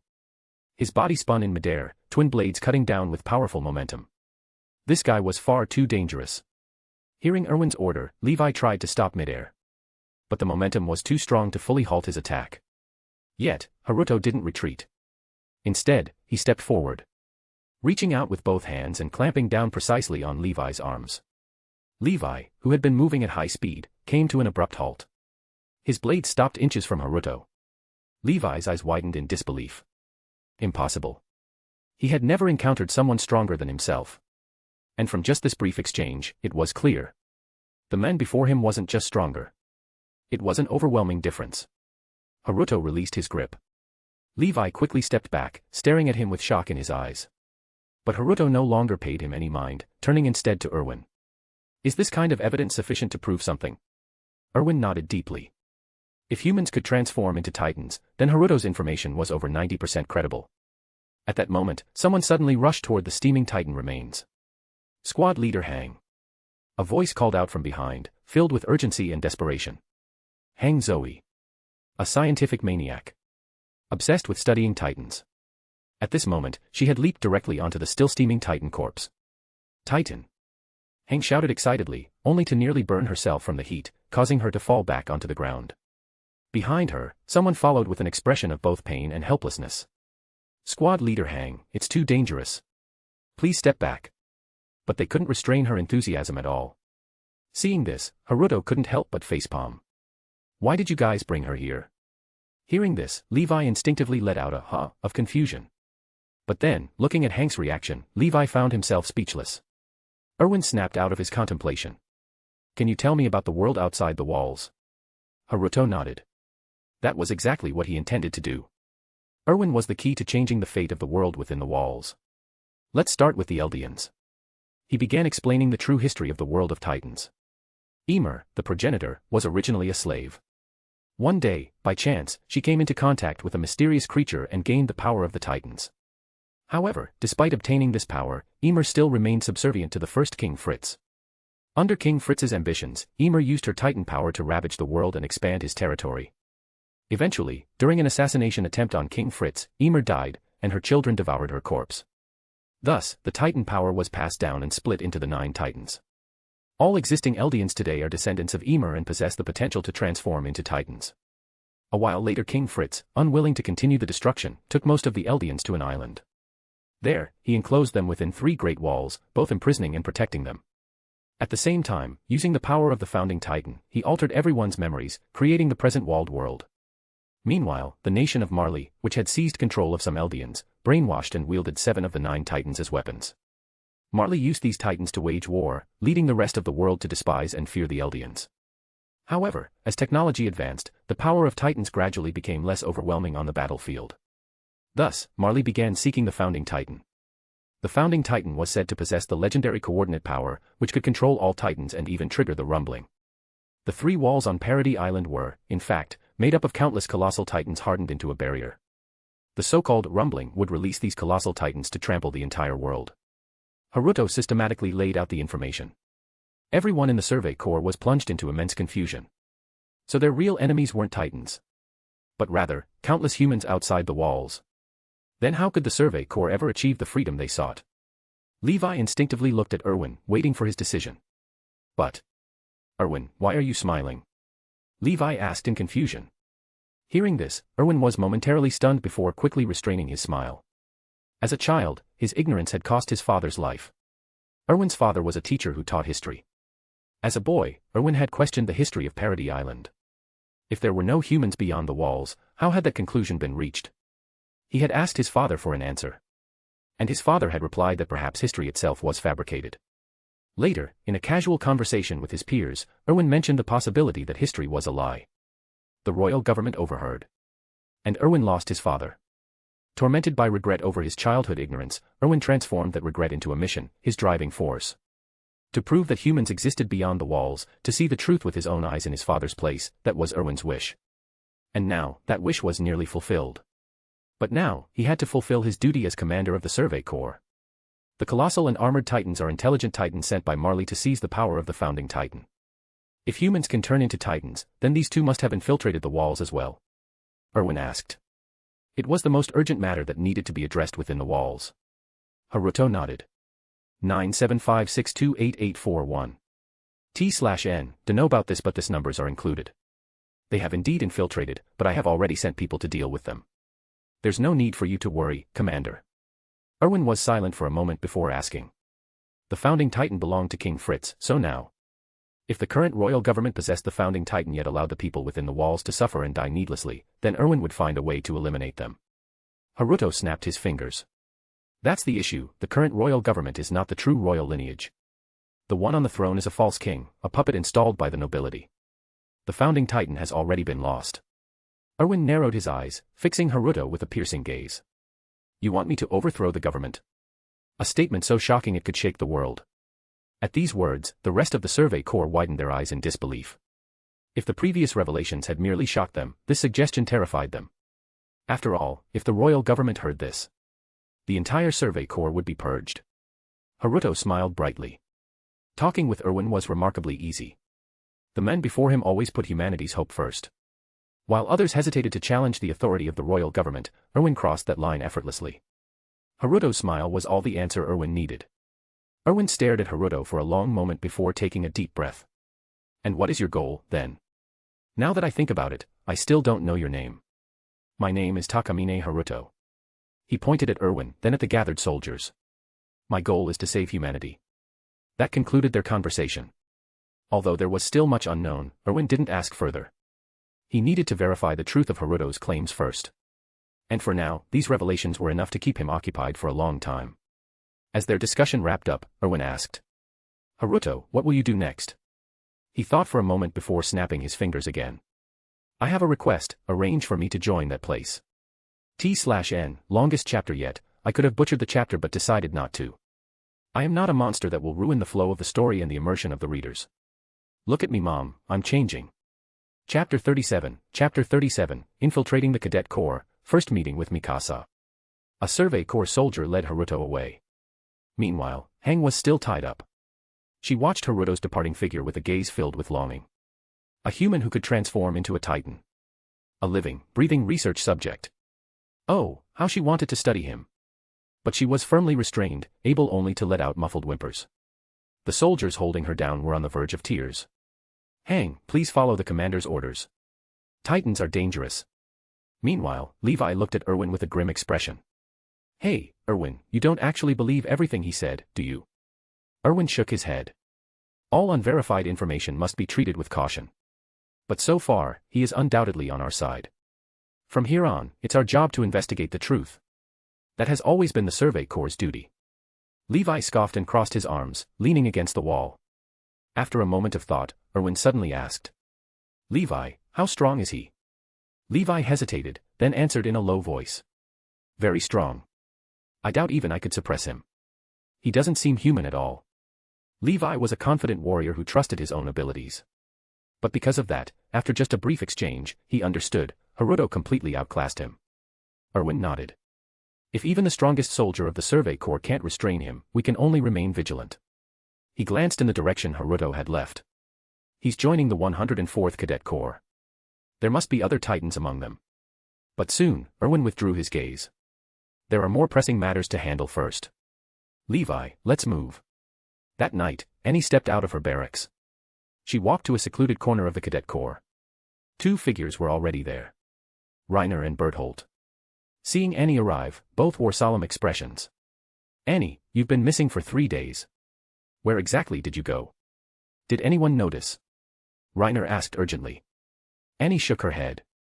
No one found out. I was kidnapped by human traffickers and couldn't use my Titan power. Escaping was quite troublesome. Hearing this, both Reiner and Berthold were stunned. They had thought Annie was just making up an excuse to deceive the other trainees. But it turned out to be true. For a moment, Reiner felt a pang of guilt. Sorry, I was too anxious. After thinking for a moment, Reiner added, once we graduate from the trainee corps, we should launch another attack. We need to lure out the founding titan, reclaim the coordinate, and then we can finally go home. Annie's expression was unreadable in the darkness. Go home. She murmured softly. Her fingers gripped the small bottle of medicine in her pocket. Neither Reiner nor Berthold noticed Annie's unusual demeanor. After their secret meeting, they each returned to their dormitories. At dawn, just as the sun began to rise, the assembly whistle sounded. The 104th Trainee Corps quickly gathered in the open training grounds. They moved swiftly and efficiently. After months of rigorous training, these young boys and girls had started to resemble proper soldiers. Standing at the front, the bald instructor observed their formation and nodded in satisfaction. However, the trainees were curious about the person standing behind Keith. It was a black-haired, black-eyed boy. Such features were extremely rare on the island. Brats, today, you'll have a new comrade joining you. Takamine Haruto, introduce yourself. The black-haired, black-eyed boy stepped forward. Takamine Haruto, from the Shiganshina district. The trainees all looked at Haruto in confusion. Shiganshina district. That was the area that had fallen to the Titans years ago. Among the trainees, 4 people widened their eyes in shock. Annie didn't understand why Haruto was here. The other 3 were the main trio. Eren and his friend Armin instinctively glanced at Mikasa. A black-haired, black-eyed individual with an Eastern appearance. Until now, Mikasa was the only person they had ever seen with such features. And on top of that, he was from Shiganshina district, just like them. Keith scanned the reactions of the trainees before finally focusing on Haruto. He also didn't understand why the Survey Corps had suddenly placed someone into the trainee corps. It wasn't standard procedure. After all, the 104th trainees had already undergone extensive foundational training. They were even practicing with the vertical maneuvering equipment. However, since Erwin himself had made the request, Keith had agreed. Instinctively, Keith asked, "Haruto, why did you join the trainee corps?" This was a question every new recruit had to answer. Haruto's response was, "I'm here to save humanity." This answer left everyone speechless. A few boys even chuckled. Keith's bald head seemed to darken with irritation. Was this guy completely unrealistic? Fall in. In the end, Keith refrained from making sarcastic remarks. After all, this guy was personally assigned by Erwin. Keith had a great deal of trust in Erwin. After all, Keith was the former commander of the Survey Corps. Haruto took his place among the trainees. The first task of the day, physical training. 20 laps around the training field, begin. At Keith's command, the day's training began. As they ran, many of the trainees glanced at Haruto, whether intentionally or not. This new recruit who had suddenly appeared was drawing attention in every possible way. Black hair, black eyes, breaking the rules of the trainee corps, and, on top of all that, exceptionally handsome. Some of the girls stole quick glances at him before swiftly looking away. Because of Haruto's presence, everyone was somewhat distracted during their running laps. Meanwhile, Haruto maintained a steady pace, neither too fast nor too slow, staying in the middle of the group. For him, this level of exercise wasn't even equivalent to a casual stroll. Annie stared intently at Haruto, wanting to approach and ask him questions. But, due to the presence of others, especially Reiner and Bertolt, she had to hold back. The morning training quickly passed. During mealtime, Haruto sat alone in the corner, nibbling on dry rations as a mere formality. He activated his cellular control and shut off his taste receptors. Disgusting. Might as well just go through the motions. At that moment, 3 people approached him. Looking up, Haruto saw Eren, Armin, and Mikasa. Eren casually took a seat across from him. "Hey there, I'm Eren Yeager. This is Armin, and this is Mikasa. We're also from the Shiganshina district." Chapter 38, Mikasa, we are family. Haruto smiled at the 3 of them. The young trio was momentarily stunned by his expression. His warmth was incredibly disarming. Armin and Mikasa, who had initially felt a little awkward, now completely relaxed. "Nice to meet you all. We're comrades now, please take care of me," Haruto said politely. Eren nodded with a grin. "Yeah. We're comrades from now on." Since Haruto came from the same hometown, the trio naturally felt a sense of kinship toward him. As they chatted, he noticed that Eren and Armin seemed hesitant, as if they wanted to ask something but were unsure how. "If you have any questions, just ask. If I know the answer, I'll tell you," he said. His words instantly relieved them of their awkwardness. Armin smiled gratefully, then asked, "Haruto-san, you have black hair and black eyes, just like Mikasa. Do you know her or her family?" On the island, people of Eastern descent were extremely rare.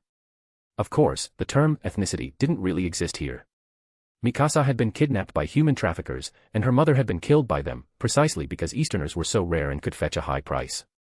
People of the same descent would typically stick together. So, Eren and Armin wanted to try and see if Mikasa had any surviving relatives. Haruto turned to Mikasa. In her gaze, he saw a deep longing. For Mikasa, family was something she held onto tightly. After a moment of contemplation, Haruto responded. "Perhaps we are of the same lineage, but I have lived alone since childhood. I had no elders to care for me, I'm an orphan." He chose a middle ground answer. Randomly claiming kinship could easily be exposed and backfire. Instead, it was better to leave an impression of shared ancestry. The topic of being an orphan was heavy. Eren tried to change the subject. "Haruto-san, earlier you said you joined the military to save humanity." Haruto nodded. "Yes. To save humanity." Eren was about to praise him for his ambitious goal when suddenly, a mocking laugh came from nearby. "Save humanity? Are you still dreaming? What a ridiculous joke." Eren immediately glared angrily. "Jean. You, who only think about living comfortably in the inner districts, have no right to mock others. Jean Kirstein. Haruto shifted his gaze. Another important supporting character, whose smooth character development made him very likable in both the early and later parts of the story. Eren and Jean never got along, and now they were on the verge of arguing. Just as they were about to get physical, Haruto reached out and held Eren back. Eren looked at him in confusion. Haruto merely shook his head lightly. A dream that gets mocked is a dream worth achieving. Eren froze, then his eyes lit up, and he nodded firmly. Jean, on the other hand, snorted coldly. Damn it, this guy made himself look good. Eren sat back down. Armin, relieved that they didn't start a fight, gave Haruto a grateful look. Haruto smiled in return. So, Eren, what about you? What's your reason for joining the military? Or rather, what is your dream? Eren hesitated for a moment, then became serious. Perhaps encouraged by Haruto's words, he voiced his deepest ambition. I will drive out every last Titan, down to the very last one. Because of Haruto's earlier statement, this time, there was no laughter. But no one took it seriously either. Everyone just saw Eren as an overly passionate kid. However, when Haruto looked into Eren's eyes, he saw hatred. His hatred was so deep. His resentment was so pure. From the depths of those eyes, Haruto saw a curse, a vow to never stop until his enemies were destroyed. I see. Such pure hatred already hinted at the future. The future where he would initiate the rumbling, determined to annihilate all his enemies. As Haruto had suspected all along. Perhaps the greatest instability in this world wasn't the Titans. It was Eren Yeager. Just like in the original story, the founding Titan's power had fallen into the hands of the one person who should never have had it. As he pondered, an idea to reduce this instability surfaced in his mind. A gender swap potion. The body influences the mind. Maybe, if he turned Eren into a little girl, he'd calm down a bit. Coincidentally, he had brought the gender swap potion that Mihari had given him. The more Haruto thought about it, the more feasible it seemed. Yes, that's the plan. Eren, still fired up from his speech, suddenly noticed Haruto's eerie gaze, sending shivers down his spine. For some reason, he felt a sudden chill below. Terrifying. Mealtime soon ended. Everyone began heading to the training grounds for the afternoon session. The main trio also got up to leave. Mikasa, as usual, trailed at the very back. But after just 2 steps, she felt a gentle tap on her shoulder. Turning around, she saw Haruto had somehow caught up. At that moment, as she turned, she met a pair of blood-red eyes. Haruto's Mangekyo Sharingan spun silently as he cast an illusion on Mikasa. Leaving Mikasa to Eren was a waste, better to take her for himself. Watch carefully, Eren. This is how you should use Mikasa. His fingers brushed against Mikasa's bangs as he whispered in her ear. Mikasa, the same blood flows within us. We are family. Mikasa's eyes became blank, nodding mechanically. If one day you feel lost or in pain, come to me. As family, you can always rely on me. Haruto deepened the suggestion in her mind. When Eren starts showing signs of losing control, Haruto handed her a small pink vial. Make him drink this. Mikasa stared blankly at the potion, then nodded again. With a snap of his fingers, Haruto lifted the illusion and turned to leave. Kamui wasn't as absolute as Koto Amatsukami, but illusions could still plant seeds that would grow over time. After a long moment of daze, Mikasa suddenly snapped back to reality. Instinctively, she clenched the potion tightly, then carefully stored it away. T/N, AO, now we can confirm he ain't exactly a saint. A few days later. Haruto gazed out the window. The sun had not yet risen. Darkness stretched outside. But that didn't affect his vision. Large snowflakes were falling, piling up thickly on the windowsill. Winter had come to this world. They might lose their lives on that snowy mountain if they weren't careful. This training carries a considerable degree of danger, so you can choose not to participate. Keith suddenly spoke. Everyone was stunned upon hearing this. They could actually opt out. Then who would be foolish enough to climb that snow mountain? But Keith revealed a sinister smile. This training will be included in your final assessment score. The final assessment score determined the ranking of all cadets upon graduation. Only those ranked in the top 10 could join the military police brigade. And only the military police brigade could live comfortably in the interior, free from the threat of Titans. It could be said that joining the military police was the goal of 97% of the cadets. If not for the exceptionally talented cadets of the 104th Training Corps, the ratio could have been as high as 99%. So, with that said, everyone gritted their teeth. Was there even a choice? Seeing the group's reactions, Keith smiled before announcing the training teams. Mikasa, Eren, Armin, Mina. Haruto listened to the team assignments and made a rough evaluation. Each team consisted of 2 strong and 2 weak members. For example, the protagonist's team had Mikasa and Eren, who ranked high in overall performance. Meanwhile, Armin and Mina were physically weaker. The allocation was quite reasonable. Keith probably didn't want the cadets to actually die on the mountain. As he pondered, Haruto heard Keith call his name. Haruto, Krista, Emer, Daz. Haruto was stunned. Huh? He had planned to just observe, so how did he end up in the Queen's team? Prepare your gear, stay close to your teammates, and begin timing at sunrise. With Keith's command, the Snow Mountain training officially began. At that moment, 2 girls approached him. Tisk, of all people, it's this guy, the gloomy insider. Hey, don't slow us down. It was Emer speaking. T/N, begone Gai. She was known in the camp for her sharp tongue, ranked second on the girls you shouldn't mess with list. Annie was first. Haruto was briefly taken aback. Gloomy. That was the first time someone had described him that way. But he quickly understood why. Since joining the training corps, he had maintained an observer's mindset and rarely interacted with others. That was probably why she called him gloomy. Emer, don't say that. Haruto, don't mind her, she doesn't really mean it that way. Historia pulled Emer back and smiled apologetically at Haruto. Haruto shook his head. It's fine, let her talk. Historia was momentarily stunned and unsure how to respond. Meanwhile, Emer gave him a curious look. After all, what kind of young man wouldn't get riled up by such remarks? Previously, this guy had even been mocked for his dreams, yet he never seemed to get angry. Too strange. At that moment, their last teammate arrived. Daz. A young man. Haruto glanced at him. He quickly noticed something unusual.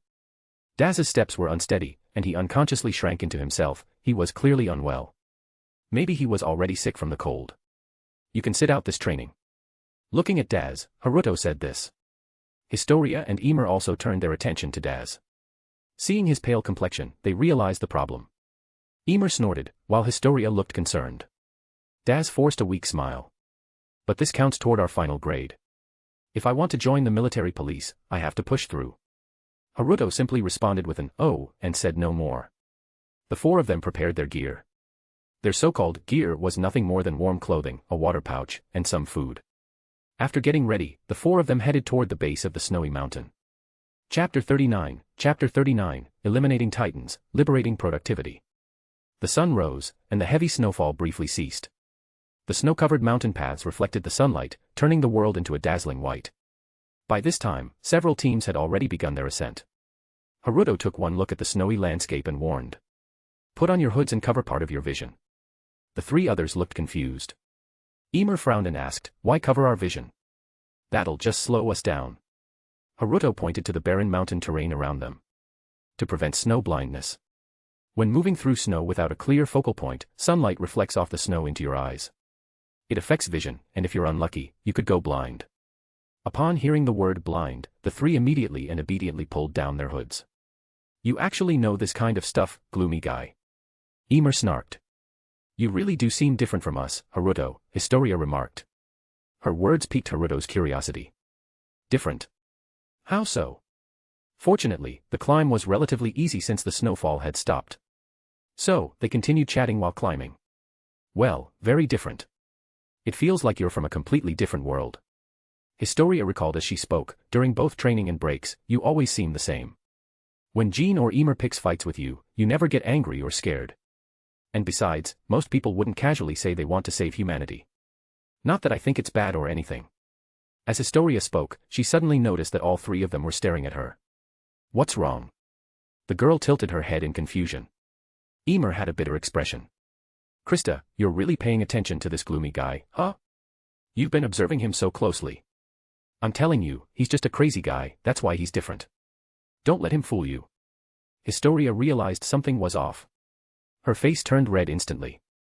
I am not, she protested, lowering her head. But to Emer, this reaction was even more frustrating. Gloomy guy, I challenge you to a duel. Emer yelled in frustration. Haruto shook his head with a smile.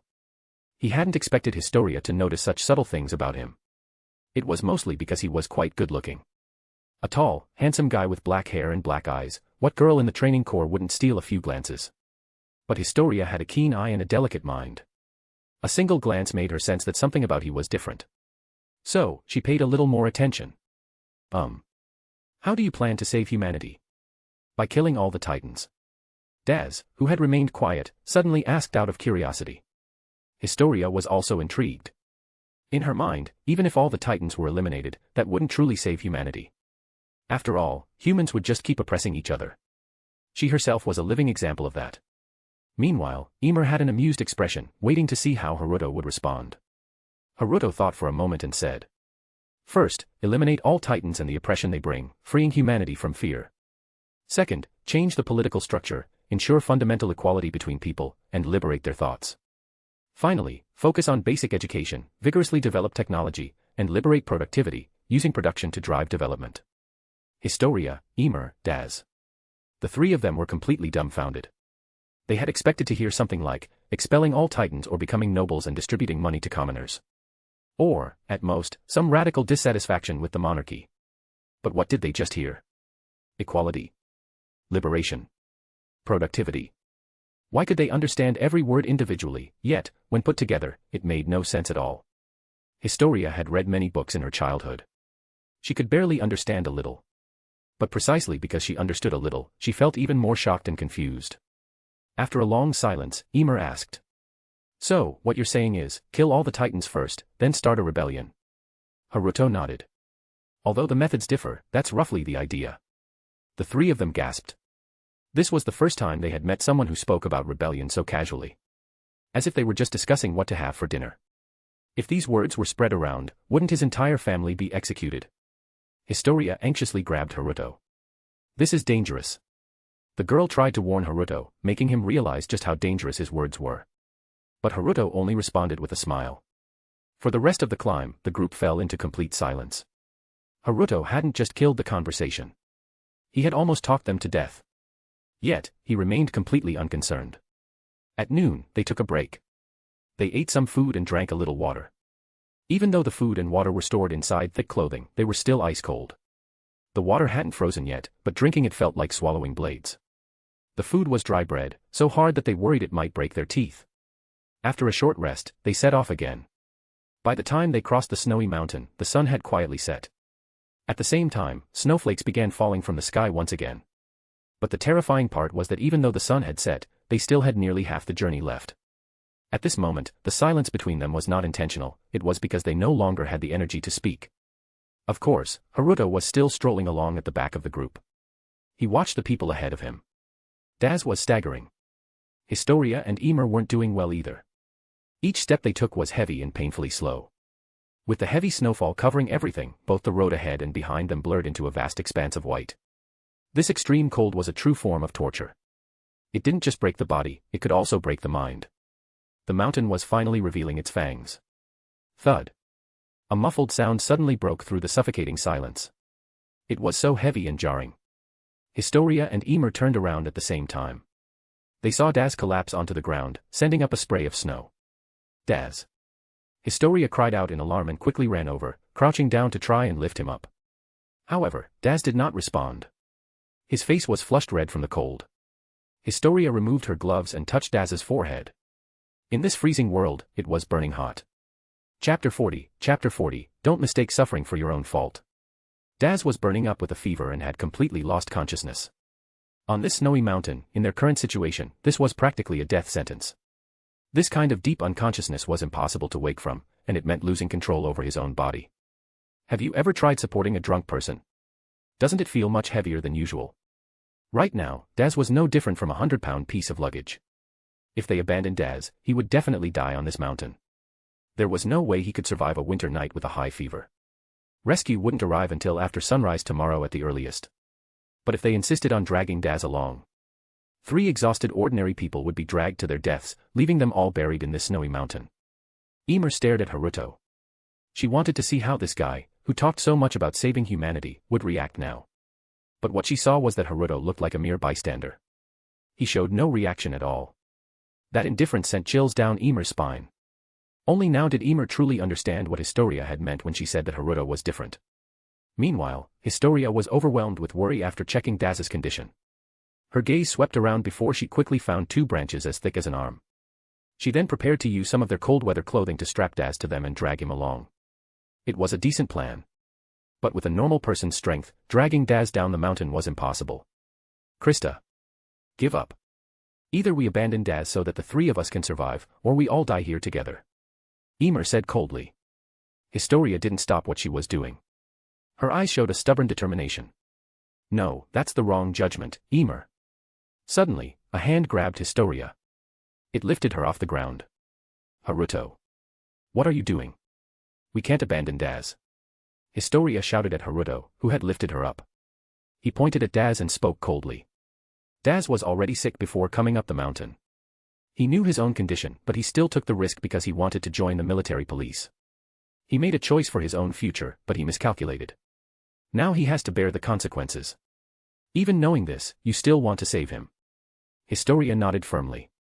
No matter what, he is our comrade. Haruto pointed at Emer, then at himself. And what about us? Because of your misjudgment, we might die on this mountain too.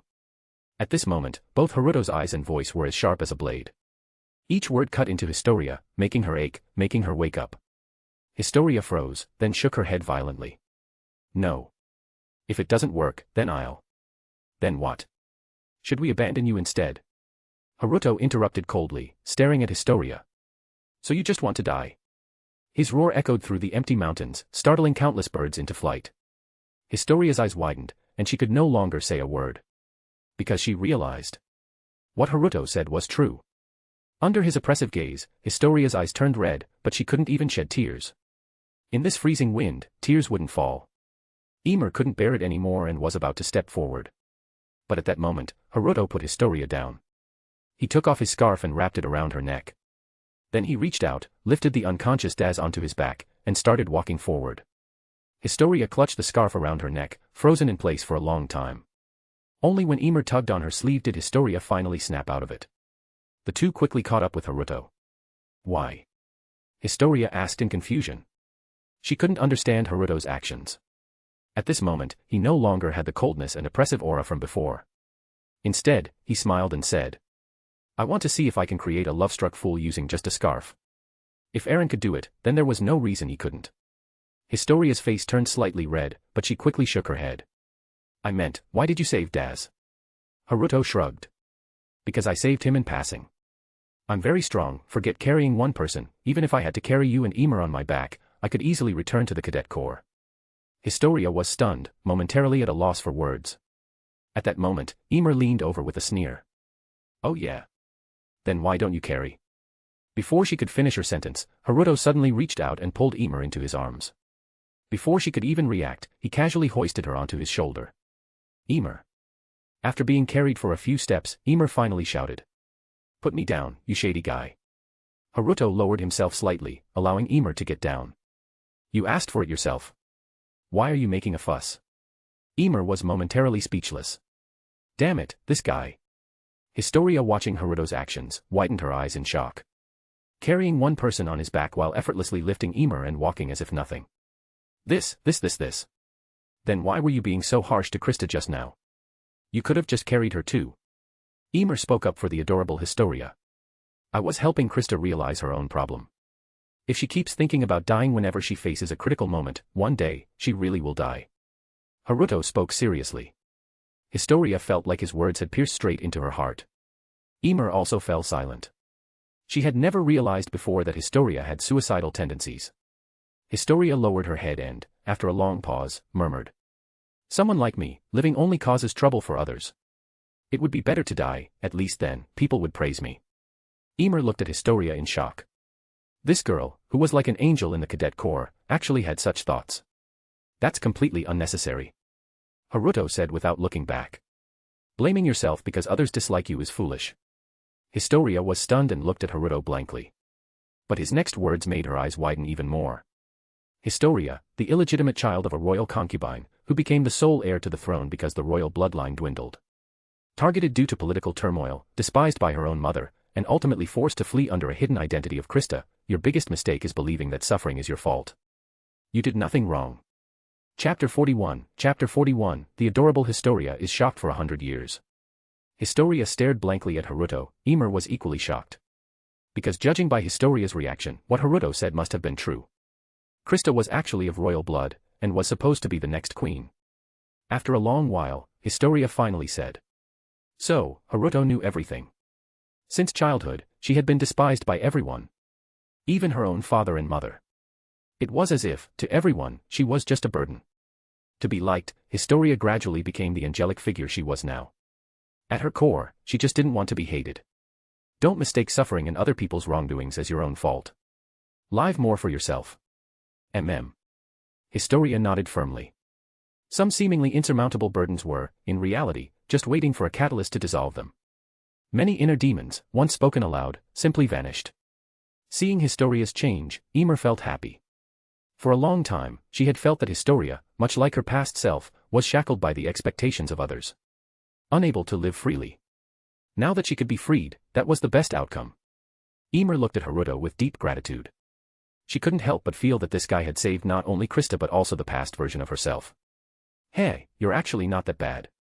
Before Emer could finish speaking, Haruto coldly interrupted her. Stop yelling. You've been doing it since earlier. You'll trigger an avalanche or attract a pack of wolves. Emer. A vein popped on Emer's forehead. Damn it, she really couldn't stand this guy.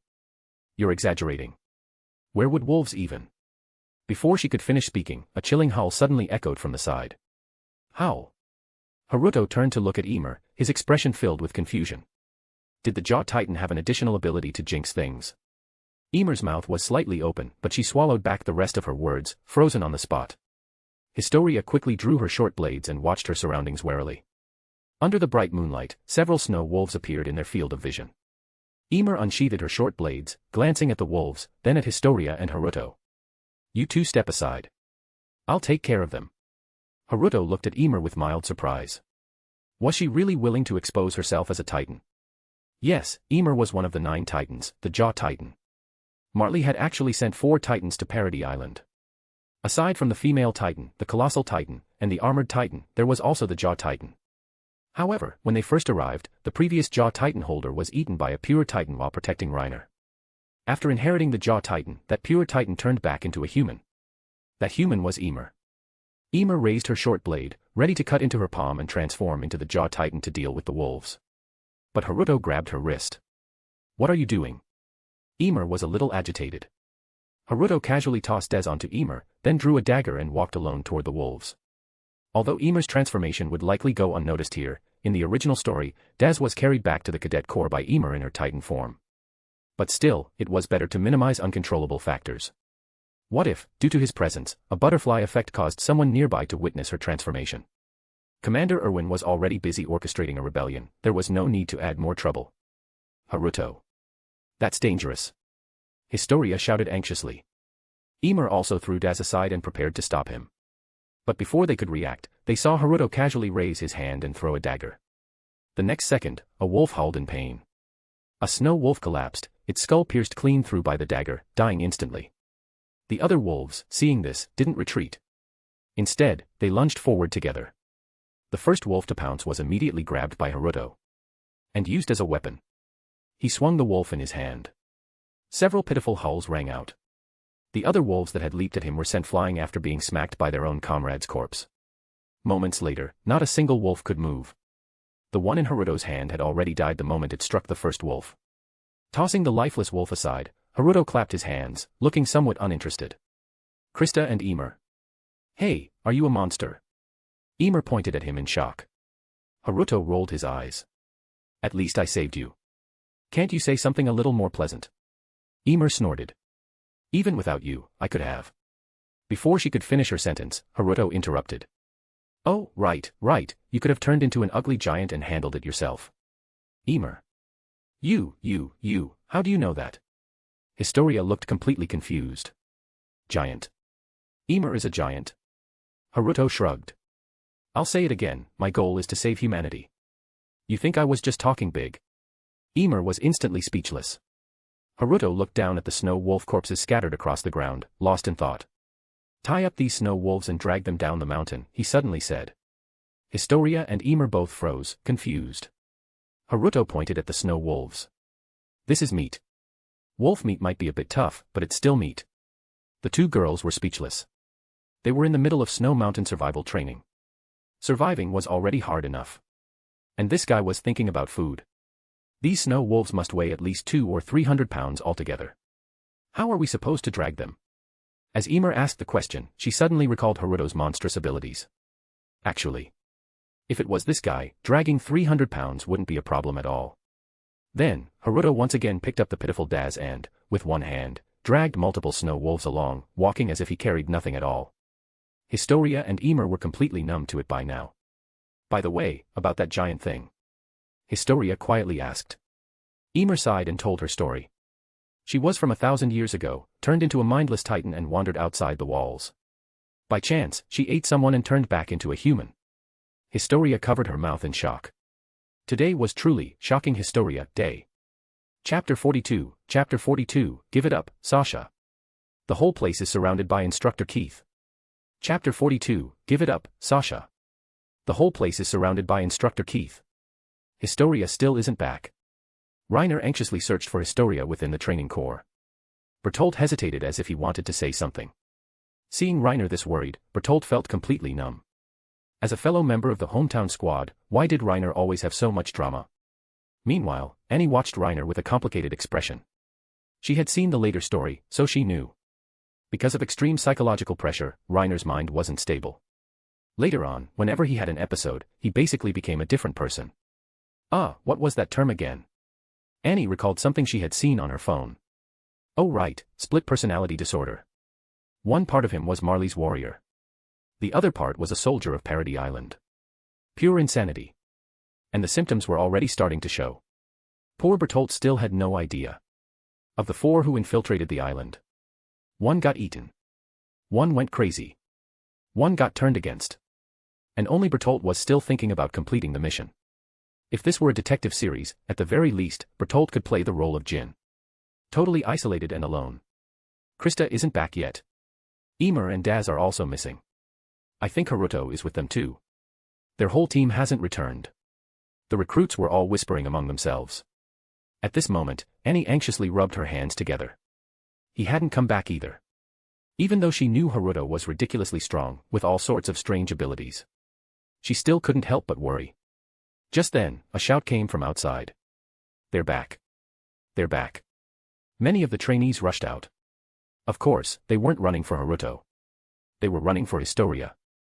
After all, Historia was the little angel of the 104th Cadet Corps. But when they saw the scene outside, everyone collectively froze. At first glance, there were only 3 people. Emer was carrying Daz on her back. And as for Haruto, what was that huge pile of stuff he was dragging? Wait. Were those snow wolves? The recruits were all confused and bewildered. Mikasa quickly ran up to Haruto. Armin and Eren followed right behind her. Even though they had only known Haruto for 3 days, they had developed a good relationship. Haruto, are you okay? Mikasa asked with concern. Because of Haruto's illusionary suggestions, he had already left a deep impression in Mikasa's heart. Normally, she wouldn't have noticed it, but at this moment, it surfaced. Haruto smiled and shook his head, indicating that he was fine. Mikasa let out a breath of relief. Eren, on the other hand, noticed the huge pile Haruto was dragging. This is? Eren asked in confusion. Oh, these are snow wolves we encountered in the mountains. I killed a few and brought them back for everyone to have a feast. Eren. Haruto's voice wasn't loud, but since everyone had gathered around, they all heard him. Everyone was completely dumbfounded. They looked at the snow wolves behind Haruto. Even though they were dead, they still looked terrifying. These snow wolves were huge. Even as corpses, they made people's backs shiver. And that must be several hundred pounds of meat. The recruits turned to look at the vast, snow-covered mountains in the distance. He dragged those wolves all the way from up there. They recalled how they had struggled to climb the mountain. Just barely making it back to the training camp had left them completely exhausted. As everyone was still in shock, suddenly, a girl dashed out of the crowd and threw herself at the snow wolves. Meat. Meat. Meat. Everyone was stunned. Then, Connie shouted. Stop that idiot Sasha. T/N, I say execute Gabby. I don't know what happened afterwards. She killed Sasha and I probably won't care on how much she developed as a character. Doesn't change the goddamn fact that lil shit ruined my mood, resulting on me not finishing the story. Only then did everyone react, quickly pulling Sasha back before she could start eating the raw snow wolves. Sasha is an idiot. Her brain is only filled with food. Mikasa quietly explained. That's fine, but first, we need to get Daz inside for treatment. Haruto responded with a smile. Only then did everyone realize that Daz, still on Ymer's back, was in bad shape. A group of trainees quickly stepped forward, carefully taking Daz and rushing him to the medical ward. Fortunately, Daz was just suffering from hypothermia and a fever. A bit of hot soup and rest under warm blankets would be enough to recover. Meanwhile, at the far back of the crowd, Keith Shoddy silently observed the scene. His gaze landed on Haruto. He had been waiting outside, personally checking off the returning trainees one by one. Naturally, they all saw Haruto dragging several snow wolves behind him. Even Keith found it unbelievable. The chances of encountering wolves during snow mountain training were low, but in all the years of the training corps, there had been 1 or 2 cases. For a single team, the outcome was usually either severe casualties or barely managing to escape. But to not only annihilate a wolf pack but also drag the wolves back, this was absolutely unheard of. As expected, someone placed by Erwin was no ordinary person. The members of the training corps noisily entered the building. On the table was a meal that was relatively lavish. At least compared to their usual miserable rations, this could be considered a feast. However, at this moment, no one was eating. Everyone surrounded Haruto and the other two, curiously asking about what happened in the snowy mountains. The snow wolves were dragged away. After Haruto gave his consent, Keith instructed the soldiers to take the wolves to the back kitchen to provide the training corps with an extra meal. That was a wolf pack. How did you kill them all? That's insane. Eren asked excitedly. Haruto found it hard to deal with the overenthusiastic kid and cast a pleading look at Ymer. Ymer rolled her eyes. This guy had been clean and efficient when killing the wolves, almost inhuman, but now he was struggling. Still, Ymer spoke up. It was just a few snow wolves. What's there to ask? Do you all have too much free time? As soon as Ymer spoke, everyone instinctively backed away. The power of a sharp tongue was undeniable. Just then, the wolf meat was cooked and brought to the table. The topic was quickly changed. In the training corps, the lack of meat had reached a serious level. After all, it was difficult to develop animal husbandry inside the walls. Meat was a luxury. Sasha. Are you trying to die? That meat is for everyone. Sasha, let go. I don't want to kill you.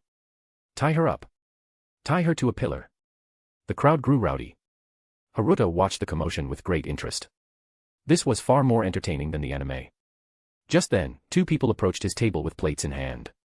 Chapter 43, gained Historia and Ymer. Looking at Historia and Ymer, who had sat down with their plates, Haruto raised an eyebrow. Aren't you two afraid? Historia tilted her head in confusion, while Ymer scoffed. Afraid of you? Who do you think you are? Haruto shook his head with a chuckle. He had assumed that after exposing their secrets and displaying his inhuman strength, they would at least keep their distance from such an unpredictable factor. Yet. Because Haruto is our comrade, so of course, we wouldn't be afraid. Historia belatedly explained. Ymer nodded but then glared at Haruto with a warning look. That being said, Historia, this guy is definitely not a good person. Don't fall for him. Historia's face turned red, and she snapped, Ymer, stop talking nonsense. Watching the two bicker, Haruto couldn't help but smile. Being able to experience such a slice of life in the world of Titans was truly rare. Haruto sighed with emotion. It was precisely for the sake of a world where people could enjoy such harmonious daily life that he wanted to establish the SCP Foundation. Hey, gloomy guy, stop smiling like that. It's creepy. Although his smile was warm and pleasant, Ymer remained stubborn. Truly worthy of the Jaw Titan. You know about our pasts. I don't know how, but we know nothing about you. Ymer's words made Historia nod in agreement. Even the kind-hearted Historia couldn't help but be extremely curious about Haruto's mystery. Haruto pondered for a moment before nodding. All right, I'll tell you. Hearing this, Ymer was a little surprised. This guy actually agreed without hesitation. Historia, on the other hand, was full of anticipation. Actually, I'm not from Shiganshina district. I come from beyond the sky, from another world. Historia and Ymer. The two of them stared at him, dumbfounded. If you don't want to talk, just say so. Don't spout nonsense. Ymer complained. Historia also lowered her head in disappointment, but Haruto shook his head. Listen first, then judge whether it's true or not. Ymer rolled her eyes but stayed silent. In my world, everyone is relatively equal. We begin our education as children, then enter a standardized school system to learn knowledge. Elementary school, middle school, high school, then either university or employment. Everyone chooses their own path based on their interests and talents. We forge iron vehicles faster than horses, and we have enormous metal birds that allow humans to soar freely in the sky. Haruto began describing the world of Earth. Of course, he omitted some of the political corruption and the evils of capitalism. No world was truly equal, only relatively so. At first, Emer wasn't very interested. But as Haruto continued speaking, she gradually became immersed in this beautiful, foreign world. Historia lifted her head again, her eyes glowing with curiosity. To them, every little detail Haruto's described was fascinating and wonderful. So wonderful that it felt unreal. In Parody Island, people constantly lived in fear of Titans, under the oppression of the royal government, and the exploitation of the military police. Does Haruto's world have walls? Historia asked curiously. He shook his head. There are no Titans, so naturally, there are no walls. There's simply no need for them. Wow. Historia gasped in amazement. As the two of them were deeply engrossed, Haruto suddenly stopped. Historia, confused, followed his gaze and looked around. She saw that most of the people in the mess hall were staring at them. 80% of the 104th Training Corps was watching their table. Haruto had been speaking in a low voice at a corner table, so others couldn't hear him. But seeing them chatting so happily was shocking. After all, Historia was beloved by everyone. But Emer. That girl was notoriously difficult. She always kept a strict guard over Historia, snapping at any boy who spoke too much with her. Yet now, the male trainees were filled with frustration. Damn it. Why is that guy able to chat so freely with Historia? Emer, what are you doing? Roast him. Don't be biased. Feeling everyone's eyes on her, Historia's cheeks turned slightly red. Emer scoffed, about to use her sharp tongue to drive them all away, when a whistle sounded outside. It was time to return to the dorms and rest. Emer glared at everyone in frustration. She hadn't heard nearly enough yet. Historia also looked disappointed. For them, the world Haruto described was so beautiful. Just getting a glimpse of it made them yearn for more. Haruto chuckled, standing up and patting both their heads. Don't worry, the future is long, and we have plenty of time. I'll tell you more later. Historia nodded happily. Emer also instinctively nodded. Then, she realized something was wrong. She actually got her head patted. She hurriedly slapped away Haruto's hand, looking as if she was about to bite him. Meanwhile, Historia got her head patted too, but more calmly taking it than Emer. But there was a noticeable blush on her cheeks. This scene left everyone else utterly speechless. He actually patted that Emer's head. And their angel too. Armin, am I seeing things? Did Haruto actually pat Emer's head, and he's still alive? Eren exclaimed in shock. Armin also widened his eyes, looking incredulous. Mikasa stared at Haruto, deep in thought. Her fingers subconsciously tightened around the vial hidden inside her clothes. How could this be? Reiner was in tears. That was Historia, and she was stolen right before his eyes. Sitting at the same table, Bertolt looked at the weeping Reiner and mentally typed out a huge question mark. Was his teammate really okay? Time passed quickly after that. Haruto was still the same as before, slacking off during training. The only exception was during ODM gear training, where he put in some effort. Not because he wanted to enhance his combat power with ODM gear, he just found it interesting. Moving swiftly through the air, it was fun, after all. The only difference from before was that now, two girls often hung around him, with Mikasa occasionally showing up as well. Chapter 44, Combat Training, Reiner's Cunning Moves. Explaining Earth wasn't something that could be done in a short time. Even though Annie had already lived on Earth for a month, there were still many things she didn't understand and many objects she wasn't familiar with. Not to mention Historia and Emer, who could only listen to Haruto's descriptions without experiencing them firsthand. However, just hearing about it was enough to fascinate them. As the days passed and they listened to his stories, the two gradually developed a sense of realism toward Earth. At first, they didn't believe it at all and just treated it like a story. But before they realized it, their attitudes had changed. During every break between training sessions, Historia and Emer would gather around Haruto. Listening to his stories had become the highlight of their day. Another day of training arrived. Today's training is hand-to-hand combat. One person will act as a criminal holding a wooden knife, while the other must subdue them and seize the weapon. Keith announced the day's training objective. The recruits of the 104th Cadet Corps looked unenthusiastic. In this world, humanity had a common enemy, the Titans. Many of them thought, what's the point of hand-to-hand combat? So, they had little motivation for this training. After making the announcement, Keith left immediately. His attitude made it seem like he was allowing them to slack off. If even the instructor was indifferent, they couldn't be blamed for being lazy. Aside from a few fools, most of them were barely putting in any effort. Emer, being the most blatant, directly pulled Historia along, ready to find Haruto for another story session. However, today, the usually quiet Haruto was approached by someone. "Yo, Haruto, let's spar." Haruto turned toward the voice. Reiner stood there with a wooden knife in hand, smiling at him. He looked just like the dependable big brother type. Sure. Although he sighed in resignation, he agreed. But deep down, Haruto was puzzled. Why would Reiner come to him? He had barely interacted with Reiner since joining the cadets. Haruto had always been a fringe figure. Otherwise, Emer wouldn't have nicknamed him Gloomy Guy. After the Snow Mountain training, he mostly stuck with Historia and Emer. Other than them, the only people he talked to were the three main protagonists. He had little contact with anyone else. Emer clicked her tongue when she saw Haruto getting into a stance. Historia noticed as well. Since she was the obedient type, she tugged at Emer's sleeve. "Emer, let's go practice. We shouldn't cause trouble for Haruto." But Emer just patted Historia's head. "What's the point of this training? It doesn't count toward our final score. Let's just stay here and enjoy the show." Historia couldn't argue with her and could only stand by and watch the duel. Reiner took his stance and charged forward with his short wooden blade. He was fast. And from his movements, it was clear, he was well trained, definitely not a beginner. Haruto narrowed his eyes slightly. In the original timeline, Reiner had chosen to spar with Eren at this moment. And he had let Eren win. Reiner was a Marley-trained soldier. Although he wasn't the best, he could easily dominate rookies. So why was he going all out now? As Haruto pondered, Reiner was already upon him. Haruto swiftly grabbed Reiner's wrist and twisted his body, seamlessly applying a joint lock. Reiner was startled and tried to break free. But the next second, Haruto kicked his lower leg, making him lose his balance.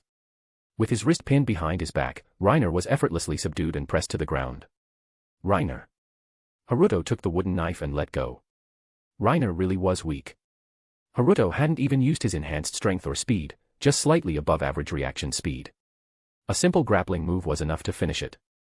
No wonder Reiner, even in his armored titan form, got beaten by Eren's attack titan.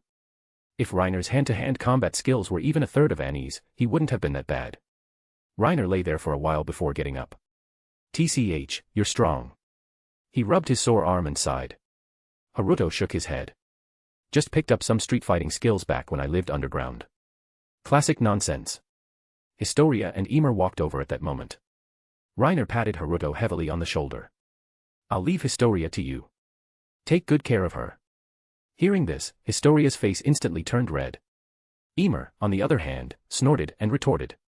"Ha! So you guys are fighting over my cute Historia. Give it up, she's mine. T/N, begone guy." Haruto didn't know whether to laugh or cry. So this was why Marley Shield had challenged him, to test him for Historia. And here he was, overthinking some elaborate conspiracy. Reiner awkwardly chuckled at Emer's words. At that moment, a loud thud echoed in the distance. Everyone turned to look.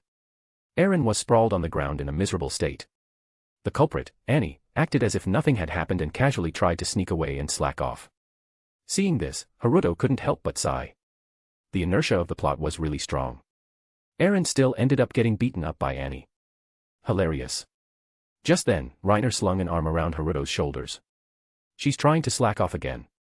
Haruto, since you're so strong, go teach her the duty of a soldier." Haruto, what? Did he just tell him to fight Annie? Haruto was about to refuse but Emer egged him on from the side. "Yeah, Gloomy Guy, an opportunity to spar with an ice-cold beauty like her doesn't come often. Don't waste it." Hearing this, Haruto looked at Emer. "Come on, sharp-tongued girl, haven't you always wanted a duel to the death with me? I agree to fight you. As a sign of respect, I will go all out." Upon hearing this, Emer's face darkened, and she rolled her eyes. "Get lost. Who would want to duel a monster like you?" These words were said casually, but the listeners took them to heart. Reiner, standing nearby, maintained a neutral expression, but he made a note of it in his mind. "Let's go." "That kind of unserious attitude can't be allowed to continue," Reiner said with a smile. Haruto had no choice but to follow Reiner as they walked toward Annie. When they reached Annie, Reiner looked down at her with an extremely infuriating expression and spoke arrogantly. "Hey, you wouldn't want to experience the instructor's headbutt, would you? If you don't want to end up even shorter, then remember the reason you came here in the first place and train properly." Chapter 45, Is Annie jealous? Haruto saw Annie's expression visibly darken. She usually had a cold face that warned people to stay away. But now, she looked like she was about to kill someone. It was no different from when she had woken up after being drugged by Haruto before. Seeing Annie's terrifying expression, Reiner felt a chill in his heart. Why did it seem like Annie was genuinely angry? Even so, he still shoved Haruto forward. Alright, Haruto, go teach her a lesson. Having angered Annie, Reiner immediately pushed Haruto out to take the heat.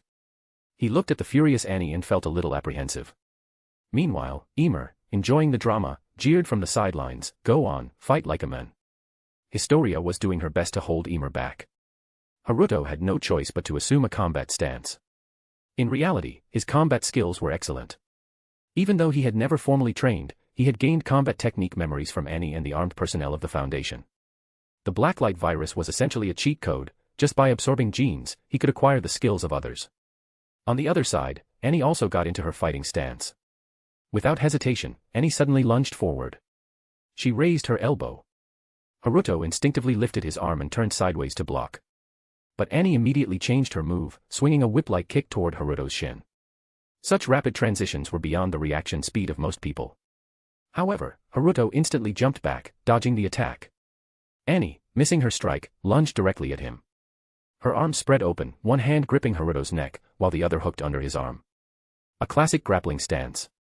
Haruto immediately dropped his weight and lowered his center of gravity. The two began a battle of strength.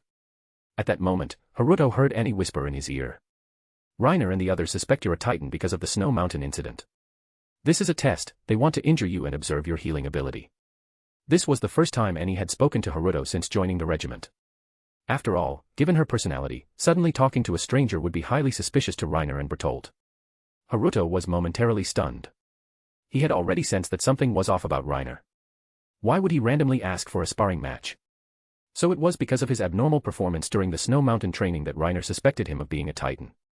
After all, Haruto's squad not only survived the Snow Wolves but also carried back their supplies, along with an injured teammate. Reiner believed Haruto must have used Titan powers in the Snow Mountain to achieve such a miraculous feat. That suspicion was Reiner's real motivation. Clearly, Historia was just an excuse.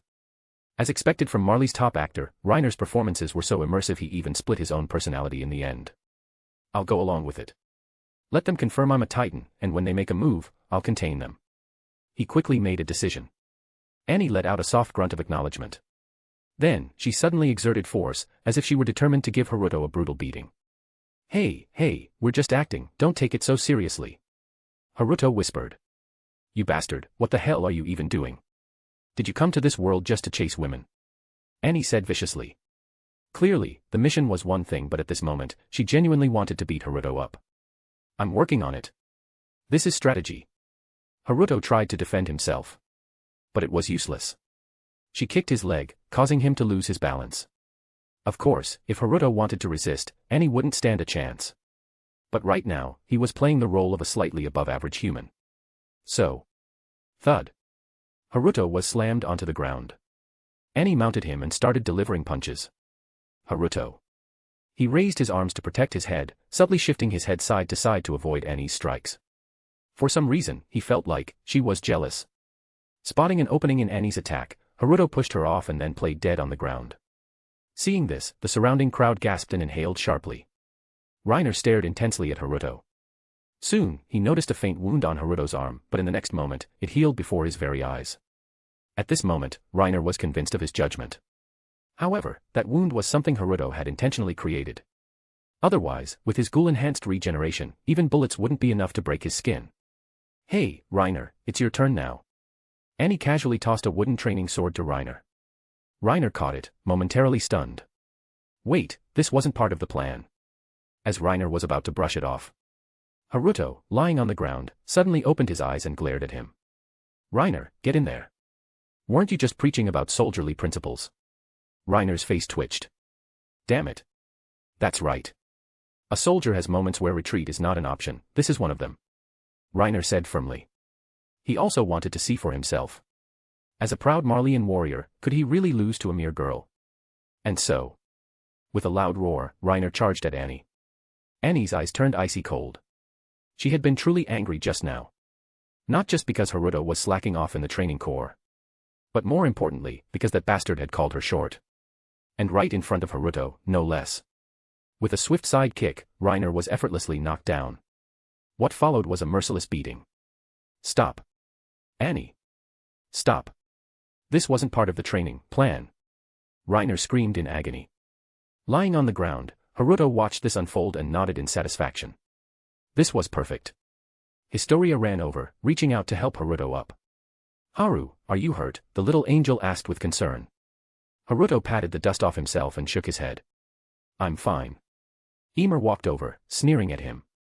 Hey, you didn't look human at all when you were killing those wolves. But now you lost to that girl. Don't tell me you went easy on her just because she's pretty. Chapter 46, this isn't a kindergarten bus. Haruto's mouth twitched. He had definitely held back. But it was for the great plan. Seeing that Haruto remained silent, Ymir felt she had hit the mark. Hey, having an ice-cold beauty ride you must have felt amazing, huh? TSK, in broad daylight too. What an eyesore. Haruto squinted at Ymir with a smile. Old woman, with those tiny eyes of yours, I doubt anything could even pollute them. Dark and gloomy guy, you wanna argue. Even if my eyes are small, they're still bigger than that thing of yours, silver-plated spearhead. Oh. Old woman, you've never tried it, so how would you know? Or is this a provocation? Could it be that you're actually drooling over it? Historia covered her face. Was this something she should be listening to? Haruto and Ymir were arguing, but the one who couldn't take it anymore first was Historia. She might be cute, but she wasn't some naive little flower. She could pick up on the implications. Haruto was a transmigrator with the experience of 2 lifetimes. Ymir was a former pure titan turned human with exaggerated age and a wealth of experience. When these two started talking, it was like slamming the accelerator and welding it in place. Haruto sat there listening, her face turning red as a cooked shrimp, burning hot. This wasn't a kindergarten bus. So, in the end, Historia forcibly pulled the two apart. You can't say those weird things. Her little face was completely flushed as she tried to scold them with a stern expression.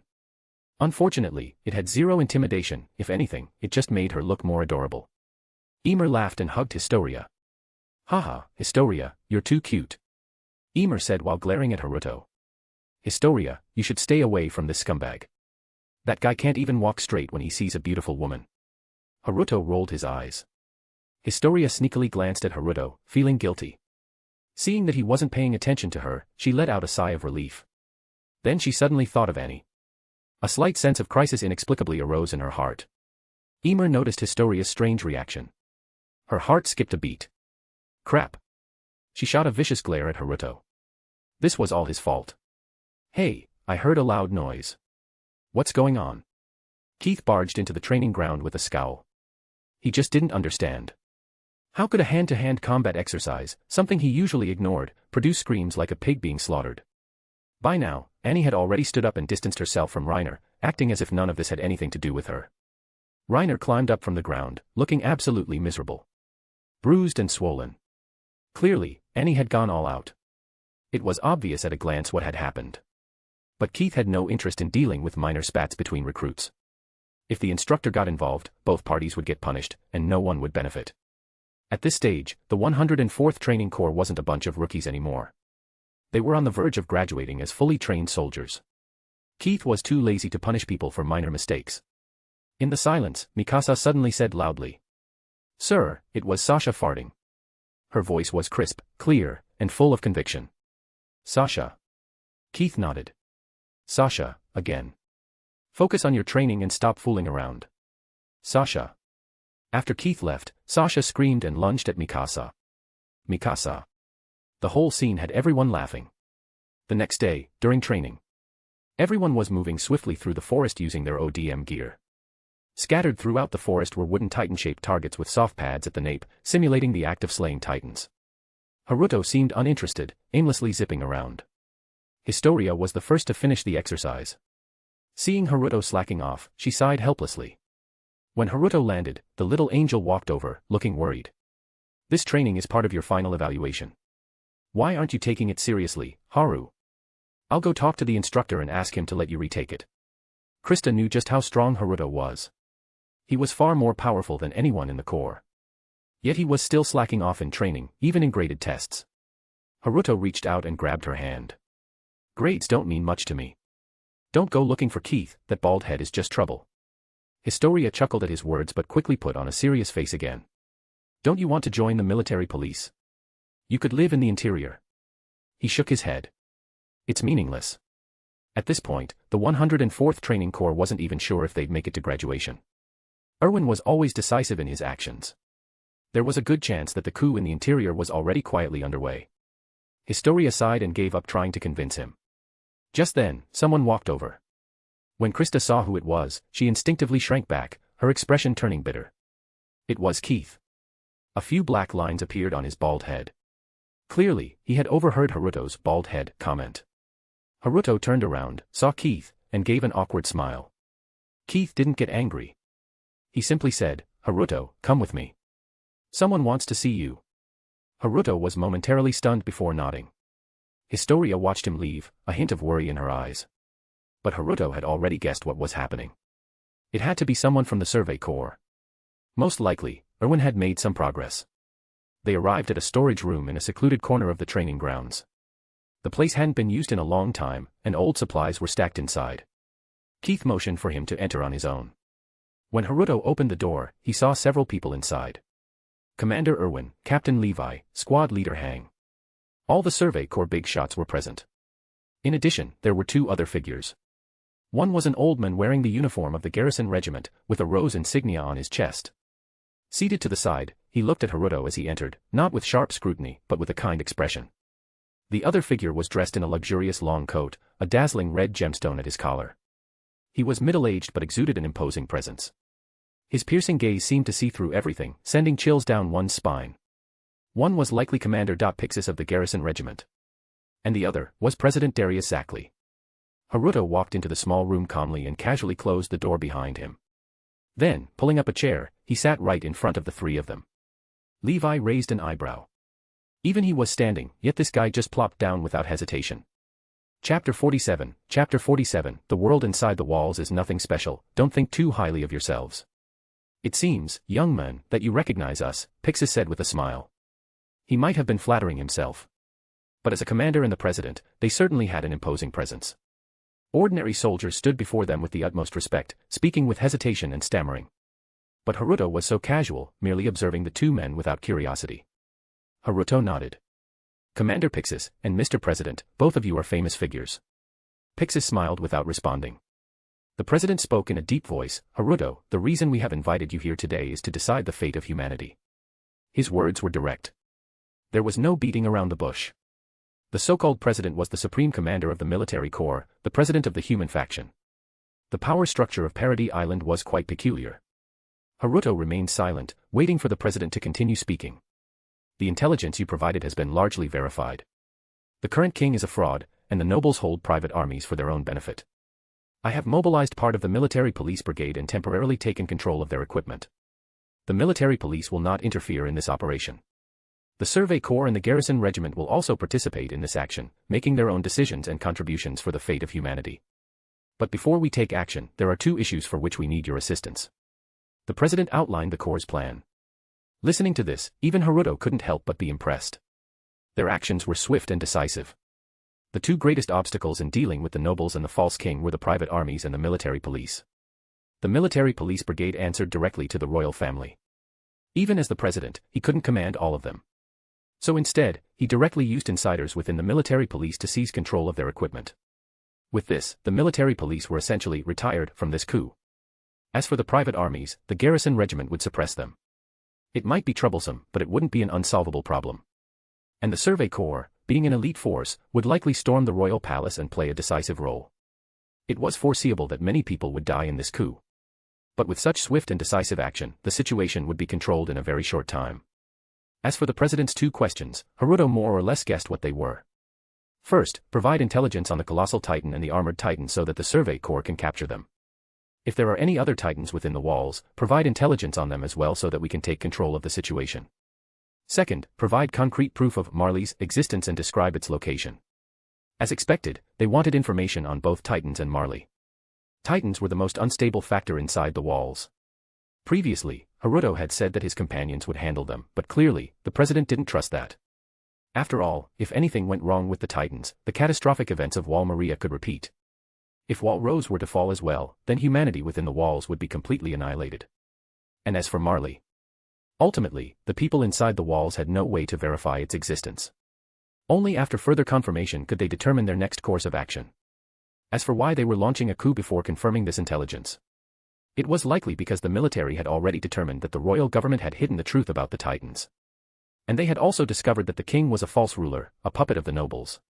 Just based on these 2 points, the royal government had already been sentenced to death. Whether or not Marley truly existed, a coup had to happen. If Haruto simply cooperated with their plans, the world of the Titans could develop in a stable manner, and he would be regarded as an esteemed guest of the military corps. But what Haruto wanted, or rather, what the SCP Foundation wanted, was the swift and effective containment of the Titan world. I must refuse. The containment of the Titans should not be handled by the military corps. I will complete it myself. As for information on Marley, I will provide guidance after the containment operations are completed. Haruto's stance instantly dropped the temperature in the room to freezing. Hey, kid. Levi glared at him and gave a low rebuke. Refusing at this moment was an unwise move. Levi didn't want to see him meet a tragic end after providing so much intelligence and assisting the corps. Erwin frowned. Haruto, you once said your goal was to save humanity. May I ask, which faction do you truly belong to? Previously, Erwin had assumed that Haruto was an Eldian from Marley. That he was a member of a resistance group formed under Marley's oppression. This is referring to the Eldian Restorationists, though Erwin didn't know their name, only that such a group likely existed. But now, things seemed off. Haruto nodded in appreciation. I am a special executive officer of the SCP Foundation, designated 05-1. The Foundation's goal is to contain anomalies. I will contain the source of the Titan's power and restore normalcy to this world. Please cooperate with the SCP Foundation's work. Haruto laid his cards on the table. Commander Pixis put away his smile and stared at Haruto. You are inside the walls, yet you expect the corps to follow your lead. Haruto nodded as if it were only natural. Gentlemen, please be clear about one fact. My communication with the corps is out of humanitarian concern, to reduce human casualties. It is not because the SCP Foundation requires the corps' power. Even without your cooperation, the SCP Foundation will still prioritize the containment of anomalies. As soon as he finished speaking, the room fell into silence. Through his perception, Haruto could sense that the small secluded house used for the meeting was now surrounded. Dozens of elite soldiers from the Survey Corps had completely encircled the area. Their blades were drawn, ready for action. If the signal was given from inside, they would immediately attempt to kill Haruto. Are you saying that this so-called SCP Foundation has the power to destroy the entire world inside the walls? Commander Pixis locked eyes with Haruto sharply. Guzuyuan nodded calmly. Don't place yourselves too high. The world inside the walls is one that could be destroyed by just 2 intelligent Titans. That single sentence left Pixis speechless. Because it was the truth.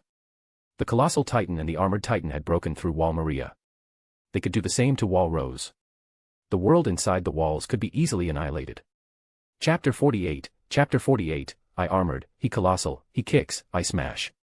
In the end, the president did not issue the command to kill Haruto. The negotiation concluded with Haruto holding absolute authority. The subsequent plan would be formulated by him, and the military corps would cooperate to execute it. After explaining his plan, Haruto walked out of the stifling room. No one stopped him. The sound of the door closing echoed. Silence filled the room for a long time. Finally, Levi broke the silence. What do we do? Levi looked at Erwin. Erwin shook his head. We follow his plan. It's the only choice for humanity, aside from destruction.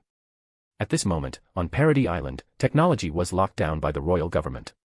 They had no intelligent Titans of their own. There were no bargaining chips. As Haruto said, 2 intelligent Titans could easily wipe out the world inside the walls. If the Corps had new ODM gear, Thunder Spears, and controlled Eren's attack Titan, Erwin might have considered other options. But there were no ifs. The condemnation from his conscience had already driven Reiner insane. Since they had found the founding Titan, they had to recover it immediately. They arrived with 4 Titan shifters, and they would return with 4, at least they could give an account of their mission. As for Annie, she knew the time for containment had come. Her fingers instinctively reached into a small pocket sewn into her sleeve. Inside was a delicate little medicine bottle. Amidst the murmured complaints of the many cadets, the group was led toward their target location. It was a desolate area outside the city. There were hardly any houses around. Yet, for some reason, dozens of tall logs stood erect in the ground, spaced apart at intervals. Today's task is to transport these logs into the city. Keith gave the order and then began assigning groups. Aaron looked at the logs in the distance, puzzled. Armin, look at those logs over there. Why are they placed vertically and driven into the ground? Armin also looked at the standing logs with confusion. But soon, a thought surfaced in his mind. Placing the logs like this should make it easier to use the ODM gear. This area is too open. Without these logs, the ODM gear would be almost useless. But why? Armin was puzzled. Why prepare an area suitable for ODM gear use here? He spoke in a low voice, so only Aaron, Mikasa, and also Haruto. With his keen hearing, Haruto overheard Armin's speculation and couldn't help but click his tongue in admiration. As expected, early-stage Armin was a top-tier strategist. Such sharp insight. Unfortunately, in the later parts of the story, after Armin ate the colossal titan and inherited Bertholdt's memories. Well, it's hard to explain. These logs were prepared by Erwin. If Haruto failed in the containment mission, the hidden members of the Survey Corps would rush in. Erwin would never pin all his hopes on Haruto alone. So, this place had to be suitable for ODM gear use. The cadets were scattered in small groups to move the logs, preventing excessive casualties. Once the groups were assigned, they began carrying out their task. Emer and Historia were paired together. As they were about to start, Historia noticed Haruto approaching quietly. "Haru, what's wrong?" Historia asked curiously. But Haruto made a silencing gesture. Although puzzled, Historia lowered her voice and stopped speaking. Emer was also confused, but then she saw Haruto motioning for her to come closer. When she did, he spoke in a low, serious tone. "Emer, take Historia and get far away from here. The Corps won't stop you, but try to stay hidden. If possible, take Eren Yeager with you too." Hearing this, both Emer and Historia furrowed their brows. "What do you mean? Is something?" Sensing something was off, Emer wanted to ask more. But Haruto simply shook his head, urging them to move. Though they hadn't known each other long, the three of them trusted one another. After all, Haruto had already uncovered all their secrets. With everything laid bare, trust naturally followed. So, once Haruto left, Emer took Historia and slipped away unnoticed. Haruto, meanwhile, followed the plan and went to the designated location to put on his act. Telling Emer and Historia wasn't favoritism. Emer had the power of the Jaw Titan, but she was actually quite weak, lacking the sharp claws and fangs typical of the Jaw Titan.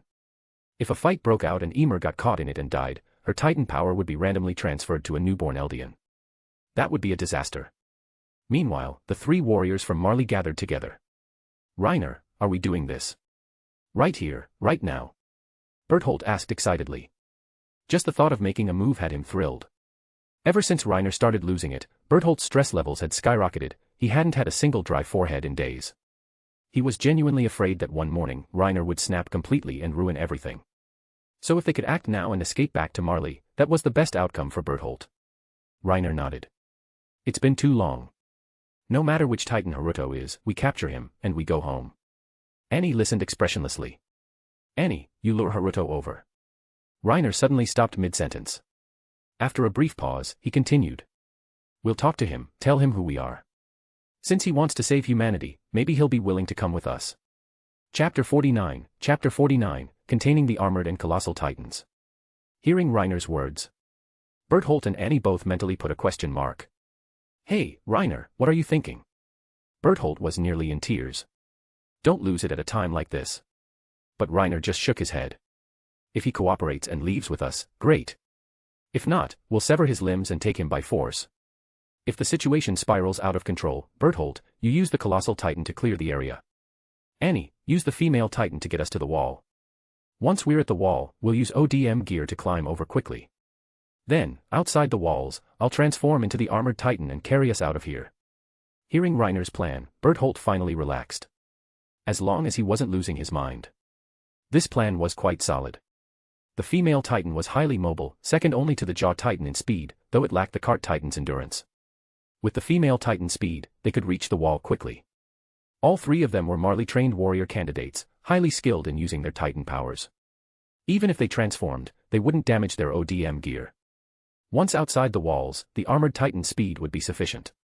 The military inside the walls wouldn't have time to react. With the plan set, neither of them noticed Annie's strange expression. Annie recalled a classic moment from the Attack on Titan manga. "I go armored, he goes colossal, he kicks, I tackle. You come with me, and everything's fine." A textbook reenactment. Annie, it's time. Reiner snapped Annie out of her thoughts. She nodded, pulled out a water flask from her waist, and unscrewed it, pretending to take a sip. Glancing at the two, she raised the flask. The two immediately understood her meaning. Just like warriors drinking before battle.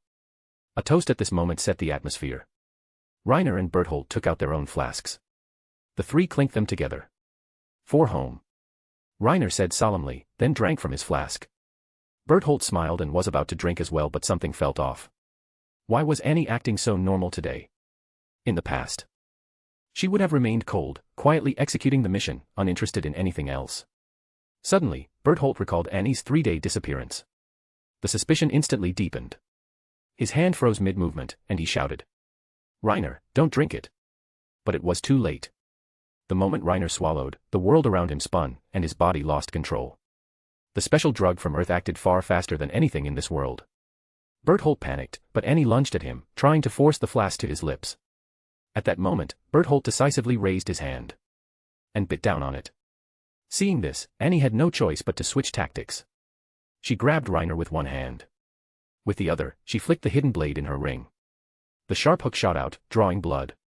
In an instant, 2 golden bolts of lightning crashed from the sky, roaring over the desolate landscape. What's happening? Thunder. Wait, what is that? The trainees of the training corps all turned toward the direction where a golden lightning bolt had struck.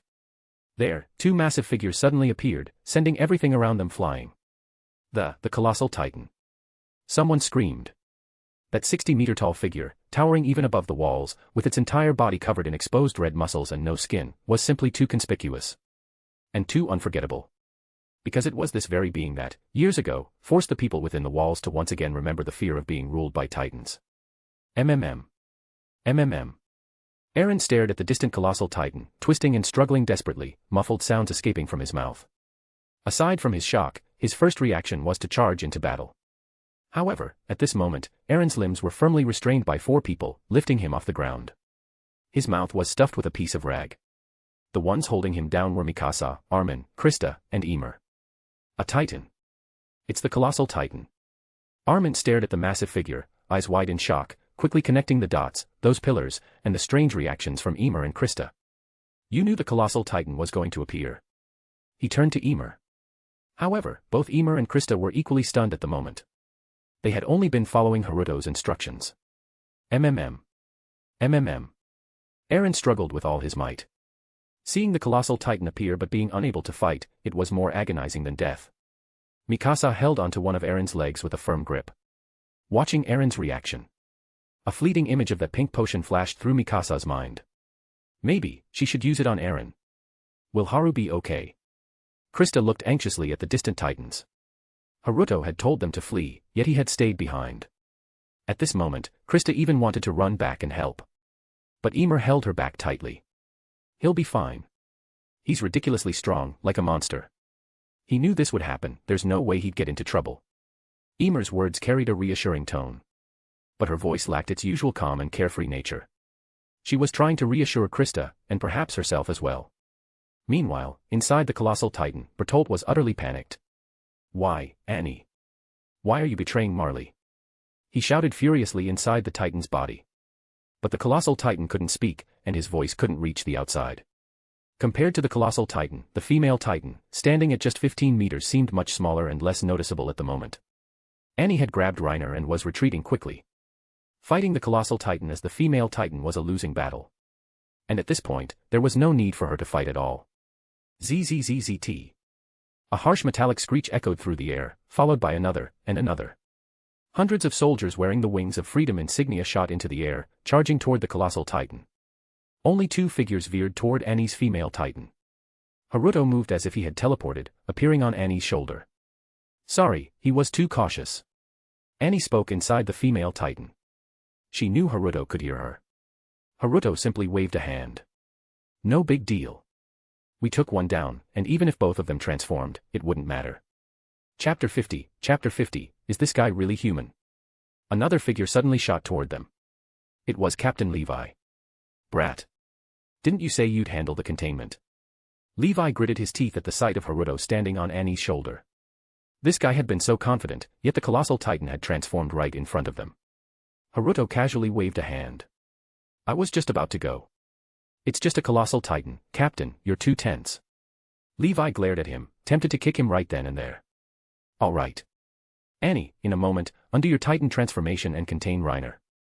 Captain, don't touch Annie. After saying that, Haruto leaped off Annie's shoulder. Levi's eye twitched. This guy, he even had time to threaten him. Though, he didn't actually say anything outright. But soon, Levi realized something was off. Haruto wasn't wearing a vertical maneuvering device. That meant jumping off a 15-meter titan was a death sentence, wasn't it? Realizing this, Levi immediately fired his hooks to grab him. But then, he saw something shocking. In the middle of his fall, a pair of black wings suddenly sprouted from his back. With a gentle flap, a powerful gust of wind erupted. His body accelerated instantly, shooting toward the colossal titan. Levi's eyes widened in disbelief. Oi, is that kid even human? Hanging from Annie's side, Levi couldn't help but ask. Annie watched Haruto disappear into the distance and was momentarily stunned. This guy can even fly. But she quickly recovered. She had seen too many anomalies in the Foundation. Controlling the female titan, she came to a stop and placed Reiner on the ground. Then, a thick cloud of steam erupted from her titan's nape. Annie emerged from the titan's flesh, took a brief rest, then detached completely. Using her vertical maneuvering gear, she descended to the ground. She needed to ensure Reiner was properly contained. Levi watched as Annie exited the female titan. Even though he already knew about titan shifters, seeing a person climb out of a titan's body in real life was still absurd. Meanwhile, on the battlefield, Bertolt was fully controlling the colossal titan, desperately advancing toward Wall Rose. Reiner was no longer an option. He knew that Annie was incredibly fast, and the colossal titan couldn't keep up. At this point, his only option was self-preservation. As for questioning Annie's betrayal, he had to survive first. The constant screeching of metal filled the air. Countless Survey Corps soldiers were rapidly closing in. The colossal titan was slow. Despite its massive size and long legs, its speed was unimpressive. Soon, several soldiers reached its body, using wooden pillars around them to maneuver closer. 3 hooks embedded into the titan's muscle as the soldiers quickly ascended. Bertolt had no choice but to stop. A torrent of scalding steam erupted from the colossal titan. The hooks lodged in its flesh were instantly blown away. The soldiers, overwhelmed by the intense heat, had no choice but to retreat temporarily. After releasing the steam, Bertolt resumed his advance toward the wall. This high-temperature steam came at a cost, it consumed the titan's muscle mass. Bertolt calculated carefully. Would he reach the wall before running out of muscle? If he could breach Wall Rose, there was still a chance to slip away. Once again, soldiers closed in. Once again, he released steam, pushing them back. Bertolt felt hopeful. He had enough muscle left. If he could just reach that place. However, before the steam had even dispersed, a voice spoke right beside him. Give up, Bertolt. Come out and accept containment. Bertolt looked to the side in disbelief. Haruto had somehow landed on his shoulder without him noticing. How is this possible? How could he break through the colossal titan's steam? Before he could finish speaking, Bertolt choked on his words. He saw the pair of black wings behind Haruto. Why would a human have wings? Haruto. What the hell are you? Bertolt muttered in confusion from within the colossal titan. I'm obviously human. Haruto answered as if it were only natural. Bertolt. How could this guy hear what he was saying? Gritting his teeth, Bertolt prepared to release a massive amount of steam to force Haruto away. Even though it would significantly consume his muscle mass and might disrupt his carefully planned actions. There was no other choice. A more terrifying burst of steam erupted than in the previous 2 instances. This time, the muscles of the colossal titan even glowed red, like heated iron. However, to his horror, Bertolt realized that Haruto, standing on his shoulder, remained completely unmoved amid the scorching steam. The heat, which could burn a person into charcoal, struck him yet felt like nothing more than a gentle breeze. Bertolt, expelling steam with all his might, could only watch as Haruto walked through the steam toward the back of his neck. Slash. The sound of flesh being sliced apart. Bertolt was yanked out of the colossal titan entirely. The muscles connecting his limbs were severed all at once. In an instant, the massive colossal titan dissipated into steam, vanishing completely. All that remained were a series of enormous footprints on the ground. You're a monster. Bertolt's voice trembled. The colossal titan consumed an immense amount of stamina, especially when releasing large amounts of steam. He was completely immobilized now, left dangling in Haruto's grasp as they slowly descended. Several grappling hooks pierced through the lingering steam, shooting toward them. Silhouettes of the wings of freedom tore through the obscuring mist. However, upon seeing the scene within the steam, the soldiers of the Survey Corps were completely stunned. They had no idea what had just happened. All they knew was that the colossal titan had suddenly stopped and begun releasing intense heat and steam. Then, it had simply vanished.